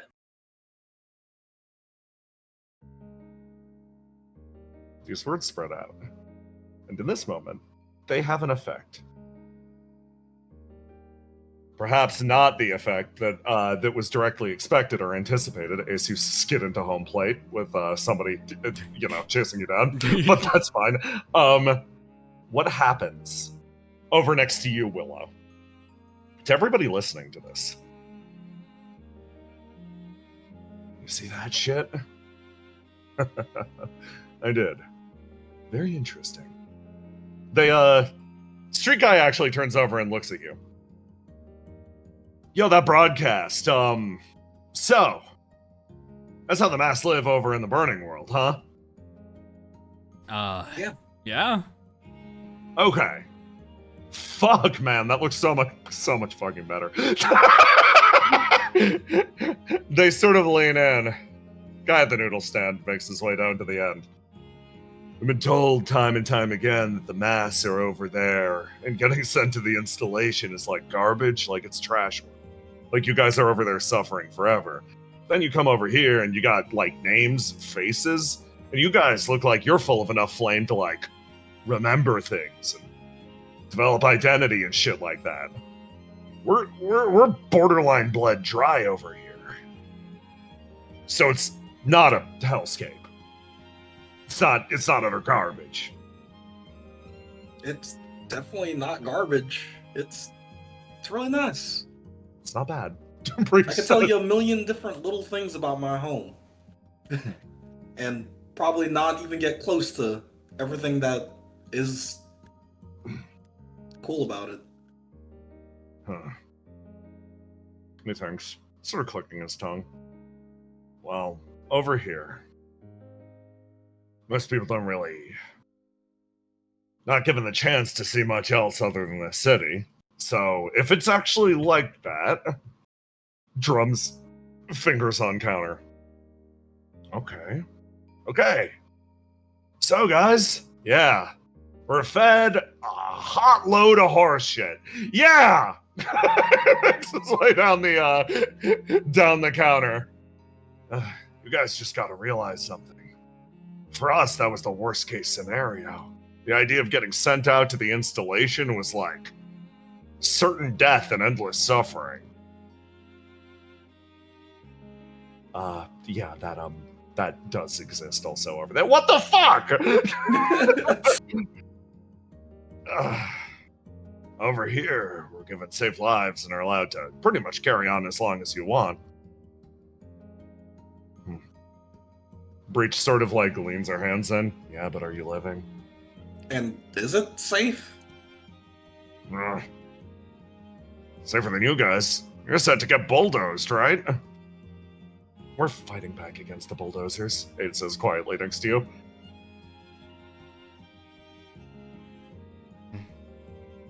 I mean, all I know is that if I was in your situation, I wouldn't want to live. Honestly. I'd rather be in a situation where I'd be fighting the bulldozers, because at least it's a little bit more entertaining than whatever monotony you guys are doing. Hey, shut the fuck up! Listen, life sucks, but living's always worth it, man. It makes his way down to the end. That's true. This is delicious. This is one of the tormented from the end of the line. Breach like, yeah, I assume so. Who the fuck that guy? Don't ask that guy any questions. It messes him up. Yeah, that's why I'm asking you a question, Willow. Who the fuck is that? Oh, that's a tormented. And elsewhere in the city, Gardner. Yeah. You're breathing. Hold on. If the other guys are here, no, they're not. You're breathing in your room. Realizing the decision you've made. Since they left, he's just kind of been sitting here staring off into space. Like, okay. Thinks back to him and Stability when they were in their apartment earlier, and he was like, for a really long time, I really hoped something would change, and now that it's looking like this, I hope nothing changes. And then he's sitting here, and while all the rest of everything's been happening, this guy's been sitting in this room, pulling up people's contacts in his phone, and sending out texts that say something along the lines of, well, looks like I'm gonna have to head out of the city soon. Bye. He's awkward. He doesn't really know how to say goodbye to people. But at the end of the day, she turned and asked him directly, "Do you want to leave this place?" And he actually had to ask himself, "Do I want to leave this place?" And his answer was no. But he still turned to her and said, "Go take innocence away from here." Because he talked to that girl for maybe 15 minutes. 15 minutes he might have talked to that girl. And he could tell if he talked to her any longer, she would do herself the disservice of trying to help him. So he went, "It's fine. Just go help the person you can help in this moment. Don't worry about me. Go help him." The reality of what's about to happen to this guy is the second Innocence leaves the city, Gardner will have to go after him. He will not be able to return home until he finds him. But in order for Innocence to ever have any amount of freedom, Gardner effectively has to spend the rest of his life following but never making it there on purpose. Which means he's going to be stuck, never able to go home, and never making it to the one person out there that he knows. And he's just sitting here getting ready to have to walk out the door and do that for the foreseeable future for the rest of his life. Doesn't know anything about what's going on out there. And then the big video of the burning world comes up, and he watches it for a while, and he's like, "Yeah. That's really how it is, isn't it?" Gardner slowly stands and makes his way back to his apartment. Argos. Based on the amount of time that it would take to transmit that video, you functionally had to set it out, and then this is a little back in time, actually. You look at Ruth, you look at Stability, you look down the road. Stability sort of smiles. I thought that the video was beautiful. If you want to go to the location that the Apocalypse Seeds are engineered, I am the connecting flight, I guess. It's further down that direction. A few more hours of traveling. Ruth looks over at you. No way we're catching our ride out of here if we head that direction.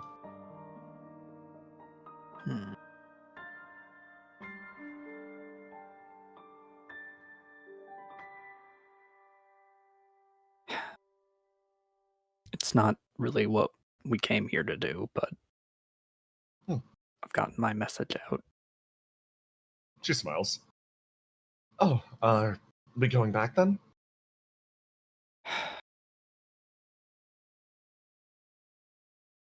Ruth, Yeah. you head back. Wait, seriously? Just me? Yeah, I'm gonna finish up the mission. Stability looks over at you, looks back over at Ruth. Don't worry, I'll take care of him. Ruth looks back over, stares you dead in the eyes.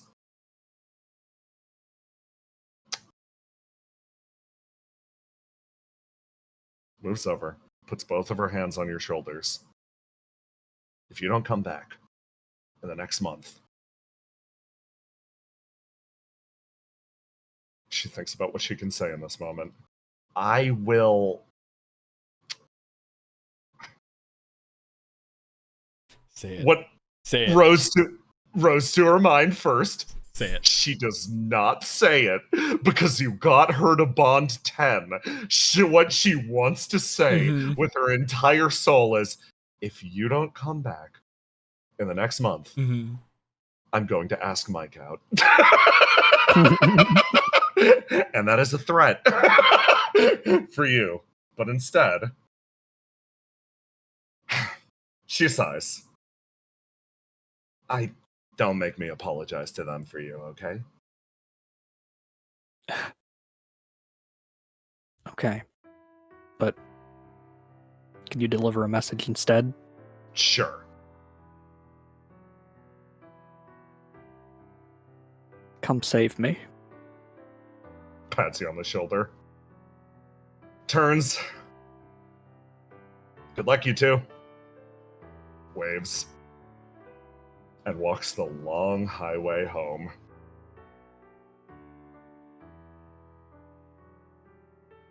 All right. Let's get moving. Okay, let's keep walking. They continue making their way off into the distance. Individual lights burning away on that little highway. And then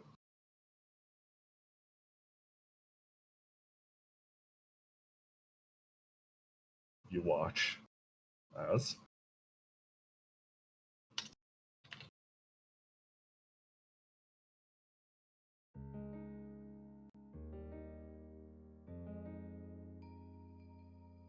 the mission comes to a close.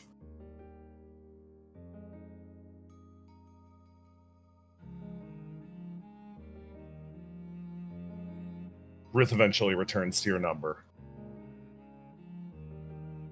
Sort of relays the news.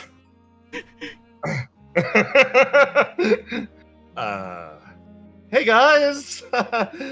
Her expression falls. This is the spa, right? Yeah. Yeah, it is. Hey, looks around. Hi guys. Welcome back, Mike. Travel. There's a big fucking thump. Okay. Breach, come here. Okay, sure. Oh, I'm on sack duty again. Great. Did you get the thing I Yes. dropped off for you? I did. Okay, Okay. so this is a very fragile bag. It's isolated on the inside. There's a human in it. An uninfected human. Okay? Okay. If this bag breaches, this human's going to become flame infected immediately and lose so much value as a hostage. So I need you to get this to Riddle immediately, okay? Then why'd you hand it to Breach? Yeah, if this brag breaches, huh? There is no laughter on Breach's end. Trevor laughs. She's like, okay. These Galatine siblings, I swear. Also, when is extraction coming? Because I have a sniper after me. Any second now. Is that why you're standing next to me? So kind of you to notice. The guy next to you is just like, hey man, he says if either any of you guys get shot, I can trade the memory in of it. So like, I'm here for the ride. I'm here for the experience, man. Yeah, timer says we got like a couple of seconds, so I'll see you guys later. You sort of watch Trouble take a step backwards. It turns over and looks at you. Huh. I see. Ruth, you're not coming back either. What do you mean? Oh, either? did somebody else stay behind? If you see Argos on this side, bail him out, okay? Oh, do you know where he is? I can go get him. Outside the city. Good luck! Oh, that's gonna be a bit harder, but... Ruth raises a hand, and you watch as the circle closes in, and everybody disappears. Trouble, you're left in the city behind. Oh, hold on. I think, erase ramen guy too. Wait, did fucking the exhausted guy come with us? Darn straight he did! Oh, that's so funny. You snapped up ramen guy and exhausted man. How are they gonna eat? So, Wait a second. Fuck, man. How are we gonna eat? well, actually about that. You guys want to come with me? I got something really fun planned. Trouble, you turn your way around. And for everybody else on the surface, the world turns further. Argus, you walk your way further and further down that road.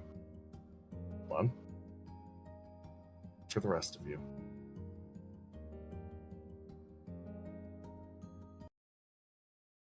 A call travels out. Distorted. Broken. Amidst your home dimension of Snowfield. All of your comms flare up with this at once. The largest announcement that the world can possibly muster. You don't know when they got the ability to do this, but apparently Geist has the ability to hijack pretty much whatever they want. So?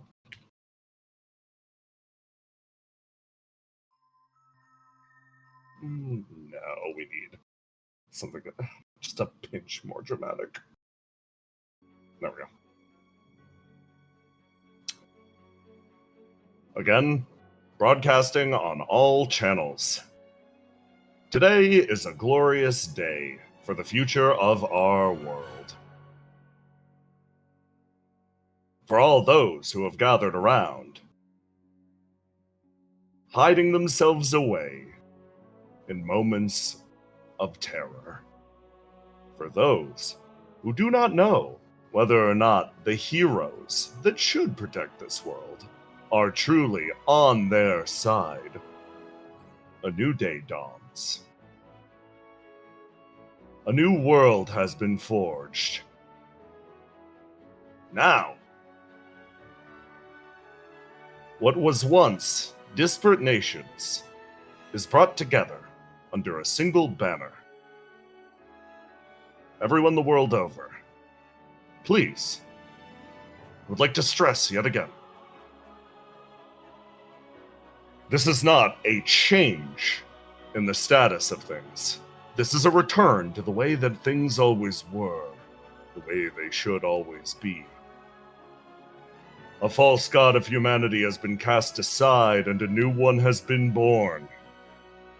Everyone please put your hands together to welcome home the wonderful Queen of Love and our own goddess of humanity, Basilisk Kid. Cheers erupt around Skypoint. Basil's face is plastered over the news on all sides. Reascending to her skyborn kingdom, she has taken the throne for herself. You watch in a relative moment of confusion as she strides her way out, and alongside her, one of the most beautiful people you have ever seen in your life walks up next to her. And one of Skypoint's most notable nobility. Sable Prince, her new consort or boyfriend. Everyone, please clap. The man smiles, not pictured as such. But, for you all, this news is combined with news from the other side, as the sun has indeed risen. Riddle stares out,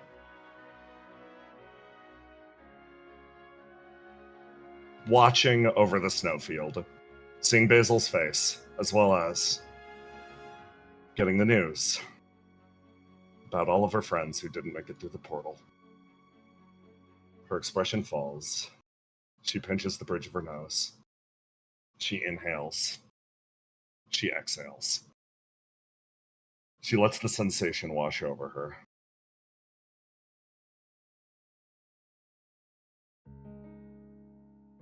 Her comms explode. A man's voice, shrill and frustrated, punctures her eardrum. Riddle! Are you fucking kidding me? Trouble didn't come back through the portal! This is the one thing you were supposed to be able to do! Riddle's like, it's a real shame about that. Oh! Tetra calms down. Great! She fucking planned this. The fact that you're not pissing and crying means she fucking planned this. Why? Why would she do this? Ask yourself that. Right now, I think you're down. Honestly, you're star player. So I think you need to start thinking about how you're gonna get her back.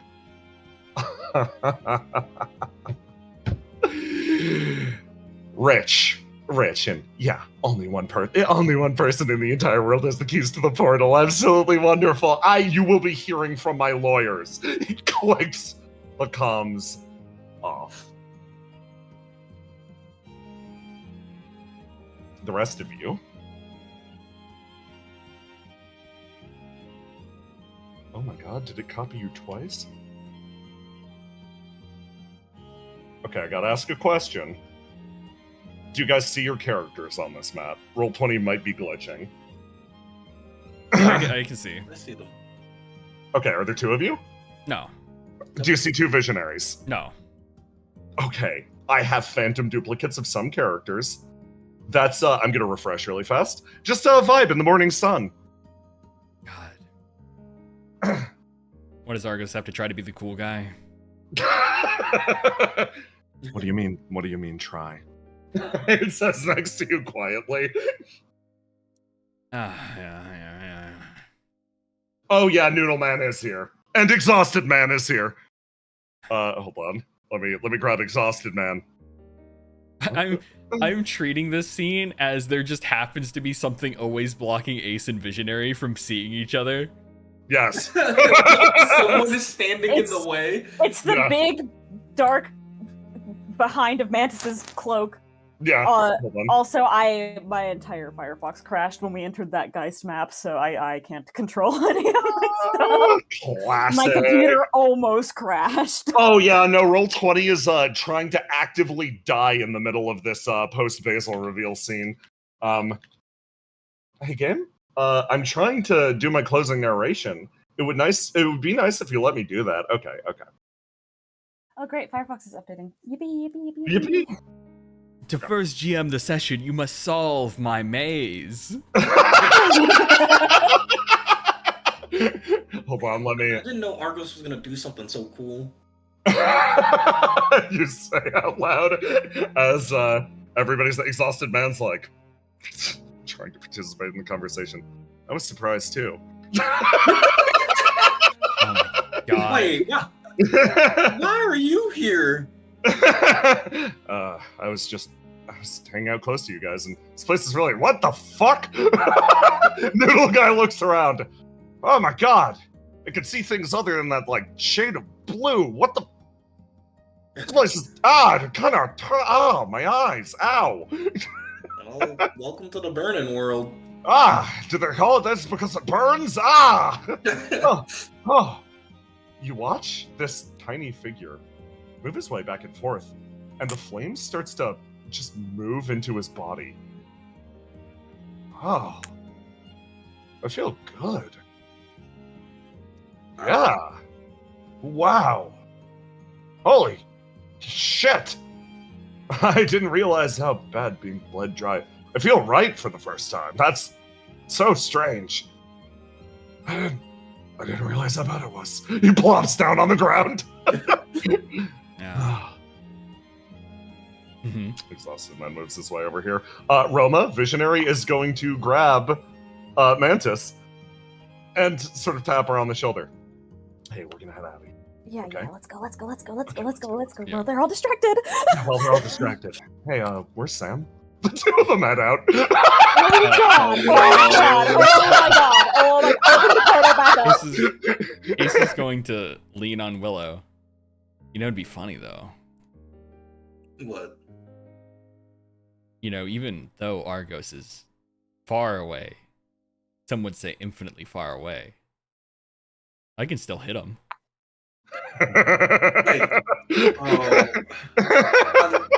Don't worry. My pocket demiurge with them. More reason for me to hit him, right? Maybe just a little tap, just to let them know we're still here. Yeah. So I was intentionally keeping my burn up to 90 so I could return fire. Okay. On her. Okay. She never fired at me, so I didn't do it. Yeah. So what Ace is going to do is summon Adalasker and just close his eyes and just think about Argos. And then just smile. Just smile with so much glee as he just slashes the air and then goes, "He'll reach him eventually." How bad is that gonna hurt him? Just a little tap on the back. Ace, you raise the blade above all blades, and it calculates. So,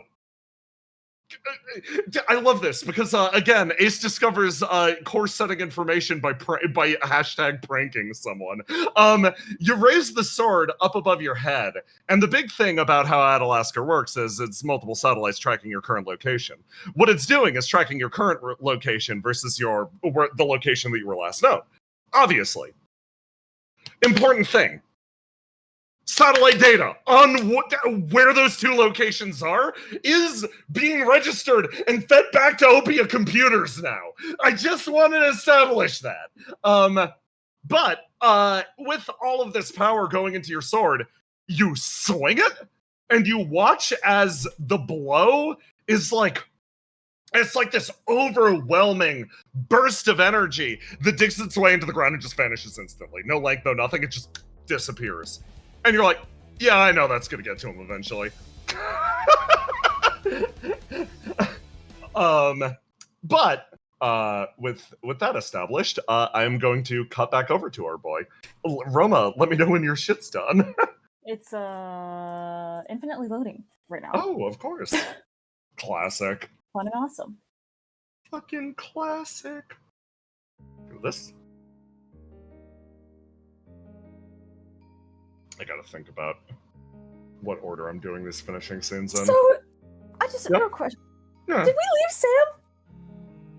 maybe. Is Sam going to be hanging out with Trubbo? He's in capable hands, okay? Gripped with significant amounts of force by the face, by the enforcer. I'm putting you back to the title screen map so you can come back, because your part is rather important for these remaining scenes. Yes, I'm trying my best. You're fine. Take a sec. Mr. Omen, he's old. Don't worry, we can start rebuilding the emotional climax now after I fucking eviscerated it with a... What a bastard. I love him so much. While this is loading, Yeah. I have a question I'm going to DM you. Okay.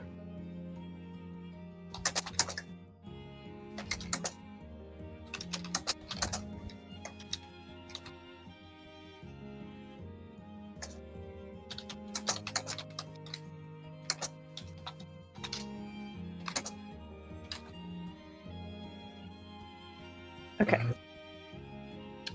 Okay, let me set a thing or two up. Oh, yeah, right, of course, with the Queen of Flames. Yeah, I'll add a little end card for her here. I assume the queen got out. Yeah, Queen got out fine. Queen got out fine. Don't worry about her. Oh my god, is it letting me in? Oh my god. Well, impromptu break at the end of the session. Argos. Yeah. You walk down this long road with Stability just chattering next to you the entire time, trying to keep you, like, occupied, distracted. And she sort of, like, walks her way forwards. So, basically, I'm out of talking points. I don't know what to do with the tour anymore. I guess I could talk about personal interests. Yeah. For the most part, when it comes down to it, I'm allowed to do most anything I want. Because, she clearly recognizes this about herself. My skill is critical enough that, if the operator loses it, then, a lot of the stuff that operates out here will just not really work anymore. So I said I wanted to direct movies, and then he let me. Put together a bunch. You direct movies? Yeah. I could tell you about them. I don't I don't really like to write them myself because, she gestures around. Whenever I write stuff, it ends up like this. Well, I might be here for a while. Do you think you could show me some? Yeah. She actually, you get an actual smile from her for the first time. I'd be happy to. Big, beaming smile, and then you get your contact from the Queen of Flames. This one distorted. Old message. You know they've already gone. Argos, if you're reading or hearing this message, it means something's gone wrong. If everything is going right, I am currently rubbing your face in the fact that I completed your incredibly hard task. Every angel that we've defeated up to this point, I've imprisoned in a cocoon of flames. If they want to get them out, they're going to need to send people into the cocoon, likely infecting themselves. Then I have strategically distributed them all throughout the cistern. This way, if they want their non-compliant angel army back, they're going to have to do something about it that will likely risk contamination, thereby furthering my goals. I hope this is amenable, and if it's not, I've already acted, so it's too late. Argus. Oh, boy. You are sent a tactical location that a supervillain would make of, I have kidnapped all your friends and put them here, here, and here through my labyrinth. Solve my riddles. Mhm. And then you look over at this woman next to you, beaming with a smile, because you specifically took the time to make sure that those angels would be okay. Let's just not tell her yet. We'll enjoy the vibe a little bit more first. Okay, just a little bit further. Keep an eye out. The sun's gonna set soon. Okay.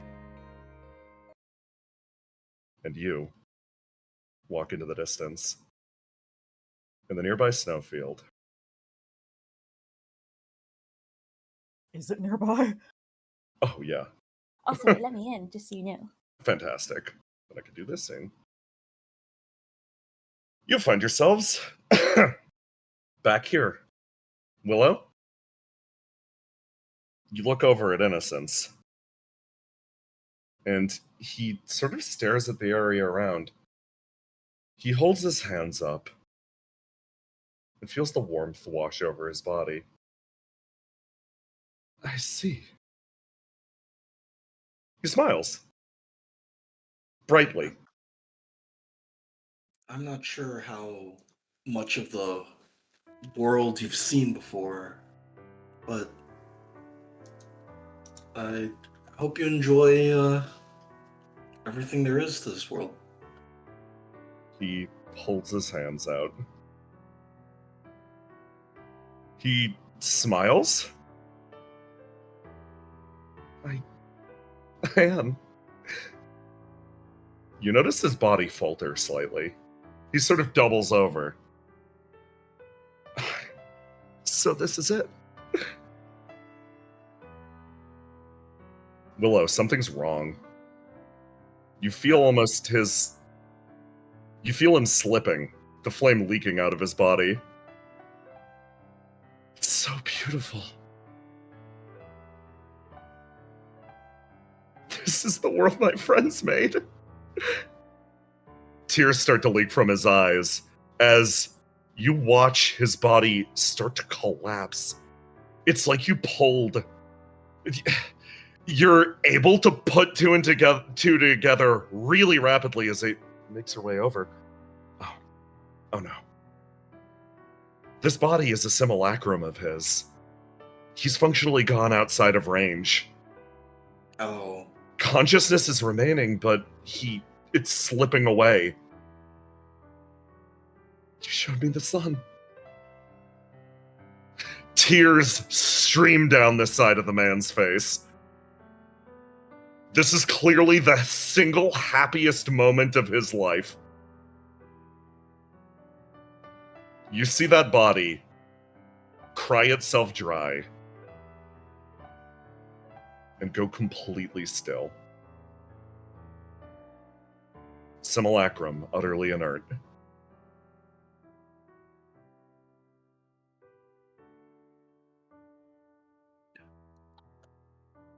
You At least he got to be free. pats you on the shoulder. Listen, we got a simulacrum over here. All we gotta do now is restore the connection, right? Right.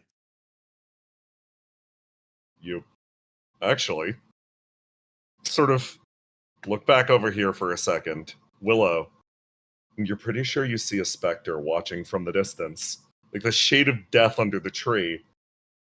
A single man watches this entire thing.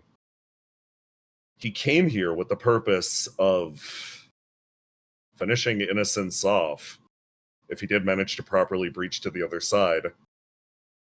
Instead, he watches this scene. He listens to his words. He pauses. Thinks. And you blink once. And he disappears. Mission unfulfilled. Gardner? It's time to say goodbye to your old life. Yeah, You come into your room. he cleaned up his apartment. Yeah. He thinks he's leaving forever. Yeah. Well, actually, if I could speak for you for a second Oh, yeah? here. You walked into Somebody this else apartment, his apartment and it for was him. already cleaned. Oh my god. Yeah. He looks around like, what the? Like he's not sure how this happened. He was coming in here to clean it, and then sees it's already clean, and he's like, oh fuck. He's like, There is okay. one person that could have done this, and you haven't heard from her recently. It's the one person you haven't texted. Yeah, he didn't really want to say bye to her. Best friend who Pulls out always his phone. stops by this place. You pull out your phone with the message ready and waiting. You look down at it. You get ready to say goodbye. You reach your hand up. And you hit the button. And then your beeper goes off. You open your eyes again Oh, and exhale. Your exhausted brain feeding you a mirage. yeah, that Beep. makes sense. Beep, beep, beep. Back to work. Nothing changed. What the fuck? He's like, I think he fully expected this message to be the Innocence has breached containment message, and seeing a message that just says, yeah, you need to return to work. You need to tend to Innocence. He's like, Please come back to work. Angel Gardner. It's time for your shift. he's just like, what the heck?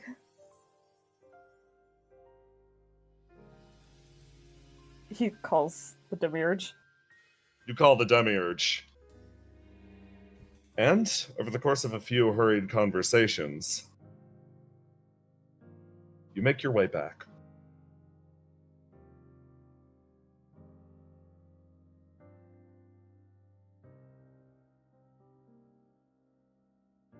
Gardner, you open the door, feeling a sense of malaise wash over your body. Nothing changed. Nothing changed. You walk your way into the room, expecting to see him there. And, well, you see someone. A man sits at the table directly in front of you. Angel Gardner, please have a seat.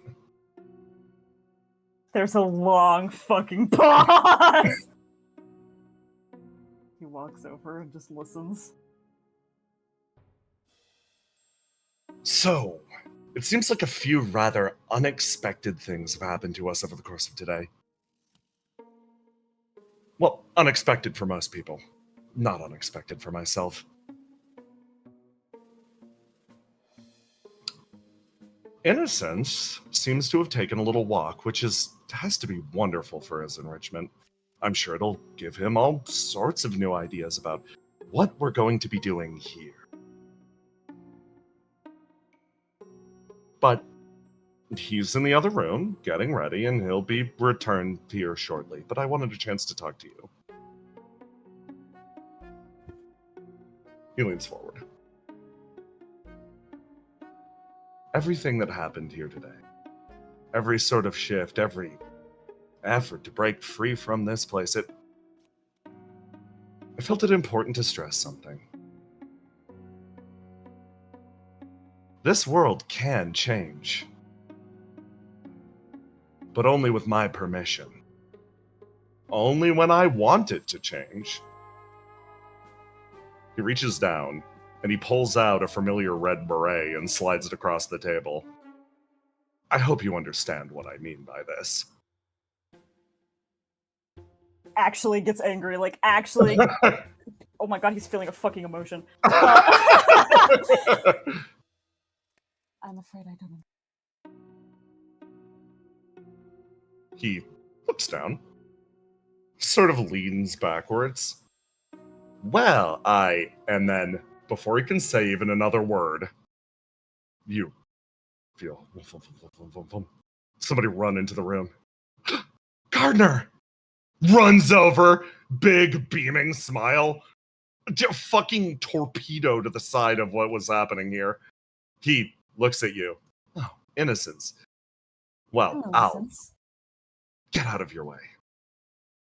He slowly stands, and he leaves the beret over there.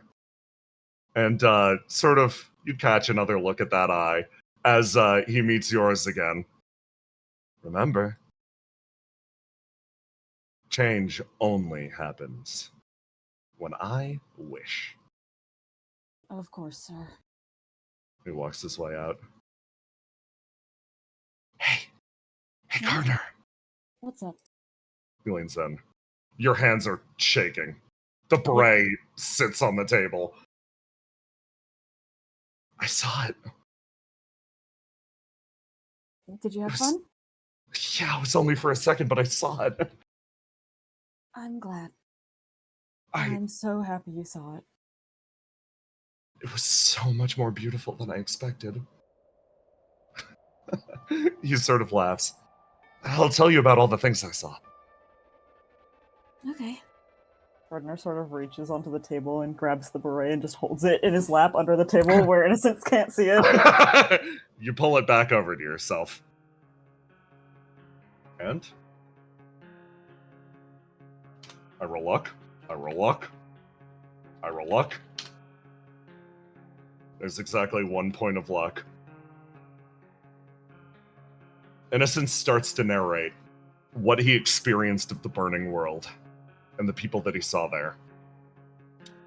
Gardner, it wouldn't be too long until you got a message from the outside, from Stability, just saying that she's on a trip and that she'll be back shortly.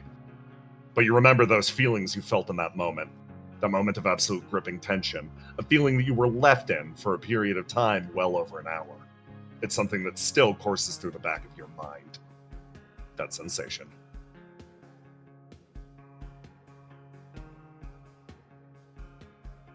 Over here. One man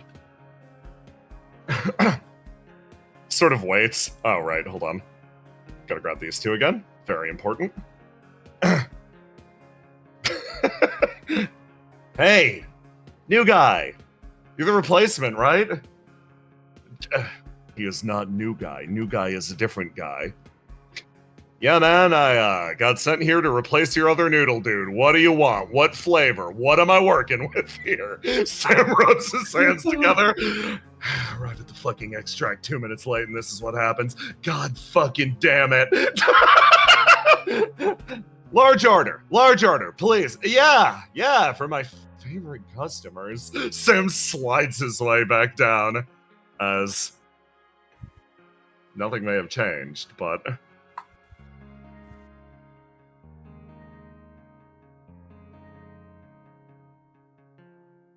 trouble. She sort of walks forward, sort of twirling a cable in her hands, like, Okay. Is it time to get to work? A very pointed figure strides up, fitting herself together with the body that you granted her. Yeah, they definitely think that you're... If their cameras work at all, they should definitely think you're still just ahead. They won't be expecting the body. Fantastic. Well, good work on your end, I guess, distracting them. She "Kinda missed says, that, but we should really thank Ace this time." and Willow. Over here, Grillo. You finally get rid of that ill-fitting mask. And you reveal the truth. You grab it. The person that stands in front of you right now turns and smiles. So do you think they figured it out over on the other side yet? Probably. Sure, right? Clearly Grillo told them. You fucker! No one knows. Cool. That was my This was my plan! Hate that ending!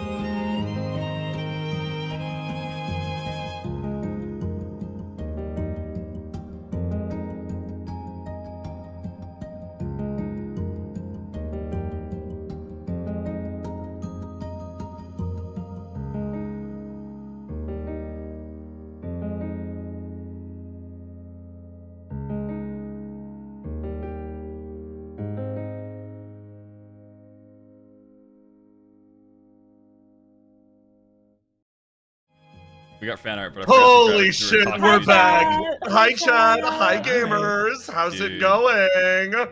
I hate all of you. Sorry, chat. I was talking about Swept it. up in evil machinations. I was dead ass talking about it. Yeah. Where I was like messaging Jay and I was like, I might just stay behind because it'd be funny. And then I was like, no, I think that would derail if I was the only one to stay behind. And then It would derail the time. team Nothing. also because then no one would have been there to do Yeah. it. And somebody has to do the plot. But yeah, thank I was you. low-key like, it'll be fine. Argos will definitely go back. Argos stays. Me shitting I'm in so person. happy. Like, oh I'm god, are we so all happy. fucked? Oh my god. I'm so happy. So thank you, Pupcat Dude, for putting together this fan art. And we were first off from the baker, the uncooked chocolate chocolate chip cookie dough for the drift because he got jumped before he could put them in the oven. Okay, that's very funny, actually. And then a cat. Yes. Little The cat. lovely There's, cat. the Lovely baker- cat. From the baker, I miss my Beepo visionary. I miss her a lot. I miss her a lot. Just kidding, get real cookies, yeah. Oh. And then from Pupcat Dude. Then from Baker, we have Ace ruining another family. Lovely, yes. Then Terrace number 2, Opia's other ace. Oh. Let's go. Cunty Mike.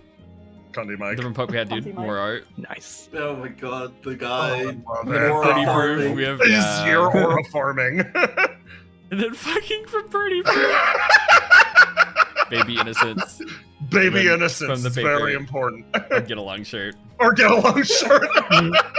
I Oh my god. thank you all for coming out. Holy shit. Thank So- you guys so much. I hope you had fun Infinite with the Turtles, session. thank you for the sub. What's the plan now, Jay? The plan now is one more session next week. Next We're- week. And then Yeah, break. one more session and then break for 3 weeks afterwards because we're gonna be busy for a few weeks and then we're back with the next arc, which I'm sure Yeah. you can guess what it's gonna be. Sky Point, Sky Point, Sky Point. Let's I'm go, so let's go, glad let's that go. I I'm so I'm hyped. Yes. so You have glad to that go it- to your wife's home. You have to go to your wife's backstory arc. Yeah. Okay, everybody. G fucking G's. Good session. Later. Later. Bye.